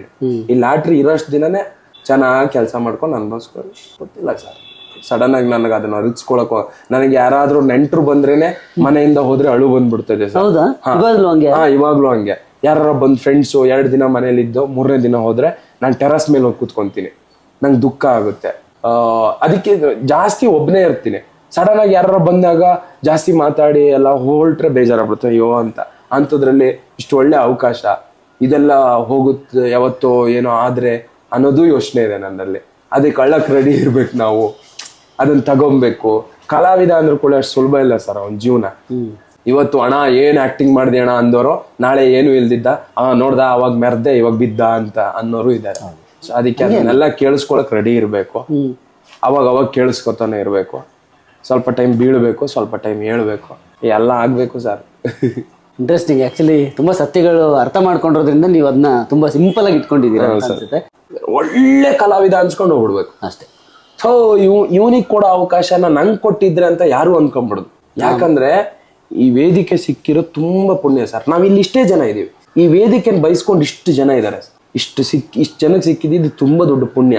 ಅವಳು ಮೊಡ್ಲಲ್ಲಿ ಹಾಕೊಂಡು ಆಡಿಸ್ತಾ ಇದ್ದಾಳೆ, ನಾವಲ್ಲಿ ನೀಟಾಗಿರ್ಬೇಕು. ಆ ವೇದಿಕೆಗೆ ತುಂಬಾ ಜನ ಕಾಯ್ತಾ ಇದ್ದಾರೆ, ತುಂಬಾ ಅಂದ್ರೆ ತುಂಬಾ ಜನ ಹಸ್ಕೊಂಡಿದ್ದಾರೆ. ಒಂದು ಅವಕಾಶ ಸಿಕ್ಕಿದ್ರೆ ಸಾಕು ಅನ್ನೋರಿದ್ದಾರೆ. ಅವಕಾಶ ಸಿಗದೆ ನಾನು ಕೆಲವೊಂದು ನೋಡ್ತೀನಿ, ಮೆಸೇಜ್ಗಳು ಹಾಕ್ತಾರೆ, ಸಾರ್ ನಂಗೊಂದು ಅವಕಾಶ ಇದ್ರೆ ಹೇಳಿ. ಸತ್ಯ ಹೇಳ್ಬೇಕು ಅಂದ್ರೆ ನಾವೇ ನೆಕ್ಸ್ಟ್ ಯಾವ ಸಿನಿಮಾಕ್ಕೆ ಅವಕಾಶ ಸಿಗುತ್ತೆ ಅಂತ ಕಾಯ್ಕೊಂಡು ಕೂತೀವಿ. ಹೌದೌದು, ಎಷ್ಟೋ ಸಲ ಕಲಾವಿದ್ರು ನಾನು ಯಾರು ಕೇಳಿದ್ರೆ, ಲೋ ನೀನು ಕಲಾವಿದ್ರಿಗೆ ಅವಕಾಶ ಕೇಳಬೇಡ, ಯಾಕಂದ್ರೆ ಕಲಾವಿದ್ರೆ ಇನ್ನೊಂದು ಅವಕಾಶಕ್ಕೆ ಕಾಯ್ತಾ ಇರ್ತಾನೆ. ನೀನು ಒಬ್ಬ ಡೈರೆಕ್ಟರ್ ಹತ್ರನೋ, ಪ್ರೊಡ್ಯೂಸರ್ ಹತ್ರನೋ, ಅಸಿಸ್ಟೆಂಟ್ ಡೈರೆಕ್ಟರ್ಗಳು ಇರ್ತಾರಲ್ಲ, ಮ್ಯಾನೇಜರ್ ಇರ್ತಾರೆ, ಇವ್ರ ಹತ್ರ ಮಾತಾಡು, ಅವರು ಇದ್ ಮಾಡ್ತಾರೆ. ನಾನು ಯಾವ್ದಕ್ಕೂ ಕಾಯ್ಕೊಂಡು ಕೂತೀನಿ, ನನಗೆ ಗೊತ್ತಿದ್ರೆ ಹೇಳ್ತೀನಿ, ಖಂಡಿತ ಅಂತೀನಿ. ನಾನು ಕಾಯ್ತಾ ಇರ್ತಾರೆ. ಇವತ್ತೊಂದು ಸಿನಿಮಾ ನಡೀತಾ ಇದೆ, ಹೌದು, ನಾನ್ ಮತ್ತೆ ಯಾವಾಗ್ಲೂ ಯಾವ ಸಿನಿಮಾನೋ ಯಾರು ನೆನ್ಸ್ಕೋತಾರೋ ಯಾರಿಗ ಗೊತ್ತು ಸರ್. ಗೆಲುವು ಬಂದಾಗ ಆಟೋಮೆಟಿಕ್ ಹೊತ್ಕೊಂಡು ಹೋಗುತ್ತೆ ಸರ್. ಸೋಲ್ ಇದೆಯಲ್ಲ, ಅದು ನಮ್ಮನ್ನ ತುಂಬಾ ಇದಕ್ ಹಾಕ್ಬಿಡುತ್ತೆ. ಅದಕ್ಕೆ ನಾನು ಯಾವಾಗ್ಲೂ ಸೋಲ್ ಕಡೆನೇ ಇರ್ತೀನಿ. ಈಗ ಯಾವ್ದೋ ಮ್ಯಾಚಿಗೆ ಹೋಗ್ಬೇಕಾ, ಈ ಮ್ಯಾಚ್ ಸೋಲ್ತೀವಿ ಅಂತ ಹೋಗೋಣ, ಗೆದ್ರೆ ಸರ್ಪ್ರೈಸ್, ಸೋತ್ರೆ ಗೊತ್ತಿತ್ತು, ಸೋಲ್ತೀವಿ ಅಂತ ಗೊತ್ತಿತ್ತು, ಮಚ್ಚ ಬಾ ಮಚ್ಚ ಮಜಾ ಅಂತ ಹೋಗಿ ಸೋತ್ ಬಿಟ್ಟಾಗ ಮನಸ್ಸಿಗೆ ತುಂಬಾ ನೋವು. ಗೆಲ್ತೀವಿ, ಗೆಲ್ತೀವಿ, ಸೋತ್ ಬಿಟ್ರೆ ಇದ್ರಂತ ಹರ್ಟ್ ಯಾವ್ದೂ ಇಲ್ಲ. ನಾನು ಒಳ್ಳೆಯವನು ಅಂತ ನನ್ಗೆ ಯಾರು ಸರ್ ನೀವು ಎಷ್ಟು ಒಳ್ಳೆಯವ್ರು ಅಂತ ದಯವಿಟ್ಟು ಇದೊಂದು ಮಾತ್ರ ಹೇಳ್ಬೇಕು. ನೀನ್ ಒಳ್ಳೆಯವನು ಅಂದ್ರ ಮೇಲೆ ನನ್ನ ಜೀವನ ಪೂರ್ತಿ ನಿನ್ನ ಹತ್ರ ನಾನು ಒಳ್ಳೆಯವನ್ ತರ ನಾಟಕ ಮಾಡ್ಬೇಕಾಗತ್ತೆ. ನೀನ್ ನ್ಯಾಚುರಲ್ ಅಲ್ಲ, ನನಗೆ ಸರ್ ನೀವು ನ್ಯಾಚುರಲ್. ಕರೆಕ್ಟ್. ನಾನು ಹೌದು, ಬಿಸ್ಲಿಗೆ ತಣ್ಣೀರೇ ಕುಡಿತೀನಿ, ಚಳಿ ಇದ್ದಾಗ ಬಿಸ್ನೀರ್ ಕುಡಿತೀನಿ. ಹಂಗೆ ನನಗೆ ಖುಷಿ ಇದ್ದಾಗ ನಾನು ನಗುಕೊಂಡ್ ಮಾತಾಡ್ತೇನೆ, ನಂಗೆ ಬೇಜಾರಿದ್ದಾಗ ನಾ ಯಾರ ಹತ್ರ ಮಾತಾಡಲ್ಲ ಅಷ್ಟೇ. ಆತರ ನಾರ್ಮಲ್ ಸೆಲೆಬ್ರಿಟಿ ಆದ್ರೂ ಕೂಡ ನನಗೇನ್ ಬೇರೆ ಮೈಂಡ್ ಅಥವಾ ಬೇರೆ ಬ್ರೈನ್ ಫಿಕ್ಸ್ ಮಾಡಲ್ವಲ್ಲ. ಹೌದು, ಗಂಡಸ್ರಿಗೂ ಅಳು ಬರುತ್ತೆ ಸರ್. ಅಳು ಬಂದಾಗ ನಾನು ಅಳು ಬಂದ್ರೆ ಹತ್ತೆ ಬಿಡ್ತೀನಿ. ಹೌದೌದು, ನಾನು ಅದನ್ನ ಕಂಟ್ರೋಲ್ ಮಾಡ್ಕೊಂತಿದ್ದೆ, ಇವಾಗ ಅನ್ಸುತ್ತೆ. ಹೌದು, ಅಳು ಬಂದ್ರೆ ಹತ್ತು ಬಿಡ್ಬೇಕು ಸರ್, ನಗು ಬಂದ್ರೆ ನಕ್ಕು ಬಿಡ್ಬೇಕು. ಯಾವಾಗ ನಾವು ಒಳಗಡೆ ಇರ್ತೀವೋ ಅವಾಗ್ಲೇ ಕುಕ್ಕರ್ ಬ್ಲಾಸ್ಟ್ ಆಗೋದು. ವಿಜಿಲ್ ಕಟ್ಕೊಂಡ್ರೆ ಕುಕ್ಕರ್ ಬ್ಲಾಸ್ಟ್ ಆಗುತ್ತೆ. ಅವಾಗ ಒಂದೊಂದು ವಿಜಿಲ್ ಹೋಯ್ತಾ ಇದ್ರೆ ಫ್ರೀ ಆಗುತ್ತೆ. ಒಳ್ಳೆ ಮಾತುಗಳು, ಆಕ್ಚುಲಿ ತುಂಬಾ ಅನುಭವದ ಮಾತುಗಳು, ತುಂಬಾ ವೇಟೇಜ್ ಇರುವಂತ ಮಾತುಗಳು. ಕೊನೆಯದಾಗಿ ಡೆವಿಲ್ ಸಿನಿಮಾ ಬರ್ತಿದೆ, ವೀವರ್ಸ್ಗೆ ಏನ್ ಹೇಳ್ತೀರಿ? ನಿಮ್ಮ ಕನಸು ಒಂದು ಕನಸು ಈಡೇರಿದೆ, ದರ್ಶನ್ ಅವ್ರ ಜೊತೆ ಒಂದು ಸಿನಿಮಾ ಮಾಡ್ಬೇಕು, ನಿಮ್ಮ ಅಚ್ಚುಮೆಚ್ಚಿನ ನಟ ಅಂತ ಹೇಳಿದ್ರಿ. ಒಬ್ಬ ದೊಡ್ಡ ಸ್ಟಾರು ಈ ಸಿನಿಮಾದಲ್ಲಿದ್ದಾರೆ, ಅದನ್ನ ಹೊರತುಪಡಿಸಿ ಡೆವಿಲ್ ಸಿನಿಮಾನು ನೀವು ಈ ಕಾರಣಕ್ಕಾಗಿ ನೋಡ್ಬೇಕು. ನಿಮ್ಮ ಅನುಭವ. ಇನ್ನೊಂದು ಪ್ರಕಾಶ್ ಸರ್ ಡೈರೆಕ್ಷನ್ ಅಂದ್ರೆ ಗೊತ್ತಿರುತ್ತೆ. ಸೊ ಅವ್ರ direction cinema totally family entertainment and mass ಕೂಡ ಇರುತ್ತೆ. ನೀವು ಈ ಸಿನಿಮಾನ ಮಾಸ್ ಆಗಿ ನೋಡ್ತೀನಿ ಅಂತೀರಾ, ಮಾಸ್ ಆಗೇ ನೋಡ್ತೀರಾ, ಇಲ್ಲ ಫ್ಯಾಮಿಲಿ ಆಗಿ ನೋಡ್ತೀರಾ? ಪ್ರಕಾಶ್ ಸರ್ ಒಂದು ಟಚ್ ಸರ್. ಈ ಸಿನಿಮಾನ ಯಾಕೆ ನೋಡ್ಬೇಕು ಅಂತ ನನಗೆ ಅಂದ್ರೆ, ದರ್ಶನ್ ಸಾರ್ನ ಹಿಂಗೆಲ್ಲ ನೋಡ್ಬೇಕು ಅನ್ಕೊಂಡಿರ್ತೀರಾ, ಹಂಗೆಲ್ಲ ಇರಲ್ಲ, ನೋಡ್ತೀರಾ. ಅವ್ರ ಹ್ಯೂಮರ್, ದರ್ಶನ್ ಸರಿಗೆ ಒಂದು ಹ್ಯೂಮರ್ ಇದೆ ಗೊತ್ತಾ ನಿಮ್ಗೆ? ಅವ್ರು ಕಾಮಿಡಿ ಸೆನ್ಸ್ ಬಹಳ ಇದೆ, ಬಹಳ. ದತ್ತದಲ್ಲಿ, ಆಮೇಲೆ ಇದು ಅನಾಥರಲ್ಲಿ ಎಲ್ಲ ಮಾಡ್ತಾರಲ್ಲ, ಆ ತರ ಹ್ಯೂಮರ್ ಇದೆ. ಅವ್ರ ಟೆರರ್ ಲುಕ್ ಬೇಕಾ? ನವಗ್ರಹ ದರ್ಶನ್ ಸರ್ ನೋಡಿದ್ರಲ್ಲ, ಆದ್ರಕ್ಕಿನ್ನ ಟೆರರ್ ಲುಕ್ ಬೇಕಾ? ದರ್ಶನ್ ಸರ್ನ ಹಿಂಗ್ ನೋಡ್ಬೇಕು ಅಂತ ಯಾರ್ಯಾರಿಗೆ ಆಸೆ, ದರ್ಶನ್ ಸರಿಗೂ ಒಂದು ಆಸೆ ಇತ್ತು, ನನ್ನನ್ನು ಹಿಂಗ್ ನೋಡ್ಕೊಬೇಕು ಅಂತ. ಅದನ್ನು ಅದ್ರಲ್ಲಿದೆ, ಎಲ್ಲಾ ಶೇಡು ಇದೆ ಸರ್, ಬೇರೆ ತರ ಇದೆ ಸರ್. ಫುಲ್ ಅಂದ್ರೆ ಫುಲ್ ಮೀಲ್ಸ್. ನಿಮ್ಮ ಮಗುವಿಂದ ಹಿಡಿದು ತಾತನವ್ರಿಗೆ ಕರ್ಕೊಂಡ್ಬಂದ್ರು ಎಲ್ರಿಗೂ ಫುಲ್ ಮೀಲ್ಸ್. ಅಂದ್ರೆ ಹೊಟ್ಟೆ ತುಂಬಾ ಊಟ ಮಾಡಿ ಹೋಗ್ಬೋದು. ಅದಕ್ಕಿದೆ ಸರ್ ನನಗೆ ಅಂದ್ರೆ ಎಲ್ಲಾರ ಜೊತೆ ಸಿನಿಮಾ, ಅಂದ್ರೆ ಈ ಸಿನಿಮಾ ನೋಡಿದ್ರೆ ದರ್ಶನ್ ಸರ್ ಫ್ಯಾನ್ಸ್ ಜೊತೆ ದರ್ಶನ್ ಸರ್ ಸಿನಿಮಾದಲ್ಲಿ ನಾನಿದ್ದು ನೋಡೋದು ಹೆಂಗಿರುತ್ತೆ ಅಂತ ಇದೊಂದು ಹೊಸ ಅನುಭವ. ಹೌದು ಸರ್, ಈಗಲೇ ಎದೆ ನಡುಗುತ್ತದು ನೆನ್ಸ್ಕೊಂಡ್ರೆ. ಈಗ ಡಿಸೆಂಬರ್ 12. ಅಯ್ಯೋ, ಯಾವ ಜನ್ಮದಲ್ಲಿ ಯಾರಿಗೇನು ನಮ್ಮ ತಾಯಿ ತಂದೆ ಅಜ್ಜಿ ಒಳ್ಳೇದು ಮಾಡಿದ್ರೋ ಗೊತ್ತಿಲ್ಲ. ಒಂದು ಚೆನ್ನಾಗಿ ಎಲ್ಲರೂ ಆಶೀರ್ವಾದ ಸಿಗೋ ಜಾಗದಲ್ಲಿ ಇದೀವಲ್ಲ ಸರ್. ಅದೇ ಯಾವುದೇ ಊರಿಗೆ ಹೋದ್ರು, ಈಗ ನಾವೆಲ್ಲ ಬೈಕ್ ರೈಡು ಅದು ಇದೆಲ್ಲ ಹೋಗ್ತಾ ಇರ್ತೀನಲ್ಲ ಸರ್, ನನಗೆ ತುಂಬಾ ಅಂದ್ರೆ ಸುತ್ತೋದಂದ್ರೆ ತುಂಬಾ ಆಸೆ. ಎಲ್ಲೇ ಹೋದ್ರು ಆ ಜನ ಮಾತಾಡ್ಸೋದು, ಅವ್ರು ಬರೋದು. ನಾನು ಒಂದ್ಸರಿ ಸೈಕಲ್ ರೈಡ್ ಹೋಗ್ತಾ ಇದ್ದೆ, ಒಬ್ರು 1-2 ಕಿಲೋಮೀಟರ್ ಹಿಂದೆ ಸಿಕ್ಕಿ ಬನ್ನಿ ಮನೆಗೆ ಅಂದ್ರೆ, ಇಲ್ಲ ನಾನು ತುಂಬಾ ದೂರ ಸೈಕಲ್ ಹೊಡಿಬೇಕು ಬ್ರೋ, ಹಿಂಗ್ ಮನೆಗೆ ಹೋಗ್ತಾ ಇದ್ರೆ ಕತೆ ನಾನು 1 ತಿಂಗಳಾಗುತ್ತೆ ಊರ್ ಮುಟ್ಟಕ್ಕೆ. ಸೊ ನಾನು ಹೋಗ್ತೀನಿ, ಯಪ್ಪ ಮನೆಗೆ ಹೋಗಿ ಬಾಳೆಹಣ್ಣು ಜ್ಯೂಸು ಅದು ಇದು ಎಲ್ಲ ಮಾಡಿ ಕವರ್ ಮತ್ತೆ 2 ಕಿಲೋಮೀಟರ್ ಅವ್ರು ಓಡ್ ಬಂದು ಕೊಟ್ಟೋಗಿದ್ದಾರೆ. ಸೊ ಈ ತರ ಎಲ್ಲ ಇರ್ತಾರೆ. ಇದೆಲ್ಲ ಪುಣ್ಯ ಮಾಡಿರ್ಬೇಕು ಸರ್, ಸುಮ್ನೆ ಎಲ್ಲ ಬಾರಪ್ಪ ಒಂದ್ ಲೋಟ ಮಜ್ಜಿಗೆ ಕುಡಿ ಅನ್ನೋದಕ್ಕೂ ಪುಣ್ಯ ಮಾಡಿರ್ಬೇಕು, ಅನ್ನೋದ್ ಋಣ ಇರ್ಬೇಕು. ಆತರ ಅನ್ನೋದ್ ಋಣ ಕರ್ನಾಟಕದಲ್ಲಿ ಮನೇಲೋ ಒಂದಿಷ್ಟು ಮನೇಲಿ ಮಾಡಿದೀವಿ ಅಂದ್ರೆ, ಅದನ್ನ ಸಂಪಾದನೆ ಮಾಡಿದೀವಿ ಅಂದ್ರೆ ತುಂಬಾ ಖುಷಿ ಆಗುತ್ತೆ.